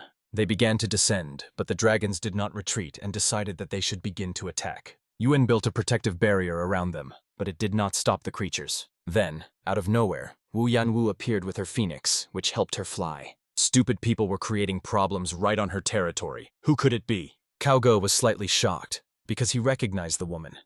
It was Wu Yanwu, who easily dealt with fire dragons. She attacked with her stream of fire at the dragons pursuing Yuan and the princess. They swirled in a whirlpool of fire and began to fly away. The woman was slightly upset, because it would have been better if they had stayed for her dish. Yuan smelled the unpleasant smell of burnt flesh and covered his nose. A lump came to his throat. Wu Yanwu thought that dragon meat was a very good material that nourished yin and yang. Yuan was amazed, and thought that the girl was simply excellent. Hearing him call a certain older sister amazing, Wu Yanwu asked if he was talking about her, and after he answered positively, she hugged him. Watching Yuan being held close to his chest, the dragon tried its hand as well, turning into a baby and jumping on the woman. But it was not to be. The phoenix Yanwu blocked his path, saying that he had to pass by him first. A real fight began between them. The bird could not allow the dragon to approach his mistress. He was angry, because the dragon's comment about Yuan was not very good. But in the meantime, the students looked at the two creatures with interest. Finally, the headmistress said that it was time for them to go. They would talk on the way. Entering the academy grounds, Anqi was amazed by its beauty. The academy is huge and beautiful. As soon as the students saw the princess, they all immediately smiled. She was a real, living girl. Yuan Ding told his elder sister that as far as he could see, there were only boys here. The woman smiled and explained that it was all because it was an academy for boys. And by the way, Yuan also looks good. His mouth is cute. She really liked it. Maybe he would like to join her small harem someday. The woman assured him that she would not treat him badly. The young man was slightly taken aback, saying that it was all wonderful. But the thing is that he was sent by the headmistress Wei Er-shi and entrusted with a mission. It turned out that Yanwu knew about it. Since then, they can't stand each other, and Er-shi built her school and she completed Yunyang. Women are even more like fire and water since then. And Yanwu's body is special. She sometimes hibernates, and now, upon awakening, her task was to meet them. Wei Er-shi wants to use Ding to add to her troubles. There are not many people on the continent who dare to oppose Yunyang. Suddenly, one of the dragons appeared out of nowhere. He said that he thought the dragon race was one of the few. The woman recognized the leader of the giant dragon vanguard, Aogu Siding. He demanded that the boy be handed over to him, otherwise the dragons would declare an unofficial war on the academy. The succubus lord's subordinate also arrived, and her lord thought the same as the dragon lord. The demoness Papa Jiang was here behind Yuan, and in this old lady Yan Wu's references, the succubus lord Sama should have been included as well. The woman shouted that Papa Jiang was actually over 100 years old herself, and she was trying to act cute. She smiled and said that Yan Wu was just jealous, and later another guy appeared from behind. The guy introduced himself as Knight Luo Ji, the commander of the Sky Pier Night Squad. He represents the prince of the Aofei Empire, and if the academy does not hand over Yuan Ding, the knights of their empire will raze it to the ground. Genzina looked at the three new arrivals in shock, while Ding and Anqi smiled awkwardly. All three potential opponents wanted to take Yuan Ding to pieces, and the third knight wanted not only Yuan, but also the princess who was traveling with him. Every time she thinks Wei Erci has reached her limit, she always realizes that she is wrong. And damn, she has tricked Yan Wu again. An alarm was raised because 3 influential races had gathered at the academy. But whether Yunyang would fall remains to be seen. The dictator spoke very angrily about them, which made Yan Wu very angry. At this point, Yuan drew attention to himself. He said that he could not disturb them, and if he returned alive, he would make up for all the lost time. Yan Wu was upset, and when Ding said goodbye, she made him promise that the guy would return. Genzina knows that this is a trap set by Wei Erci, but she can't let Yuan die, and it will ruin the school's image. As soon as this guy came in here, he automatically became her student, and therefore the academy also bears some responsibility for everything. Therefore, if these 3 declare war directly, the 9 academies will not sit on the sidelines either. The succubus representative said that they just needed Yuan Ding and that's all. What will the alliance of academies achieve? It is only one person, and the connection between a person and other people is the weakest. The dragon representative agreed, and so Papa Jiang said that the main problem for the woman was whether they could avoid falling into their hands. Yan Wu laughed. It was as if her academy didn't know about this on the Doya continent. Surely one of them wanted to take the array and the person. The cost of the material for the array is huge. After that they will recover for about 1.5 years. So they should not worry, let them attack if they can. Suddenly, Yuan approached his sister and asked her to talk to the 3 and also to let her borrow her fan. The guy introduced himself and said that he was the one they were chasing. The 3 were shocked. What did he mean by that? He waved his fan next to him and smiled.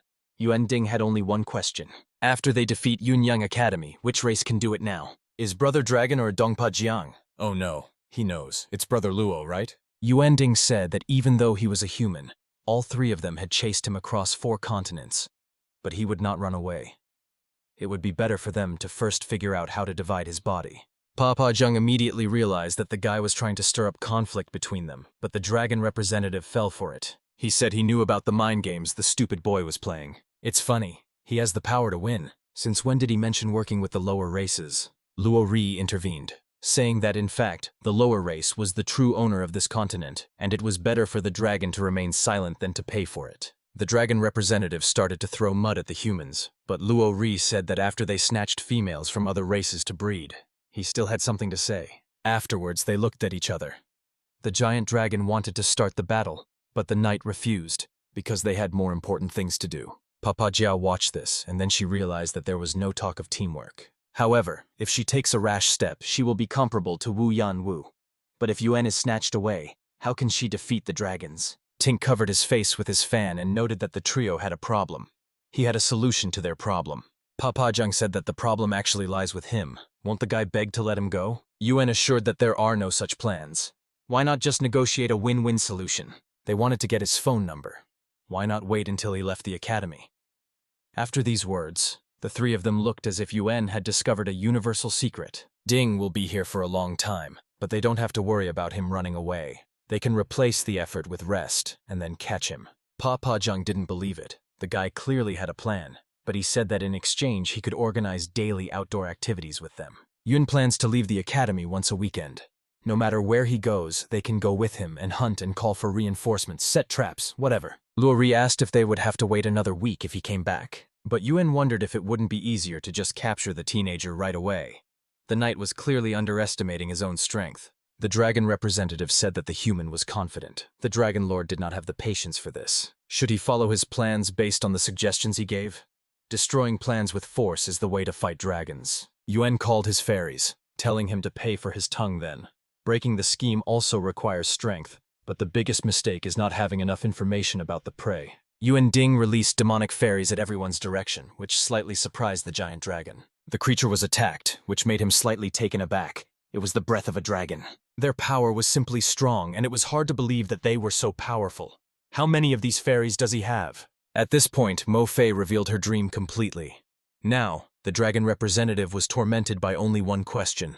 Should she set fire to the dragon blood extract to activate her combat form? Something told him that he should, because without it he would be in big trouble. Aogu Saidiang looked at the representatives of the other races in a strange way. The representative of the succubi noticed this. The girl assured that there was no need to worry about an attack. They do not take advantage when someone is in danger. But the elder sister is sure, it's cute. They attack so much that I wonder if the leader of the dragon race will fight. But Aogu Saidiang told Mo Fei to only keep his demonic weapon to himself. He accepted the man's offer, but there is one condition: to remain outside the academy for at least 5 days. This suited the guy just fine. He smiled and said that he would take this into account when he went out. The demon girl was upset that the battle was cancelled, and in that case, she also wants an additional condition. The condition was that the Yunyang Academy would not operate outside of its borders. Yan Wu was shocked by the appearance of the demon fairies. The monkey is so smart that he doesn't even need her help. Yuan knelt down on one knee and pretended to worship the woman. She is their hope and motivation. At this point, Knight Luori spoke up, saying that he also had one additional condition. Although they do not fight on the surface, there may be spies from different races in Yin Yang, so they will not interfere with their actions, most likely inside the academy. So that's how he thinks he'll deal with them? He'll be able to protect the princess? Ding said that a man would never, under any circumstances, break his promise. Naturally, unlike him, the Knight Luoji himself, who represents the prince. And since everyone has stated their conditions, it is time to set yours to Yuan. He will not threaten, but will only remind us of something. He released the demon fairies in public, and soon the rumors will spread across the continent. The other races will not sit idly by. He just hopes that they will cooperate and spread rumors that his fairies are fake. There are many different races. This is how Yuan Ding was able to negotiate with the great races to allow 7 days for preparation. The succubus and dragon representatives left, which slightly amused Yan Wu. This was not bad, but Yuan Ding was a little modest. He said that he just knew their history and borrowed everything using the knowledge. The woman said that he would have to leave soon and that the pursuers would hunt for him every 7 days. Okay, now we should put everything aside and introduce everyone to the new student. Classes are cancelled. Better to have a party. Everyone was drinking and setting off firecrackers. Even the demon fairies were invited. Let everyone relax. The students approached Yuan and asked if he had really brought those girls. They wanted to find some for themselves too. The young man only said that one must be gentle, sincere, and irresistible around the girl. They didn't understand and asked for more details, but Ding only said that if they couldn't, then it would be better to rely on the inheritance. After the conversation, it turned out that the only girl in the academy is the headmistress.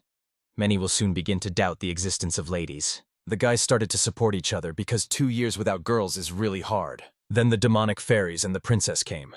They were all dressed in dresses and their appearance was just top-notch. All the guys started showering them with compliments and falling over themselves from the girl's beauty, clutching their hearts. Later, the headmistress came out. The chicks really react violently, but everyone knows who the most beautiful Lady Yun Yang is. The woman was wearing a revealing suit, and everyone knelt down in front of her. Later, Yan Wu approached the girls, and Mo Fei thanked them for the dresses. They had already decided to go dancing. Princess Anqi approached Yuan and asked him to dance with her, but it turned out that he didn't know how. The girl didn't care much about this, so the guy said that he would teach them all a new dance. The young man turned on the music, promising a fast and cheerful dance. An interesting melody came from the phone. After which, all the boys and even the princess began to repeat Yuan Ding's movements. They looked very funny, especially if you look at it from above. But this moment won't last long. Let everyone enjoy it for now, but soon Earl Matt will end the fun. Earl Matt thought he had the fairies in his pocket, but his protege said they were quite powerful. Especially the director at the academy. True, he didn't want to listen. Why did his own friend doubt his actions? The guy took out a pocket watch and began to swing it in front of the young man's face. Earl told the kid to shut up because he wasn't going to live anymore. But he didn't understand what was going to happen. The clock continued to swing and the boy started screaming. He became scared. He found himself in a nightmare. After which foam came out of his mouth. He crawled to the wall. A strong tremor began throughout his body. The other guy next to him didn't understand what had happened. Earl Matt replied that he was just scared and lost his soul. His fear stopwatch hypnotizes anyone in an instant and makes them afraid. No one can overcome their fear after that. With this stopwatch, they will go to Yuan Ding as soon as he lies down in his bed and falls asleep. Yuan fell asleep with the princess and Mo Fei on some bench. The bodies of the sleeping boys lay nearby. Yui sat on the roof, her eyes and hair shining in the moonlight. It was the same light she had once woken up to. A voice came from behind. Earl Matt asked why such a beautiful girl was sitting alone. Sitting alone is very dangerous. After these words, Yui turned around, not understanding. The stopwatch immediately started spinning in front of her. Now she was about to see her worst nightmare. For a few seconds, the object hypnotized the girl. The guy already thought that now she would submit to him. Yui's eyes began to swirl, and her head was slightly dizzy from the rapid movement of the stopwatch. Earl Matt said the harder Yui screamed, the faster it would go. But today he was going to let her go. After these words, the girl smiled, asking what happened at all. Was there anything? The young man was amazed. Why was there no reaction? This girl is not afraid of anything? This is nonsense. Probably some kind of magic. Matt made an improved version of the stopwatch, plunging the girl into the depths of despair. Something hit nearby, and an unpleasant energy appeared around that poisoned the soul. Then there was a sharp jolt. The mirage of a skull quickly flew past the eyes, and just as quickly disappeared. Yui didn't understand what had happened at all, and later she heard a groan from behind her. Some monster put his hand on her shoulder, which made her slightly taken aback. An unexpected turn. The creature's tongue was a millimeter from the demonic fairy's ear, and it grunted loudly. The girl recoiled from the next creature. It was already some kind of lizard. The heroine was surrounded by various ugly creatures with bright green eyes. Matt hoped that Yui was scared. This is the most terrifying stiletto army, created from people's fears. Let her scream, suffer, give free rein to her fear. Then she can take the watch and become a faithful slave. But the fairy realized that they were not people. The owner once told her that if there were no people around, there was no need to pretend to be a person. She doesn't have to act like a human. She doesn't have to show emotions. Now she can finally be herself, and not someone some people want her to be. Earl Matt didn't understand what was wrong with this army. It was retreating. What the hell was going on? Earl Matt didn't understand why the hell this army dared to be afraid of a girl. He summoned the mad killer Deju, his face disfigured and holding a chainsaw in his hand. Now Matt finally had confidence that there would be no problems. The monster headed towards the demonic fairy, who was completely glowing with blue light. The girl turned her gaze on him, and this made the Deju killer recoil in fear. Fairy Yui began to approach closer, but the monster only retreated and retreated back. Earl Matt didn't believe that the girl wasn't afraid of anything. That couldn't be true. He tried to manipulate the stopwatch and summoned the Great Terror Squad. First there was the Great King Xiaoen, then a huge dirty green furious python. Then the vampire count followed. He needed fresh virgin blood. And the last of the army was an incomprehensible monster called the Alien. They all looked at the girl with lightning flashing from her in fear. She was scary with her second form. Earl Matt was shocked. His famous army of monsters just got scared of a fairy. Suddenly, someone from behind started shouting about how scared he was, and the guy was happy. Could it be that Yui finally got scared and decided to become his slave? But it turned out to be Yuan. He was shaking and begging his older sister Sadako to let him go. Yui smiled when she heard the master's voice. But Matt was shocked. This is his inner space of fear. The demonic fairy ran into the ghost, and she backed away, leaving. The girl wondered why the owner was here. He said he didn't know. He just woke up and saw Sadako's sister. She wanted to make a movie in Saeki's jocks. In fact, Sadako's sister really scared him. She's so scary, it's awful. Earl Matt didn't understand where that guy came from. It didn't matter. They were both here, so they needed to be dealt with. The boy began to call upon the deepest fears hidden in the depths of his subconscious. A lot of monsters immediately appeared, which scared Yuan to death. The demonic fairy didn't understand what was wrong with that. What was it that scared him so much? People in masks? The guy didn't understand whether Yui was the one who wasn't afraid at all, and Matt also wanted to know. But then the girl decided to remind him that she really had no emotions at all. So she would sincerely like to know what this fear of theirs is and how it manifests itself. Earl Matt realized that since the girl wasn't afraid, there was no point in disturbing her. All that was left was to scare her master. Oh well, he'll just use the same stopwatch again and break it. However, Yuan Ding's hand appeared out of nowhere and grabbed the stopwatch. So he caught that very criminal who had been bothering not only Yui, but him as well. He realized that he had created this dream world with the help of this strange semblance of a pocket watch. Then it dawned on Matt that he was without a body. How did Yuan manage to catch him, and even see him in general? He smiled and asked if the young man was really so naive that he thought he could hide his twin from the most beautiful Xiaoyezi. There is a connection between Yui's spiritual connection and the owner. She was instantly sent to the other's world, and the one in charge of her noticed it. The little girl immediately guessed to enter Yue's consciousness, and she also told the owner. The owner was scared half to death, but when Earl Matt was shocked by Yue's words, it helped to determine his location. Matt covered his mouth with his hand, calling her mean, but then Yuen chimed in, saying, "Well, who's talking? What did he want to do to her beloved demon fairy using dirty methods?" Ding took out a stopwatch and told him to try it out for himself. Earl Matt tried not to look at the object, asked to stop, but everything was clear. And when the fear materialized, even Yue was slightly shocked. "What kind of nonsense is this? Did this guy just turn into some nurse?" The girl chuckled. She was exposed, so there was simply no choice.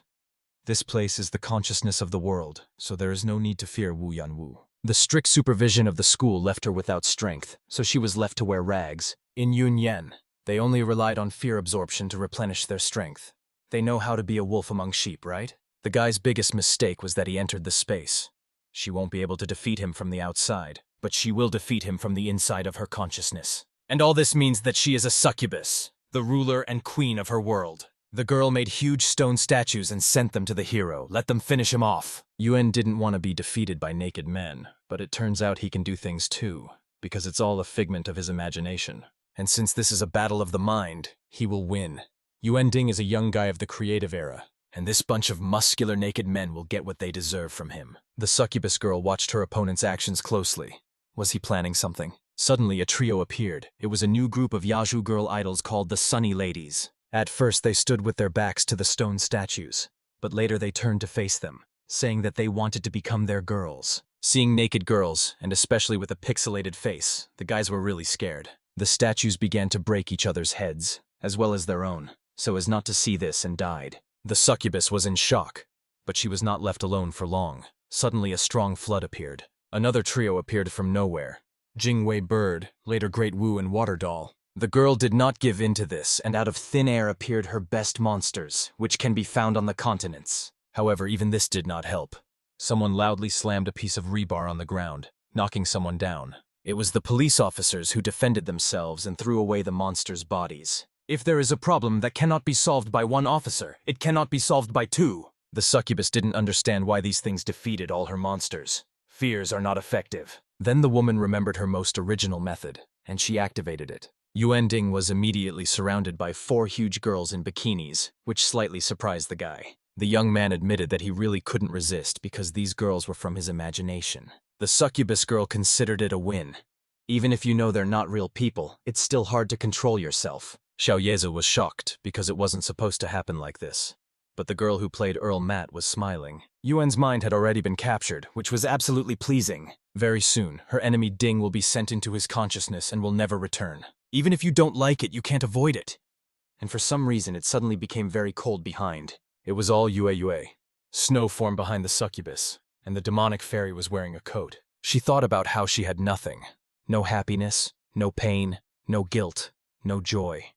It was so strange.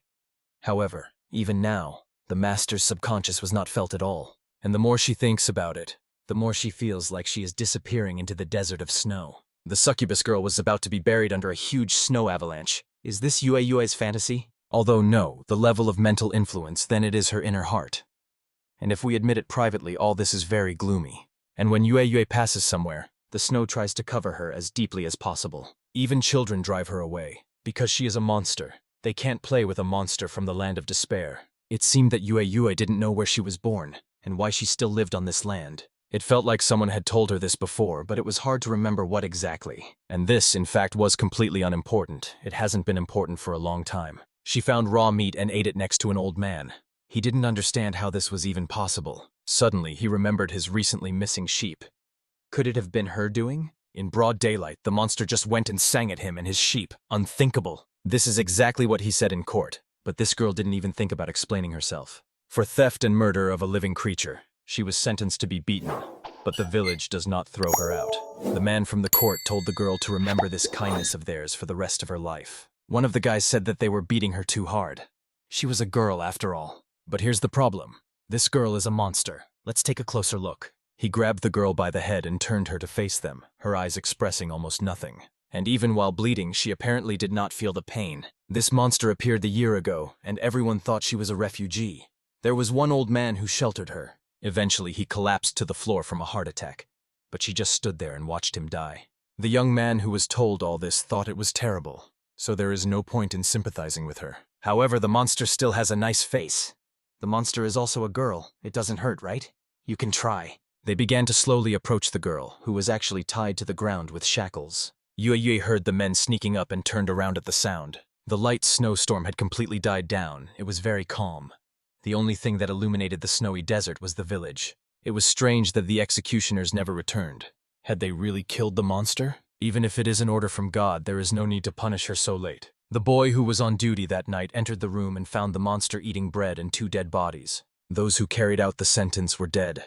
One had a pickaxe in his body, and the other had a knife in his head. The monster saw a teapot on the table and realized that she was very thirsty. She poured some tea into the broken cup, her stomach suddenly growling loudly. She took a sip of water, taking loud, quick gulps, not paying attention to the visitor. The duty officer was in complete shock. The floor was completely covered in human blood. He suddenly ran out of the house in horror and ran to the village, calling for help. He was screaming at the top of his lungs. Panic was rolling over him. It was very scary. After all, the monster killed someone, and he saw the bodies with his own eyes. She killed. This means that she is a murderer. Let the court punish this murderer immediately. The next day, the entire village demanded that the monster be killed, because they could not continue to forgive. But they will not take lives in vain, and then the residents went crazy. She killed their friends, but the priest said that they can't let her go either.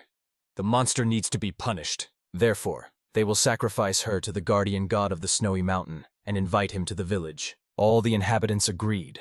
The supreme beast was right.